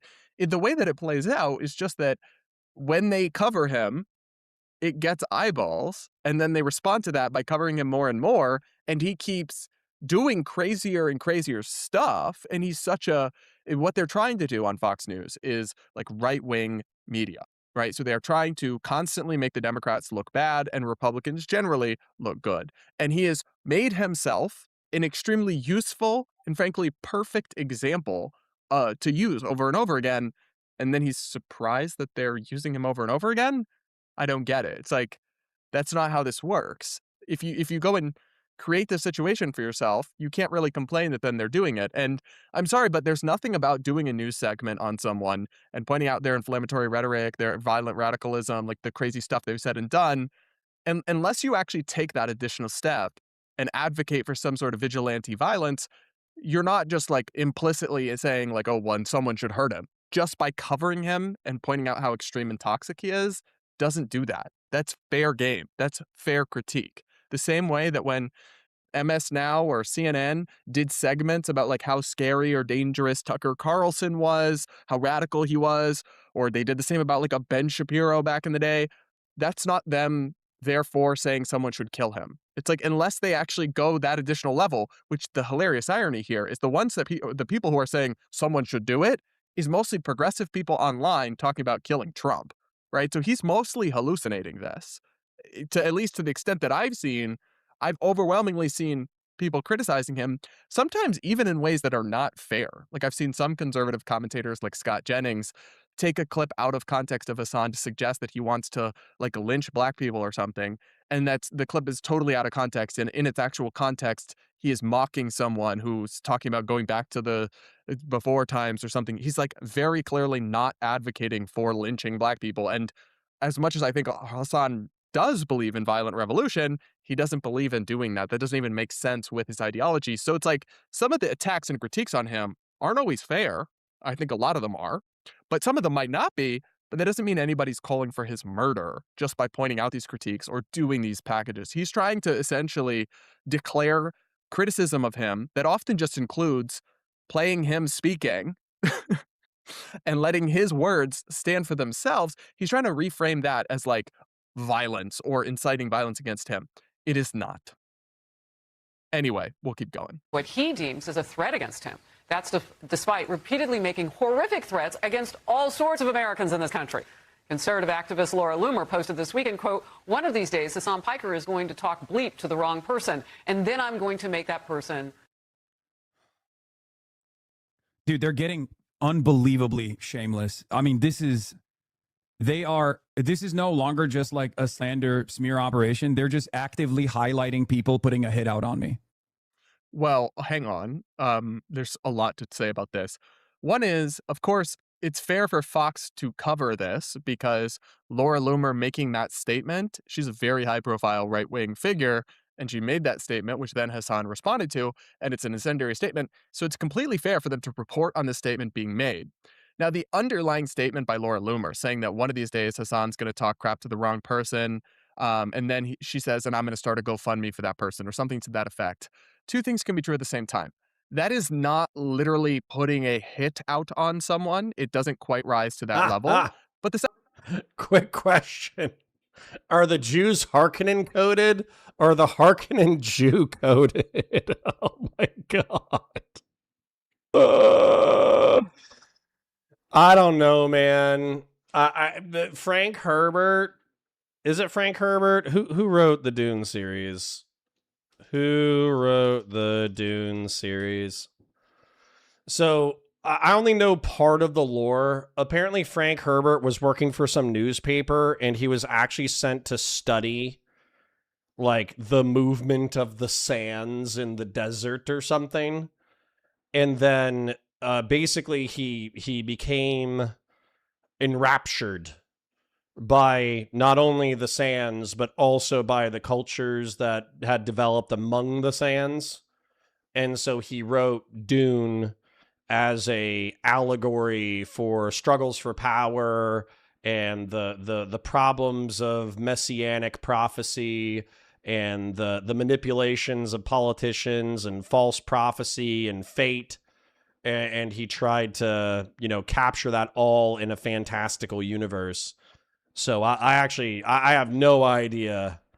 I have no idea if he actually intended specific factions to be Muslim or Jew coded.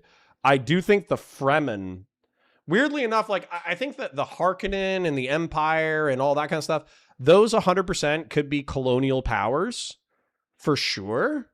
But I think that the Fremen are obviously Arab coded, but I would have to know more about the factions and their, like the Imperial factions and their specific house history.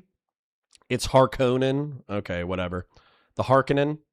I would have to know more about each house and their specific histories to see if any of them are like Christian or Jewish coded. That would be funny though. Yeah. Messianic prophecy has problems, ? Source. Well, here's something interesting. Sorry if I'm a little bored with this content, so I'm engaging with chat a little bit more. I hope you guys are okay with that. The interesting thing about the prophecy in Dune particular and Paul Atreides becoming a messianic figure is that a religious order intentionally put the messianic prophecy there specifically so they could subdue the Fremen. So the Fremen view it as like a pseudo-organic religious belief that there will be a Messiah that comes and saves them from the Imperials and this, that, the other. But that was just another method of control injected by a religious institution that had plans. And I think like a famous quote from the Witch Sisters or whatever is that their plans are measured in centuries. So nobody tell Connor that the prophecy was wrong. It didn't matter whether or not it was wrong. Paul Atreides, weirdly enough, was that was one of the things that I saw within the first movie, and I've heard people mention about the books, is struggling between fate and prophecy. Because when you're a religious person, when you believe in fate or prophecy, then you are somebody on a train track that is going to happen with or without your willpower. And therefore, you should kind of surrender yourself to fate, surrender yourself to God, surrender yourself to prophecy. But if you're somebody who believes in willpower, if you believe that you are someone who manufactures your own fate, then weirdly enough, you actually have a choice about whether or not you become a Messiah, whether or not you become a prophet, whether or not you have to follow your prophesied fate. And so that's something that they play with as well. Is Leto the second. Isn't that the one who becomes the worm or whatever? But the point is that the book and I think the movie deals with that specifically, that prophecy and fate are powerful psychological motivators, particularly within religiously minded people. But when you're an individual who's trapped within prophecy or trapped within fate, choice and willpower are actually the things that either fulfill or deny fate and prophecy. And it also talks about prophecy and fate as political tools. And I think that's very interesting. I think that's incredibly interesting, because I think that the Jewish desire for a Messiah doesn't come out of, some kind of political manipulation of like, we need to unify the Jewish people against our enemies. I think it comes more out of a desire of like, the world is not controllable, and so we need some kind of person sent by God in order to deliver us from the oppressions of reality. And so I think there probably could be a political component to the Messiah, but I also think that there could be a earnest yearning on behalf of the Jewish people for the Messiah. And then Jesus could have been delusional enough to believe that he was truly the Son of God in fulfilling said prophecy. So, like, then at that point, is that Jesus being like a Machiavellian manipulative person by trying to claim that he fulfills Jewish prophecy?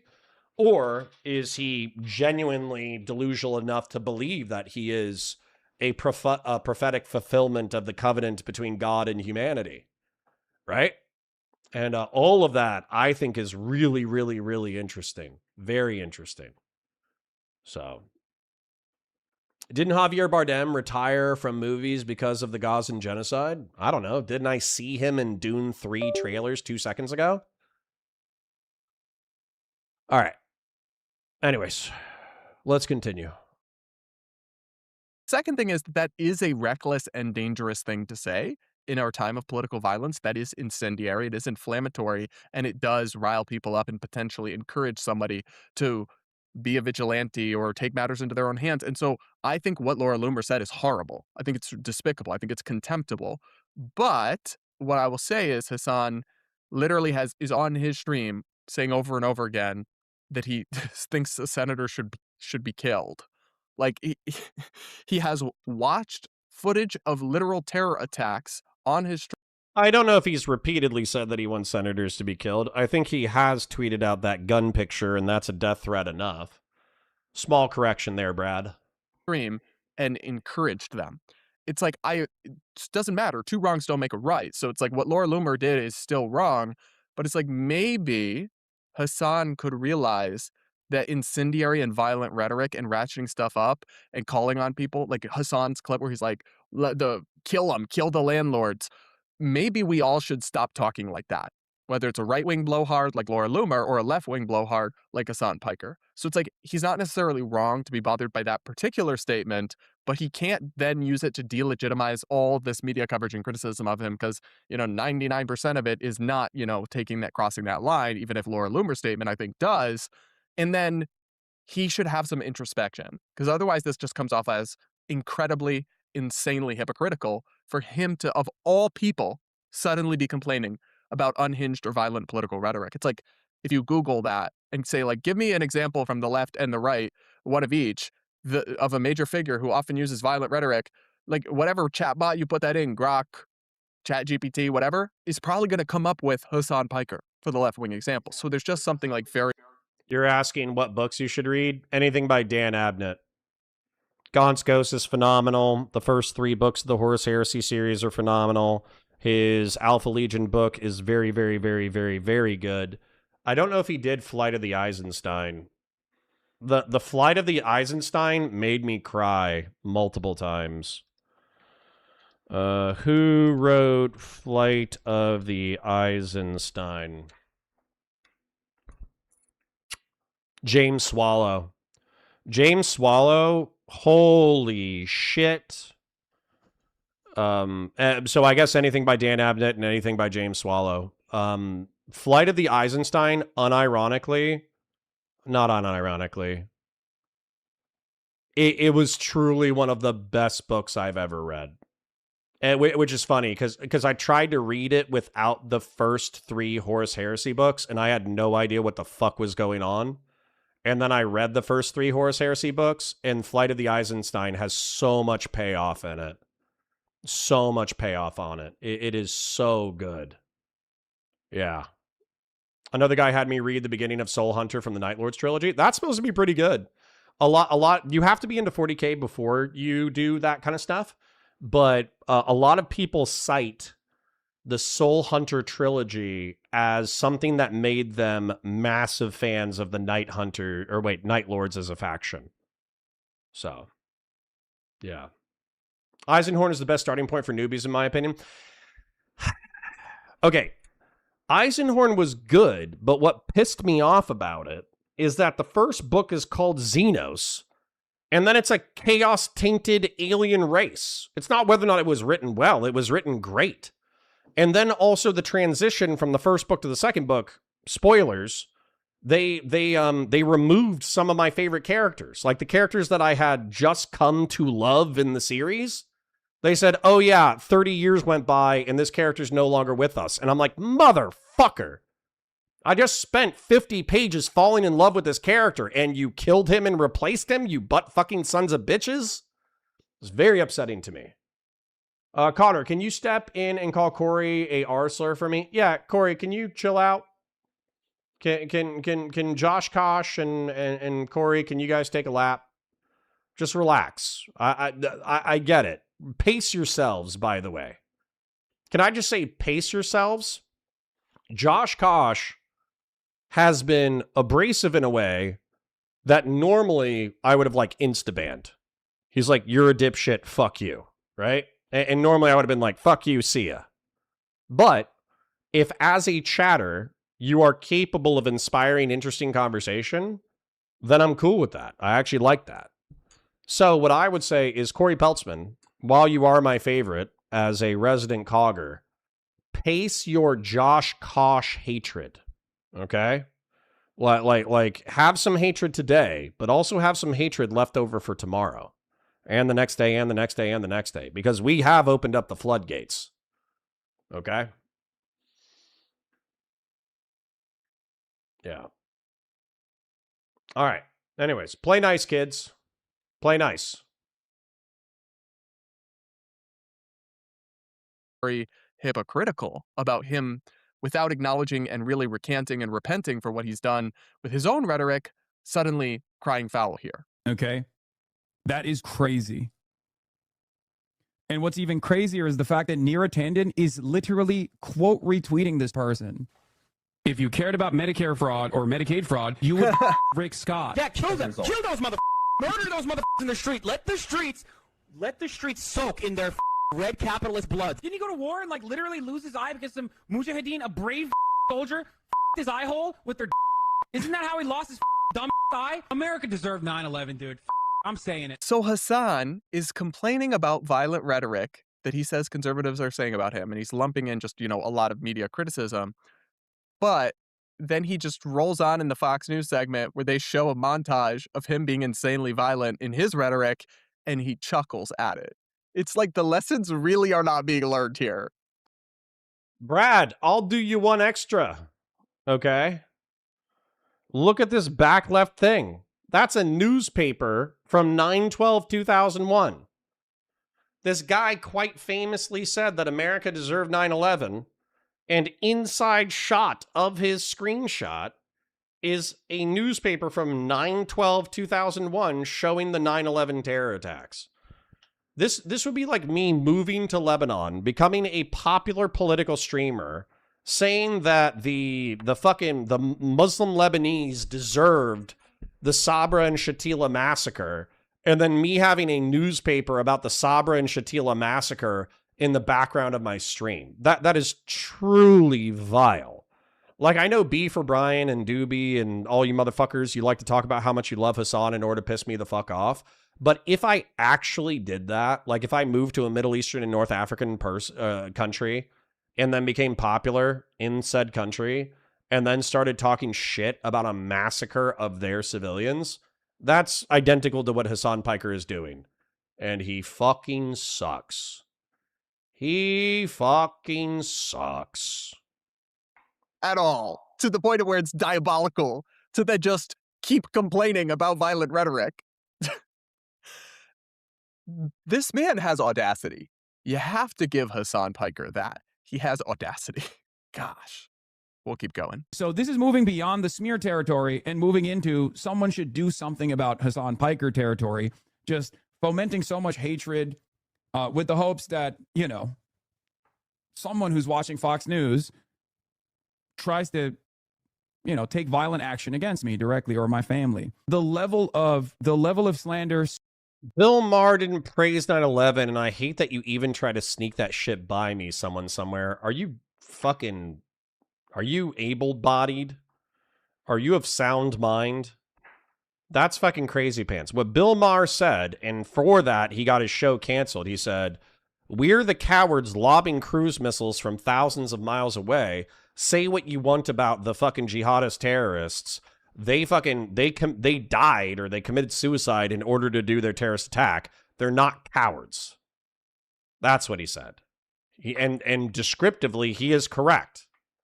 Okay? Cowardice is being fearful, being afraid, being scared of conflict. Killing yourself in a terrorist attack necessarily means that you have some level of intestinal fortitude in order to carry out said terrorist attack. That has nothing to do with whether or not you're vile or evil. Okay? You can still be a brave, evil person. I'm sure the Mongolians who raided the entirety of Eurasia and raped and murdered across all of Eurasia, I'm sure they were brave.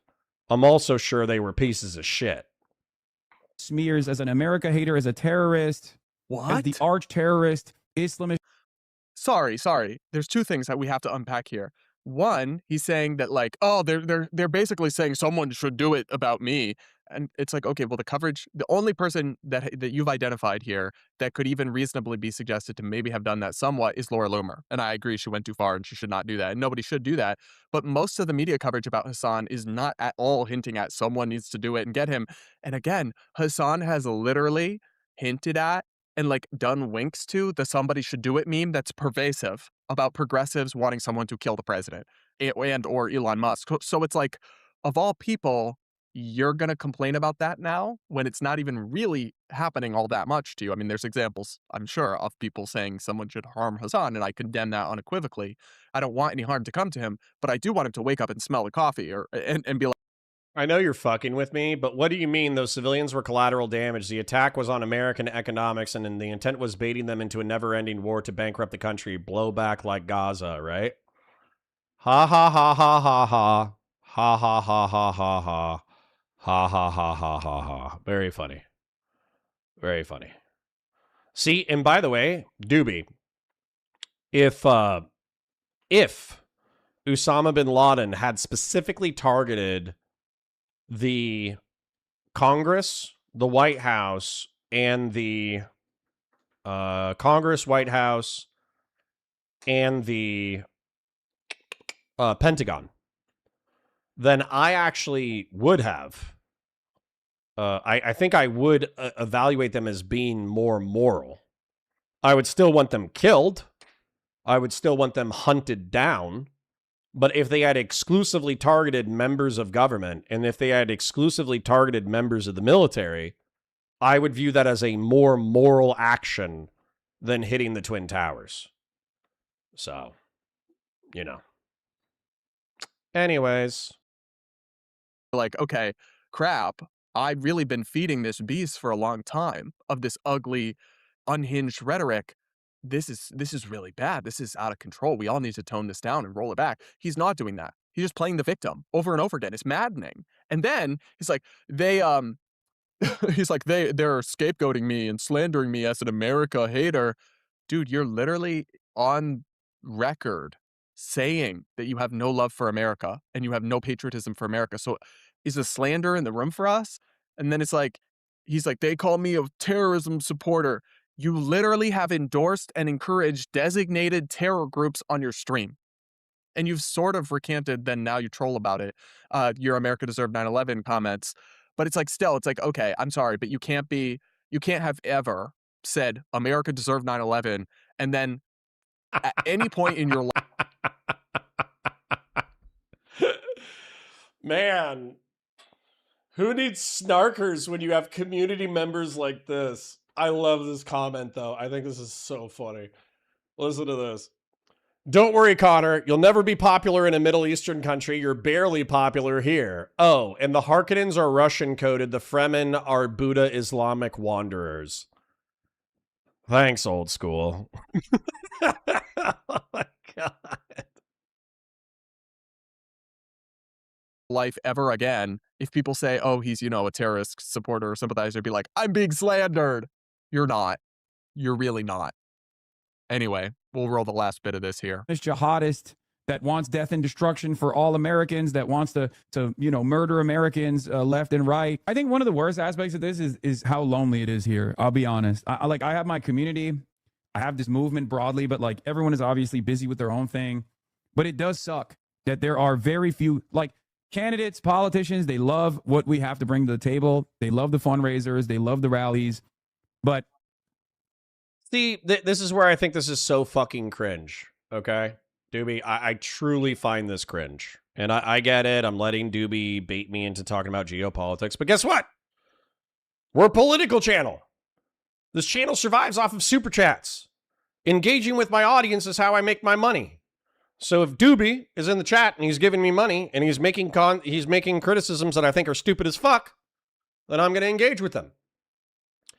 Doobie says, what was the line? The death of Hamas. How did they expect Israel to respond? Yup. True.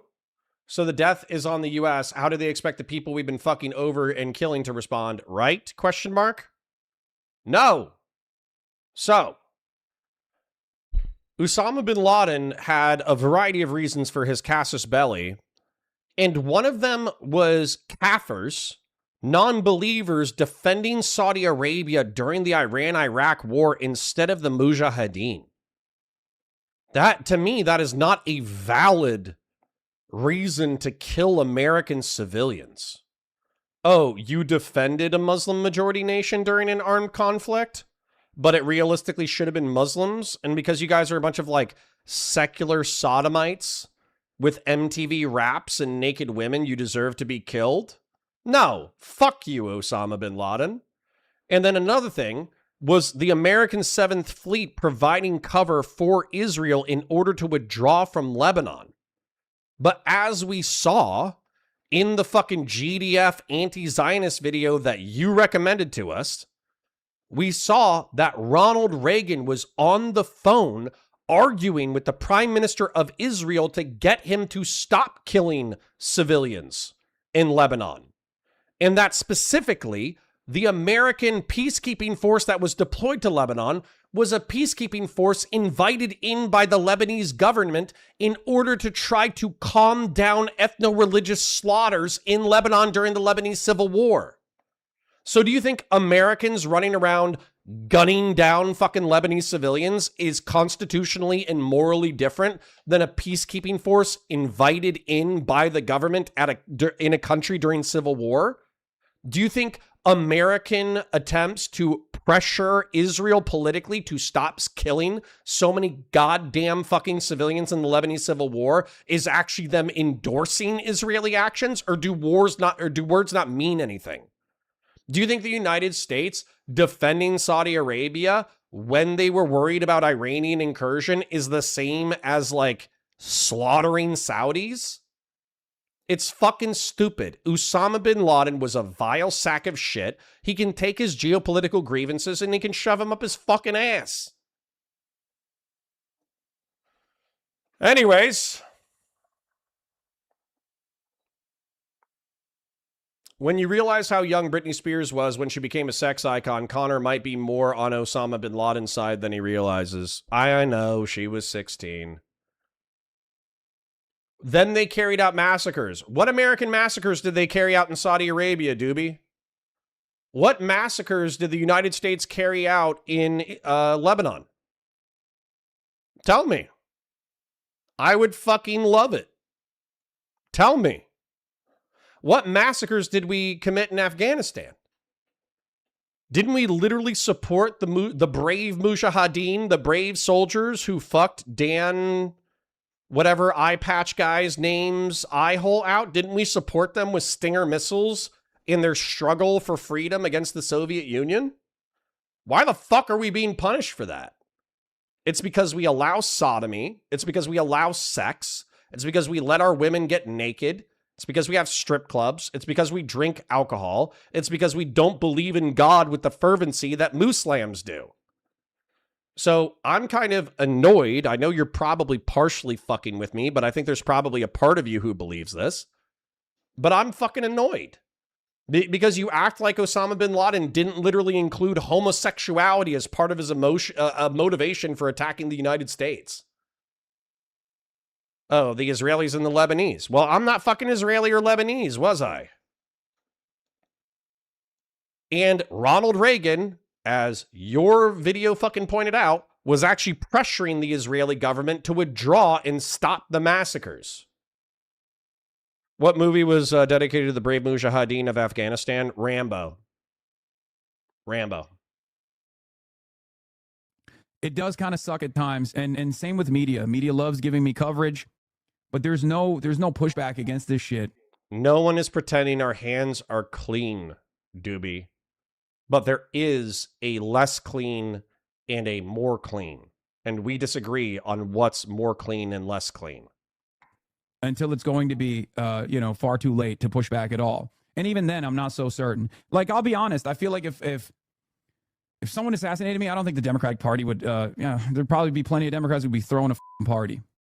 There wouldn't be a shit ton of prominent Democrats who would be like, this is unacceptable. How do we get here? Because we all know how it got here. It's happening right now. It's happening right now in broad daylight, and no one is saying a damn thing. So there's a couple things to unpack about Hassan's rant there. Number one, I don't really think what he just said is true. That if he were killed, Democrats wouldn't be bothered by it or condemn it. I think almost everyone would condemn that.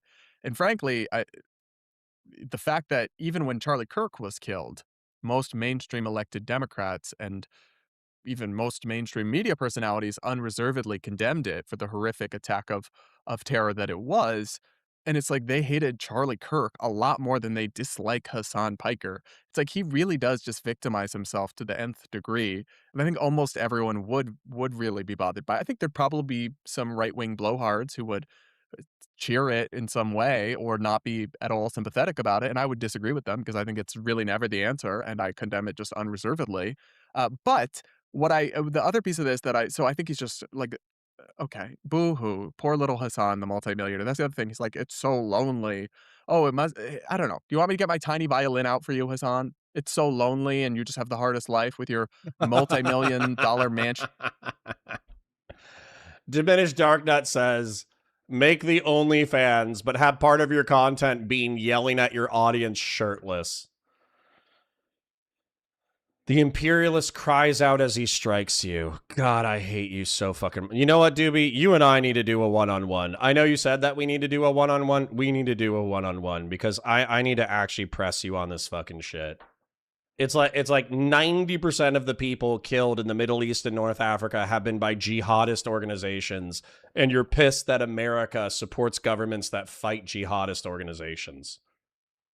CIA was plotting in the Middle East ever since the Soviets stepped hot in Afghanistan. It was completely brought upon ourselves, and we failed to wrangle it just in case to own the Soviets. You understand owning the Soviets is important, intrapersonal? I know I just said like a mass amnesty unban, and I swear to God I'm regretting it already. You understand that winning the Cold War was important if you think that mixed economy capitalism, liberal democracy, and republicanism is better than Soviet authoritarianism? You understand who controls the oil, who controls the spice, controls the galaxy. Who controls the oil, controls the planet. Okay? Is it though? Yes, it is. It just gave us trillions of dollars of debt. We have a debt to GDP ratio of 125%. Japan has a fucking debt to GDP ratio of 235%. I don't see anybody in fucking Japan pussy aching about their debt to GDP ratio. You guys are just a bunch of fucking pussies. God damn it. Dude, you know what? I love American freedom of conscience and freedom of speech, but holy fucking shit, does it just make an entire generation of pussy acres. Me included, by the way. Obviously, I fucking pussy ache about everything all the goddamn time, but you guys are such fucking swept for, catered to, baby Vaseline fucking, baby fucking soft, 10-ply fucking pussies. It is amazing to me. Anyways, B for Brian said something that pissed me off, and he said, "You're the one pretending that America and the Western world's hands are clean." No, you dipshit. I literally made this drawing months ago. Here's the Bengal famine caused by Winston Churchill. Here's the nuking of Japan caused by American armed forces. Here's the Indonesian politicide supported by the OSS in America and probably the precursor to the CIA. Here's the North Korean civilian casualties during the North Korean conflict. Here's the North Vietnamese, I already read that. North Korean. Here's the North Vietnamese civilian casualties. Here's the Iraq sanctions deaths that are disputed, by the way, Doobie. I need you to hear that they're fucking disputed. Here's the Iraq war civilian deaths, 80% of whom are done by jihadist terrorist organizations, but let's go ahead and throw them at the feet of American imperialism. Here's Afghan civilian deaths. Here's South American politicides. So no, in no way, shape, or form do I pretend that the Western world is completely devoid of blood for our military adventurism, anti-communism, and fucking international intrigue. So if you want to pretend that, you're fucking delusional.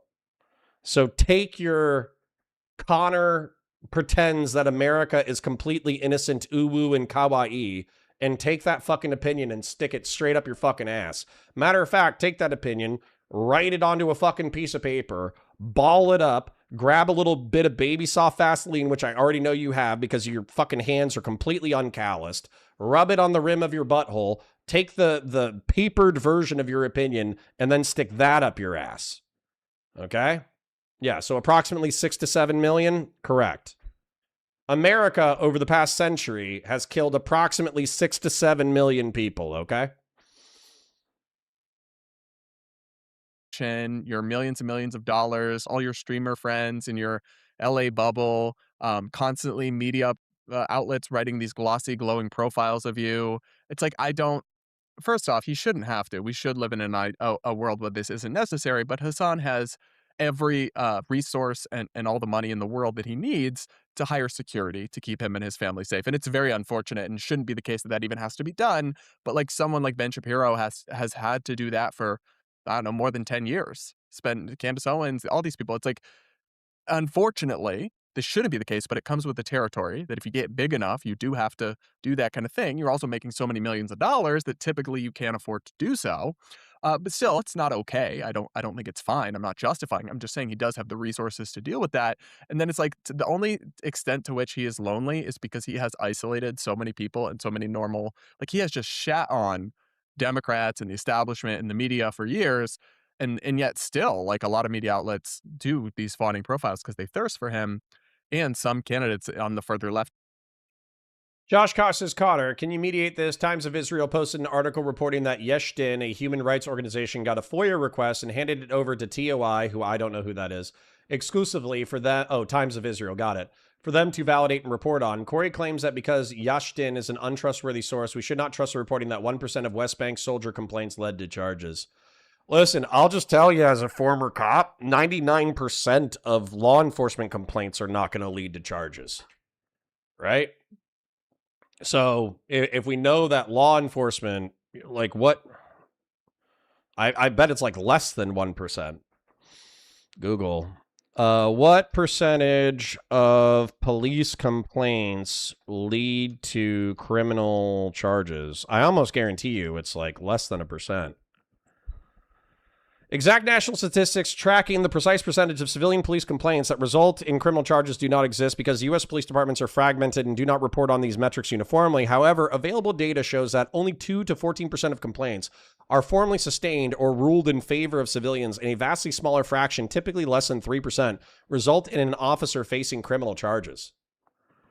So, I mean, I guarantee you the military is even less so. Because with law enforcement, you have a systematized complaint system. I know that's redundant, but with law enforcement, you expect to get complaints. So complaining about military, yeah, I would not be surprised if the amount of quote unquote sustained complaints against the IDF were extremely low, and I would not be surprised if the amount of complaints that resulted in criminal charge were extremely low. So I don't even know what's in dispute. Anyways, do embrace him, but it's like, well, I don't really get what more he wants or what it is that he's so lonely about. Like, I don't view him as a victim at all. I mean, obviously, a couple things have gone too far about him, but like 90 to 95% of the backlash and the problems that Hassan Piker faces or has faced are because of Hassan Piker. And so I don't feel any sympathy for him at all. And I think he is incredibly diabolical, audacious, and hypocritical to be crying victim like this after everything he's said over the years. But what do you guys think? You'll have to let me know in the comments below. Make sure to subscribe if you aren't yet. Do hit the like button and consider becoming a channel member to support my work by hitting the join button or clicking the link in the description. With that, guys, we'll leave it there for this one and be back with more real. It's a shame Destiny lets you talk freely. For real? You think that man doesn't fucking pussy ache every time I fucking criticize him? He's probably half the times that I've criticized Steven, he's watched on stream. And you don't think that you fucking DGG losers fucking show up in my chat in order to bitch about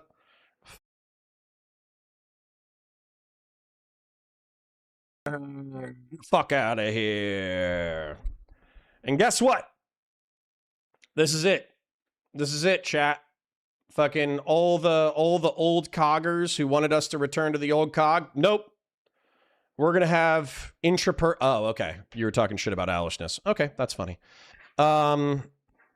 This is it, man. We're gonna have the snarkers in here throwing elbows. We're gonna have the DGG ball washers in here throwing elbows. We're gonna have Doobie in here throwing elbows. Everybody's gonna be throwing fucking elbows. If you can't throw fucking elbows, here's the thing about grill hotism. Okay, yes, grilling, eating steak, paying your bills, taking care of your family, taking care of your community is a part of the word grill hotism. Okay, the point is, love your family, love your community, work your job, pay your bills, pay your taxes if you feel like it. Okay?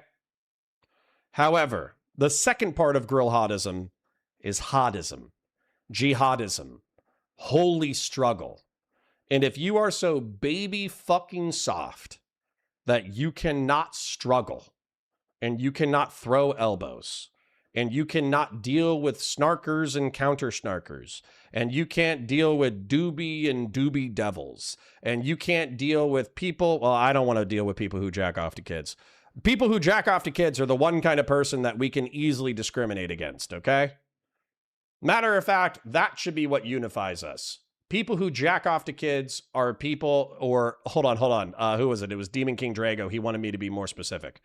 People who engage in familial, ephebophilic role play are people that I will discriminate against, and you guys can decide who you discriminate against. Okay? But if you can't fight, if you can't throw elbows, if you don't like talking shit, then maybe you need to go form like the Grill Pussies. Okay? Go form a different faction. Instead of being called Grill Hottest, it'll be the Grill Pussies, and you guys can focus on recipes. Okay? Recipes for grilling. But we are Grill Hottists. Conservatism says iron sharpens iron. Elbow someone before throwing elbows. Gorillas shouldn't be docile eunuchs. Give them a tug. True. Unork says, I'm very happy with no bans when you understand there are malicious actors trying to fragment your relationships by acting in bad faith. Yeah, but now we have like 4 factions trying to fracture all my relationships by being bad faith. So that balances out, don't you think? Doobie Devils, true. Sounded like a speech being made by a hardcore singer in between songs. True, give your balls a tug. Valor, what's the term where one struggles in like some kind of session? a struggle session or a rape, similar to how Pisco got struggle sessioned earlier today. Alishness and Interpersonal are talking shit to each other. Corey Peltzman says you misrepresented the data, so Yesh Din was not wrong. You were Josh Kosh. Okay, well, who gives a shit, okay? If the point is IDF gets hit with a shitload of complaints and less than 5% of their complaints actually result in punitive action, that's the thrust of the comment, isn't it? Corey Peltzman is saying that the IDF is probably punished sufficiently, and Josh Kosh is saying they're not punished enough. Just fight over that and be fucking nice about it. Give each other a fucking kiss. Hug each other. Give each other a fucking hug. Join the snarker, counter-snarker, counterpoints, hog, Counter-Strike teams. That'd be fun. Dude, honestly, I think we should do Counter-Strike. I truly think we should do Counter-Strike. Because it's like, it's old enough that everybody's computer should be able to run it. It's popular enough that most people will have played it. We can lean into the memes where, like, we can do private servers where the fucking Doobies Devils and the Snarkers can be terrorists. And then the other people can be the counter-terrorists. Holy shit, that'd be so fucking funny. I truly think, like, I was thinking like Halo OG with Campaign Evolved, if they ever release a multiplayer component, that could be actually really fun as a community game. But I'm starting to think it needs to be Counter-Strike. And not only that, we could weirdly, I think that there might be DGGers. What's the max player count for a Counter-Strike lobby? Is it like 16? Is it 8v8? I almost guarantee you like 8 DGG ball washers would want to play on a competitive Counter-Strike team in order to fight snarkers in a digital lobby while shit-talking each other in a group chat. I think that would be fucking funny as hell. So maybe that's the move. Maybe that's the move.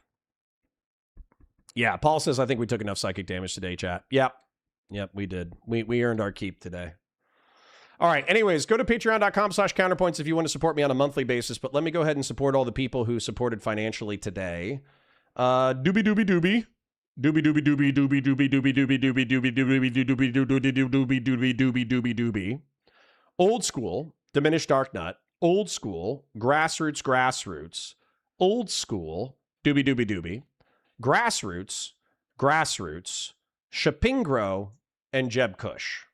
So, I do appreciate it, kings and queens. I do appreciate it. It should be Gary's mod. Is that a Roblox thing? Doobie's Devils in Destiny Ball Buffers. DBB. Nice. That's funny. I think I've been getting into Space Marine 2 PvP. I forgot how fun it was, and there's a bunch of new weapons now. Yep. Space Marine 2 is sick. I just don't think enough people are going to be interested in it. I want to make it accessible. Grass boots. True. All right, kings and queens. I do hope you had fun. I am going to go lift weights, and then, well, actually, I'm going to go eat. Then I'm going to lift weights. Then I'm going to work on post-recorded content. Then I'm going to call my mom. And then I'm going out with a friend tomorrow night. I think I'll still be here for Friday. I don't think we're going to get crazy on Thursday. And it is a male friend, so there will be no smoochy kissing. There will just be bro hugging. No smoochy kissing, just bro hugging. And yeah, I think payday's like Thursday or Friday, so it should be fun. And yeah, everything's good.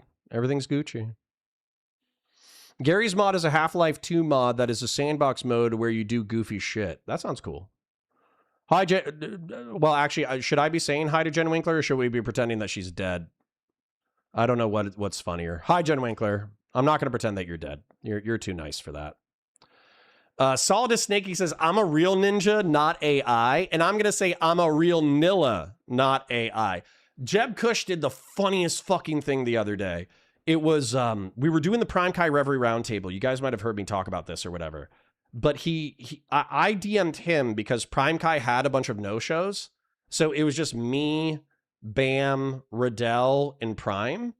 And so I invited Jebtan, Pisco, Rob Noor, and Ryan Mulally to the panel in order to spice it up. Rob Noor never responded. Ryan Mulally did respond, but he said that he was doing the show with Rob Noor. Pisco did show up towards the end, and then Jebtan showed up as well. And freaking Jebtan, he DMs me halfway through the 30 minutes into us hanging out, and he's like, "Yeah, I see why you called me for this panel. They needed some more real Nillas." And I have to say, Nilla, as a short for vanilla, but use the same way that black folk use ninja, is one of the funniest. I don't know why it's so fucking funny to me, but it is so fucking funny. And I am going to be using Nilla routinely for shits and giggles. Why was Jebtan there? Just because Jebtan used to be a part of the debate scene. I don't know if he ever streamed, but he was like a rightoid who did hang out. He did hang out in the Twitch and YouTube political panel scene. I truly do not know if he streamed. You sent me something? All right, let's take a look. Doobie. Yeah, and here you go, Doobie. This is why you can go fuck yourself with a broom. Let's go! Yeah, and here you go, Doobie. This is why you can go fuck yourself with a broom.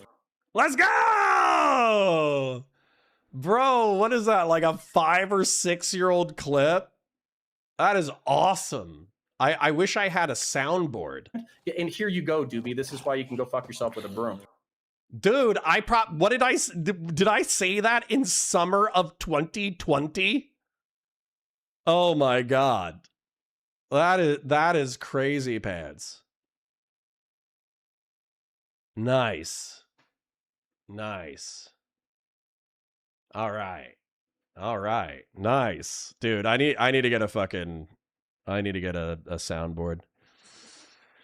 All right. The Nilla on Nilla crime is too damn high, right? Yeah. Have you looked at the Nilla crime stats? Have you looked at the Nilla mass shooting statistics? Have you looked at the Nilla depression rate? Dude, that shit is funny as fuck. 5 years ago, man. So that was either summer of 2020 or summer of 2021, where I was telling Doobie to sodomize himself with a broom. What a great day. All right. What a great day. I'm happy we have that. With or without gang violence.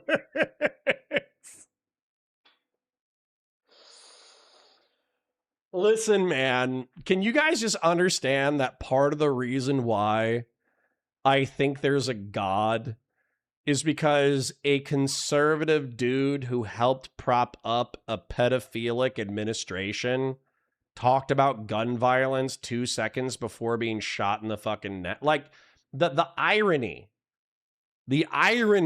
of that world event is so crazy pants. I don't even know the stats on it. And yet God gave us, and it's a horrific moment, obviously. Like, it's a horrific moment of a alternative media member getting shot and murdered. But the raw, if you are God and you want to show humanity morality through deep and tragic fucked up irony, could you create a more crazy moment? I don't think you could. Anti-black racism owned in that one moment. Yeah. So the COG is now full on political jousting and chaos now? I think so. Christian Vlaros is gone. Patriarch's gone. Grassroots is going to dip his toes in, but he just might not be as active anymore when, he thinks that we're being schizophrenic fucking freaks. Jen Winkler's dead. She was devoured by a 12-foot alligator in the swamps of Louisiana. And so as a result, obviously I'm going to mourn the old COG, and I'm happy that we had about a year where we as a community came together as center-left and center-right folk and had excellent conversations about politics. But the truth is, I think we just have to embrace the schizophrenia a little bit. So it is what it is. It is kind of, it is what it is. I am sad about the Jen Winkler dying to a 14-foot alligator in the Louisiana swamps thing. That is sad. I can still hear her voice sometimes. I can still imagine her texts in chat. Josh Kosh says, Connor, I'm writing your name on my family heirloom cyanide pill out of respect for the stream. Well, Josh Kosh, I'm sure you're going to trigger the fuck out of me in the future, but I will say the triggerings will be funny. So thank you. You're going to piss me the fuck off, but thank you for the content. Heard it was an 18-footer and she went down fighting. She should. She should. Went down like a true cogger. All right. All right. I had a blast. I parasocially love you guys. Thank you so much for the financial support. Thank you so much for the viewership. I am going to go eat some food, power shower, lift weights, and then work on post-recorded content. I hope you guys have a beautiful day, and I will see you. I will see you tomorrow at 9:30 a.m. So, you have to go maximum chaos. Build a bridge with Mr. Mooten. Yes. Well, see, and here's the other thing, too. Sorry, that's going to inspire a little rant before I dip out. That truly, I will fight Destiny on any political topic. I don't give a shit. And if he wants to have a rule that we don't bring up personal shit while fighting each other, I don't give a fuck. We could do it. And if Mooten and Dan Saltman have a similar rule where they're like, Connor, we think you're fucked up, we think you're cringe, we think you're lame, fuck you on this topic, and they want to fight, I'll fight them too. I don't give a shit. But here is the rule. We can leave personal shit to the side for the sake of debates. But the second that they dip into personal shit, I'm going fucking personal. You know what I'm saying? So if they're like, let's talk about how Pisco is an anti-Semite and let's fight about it for an hour, but then they bring up like divorce memes or child molestation memes, at that point, the fucking, yeah, it's on. You know what I'm saying? Maybe J-Stock's too much of a fucking pussy to actually fight. Maybe, Pisco and Josiah Pondering Politics don't think that, it's in their productive political careers to fight with Destiny and his fucking orbiters. I don't give a shit. I'll fucking fight him. And same thing with, somebody says Wick. With Wick, we had a friendlier relationship prior to this drama, and I do think he milked it, but same thing. If he wants to debate a specific topic, he wants to fight on something, or if he wants me to have on a panel, but the rule of the panel is no personal shit, then I will keep it no personal shit until people bring up personal shit. You know what I'm saying? So, anyways,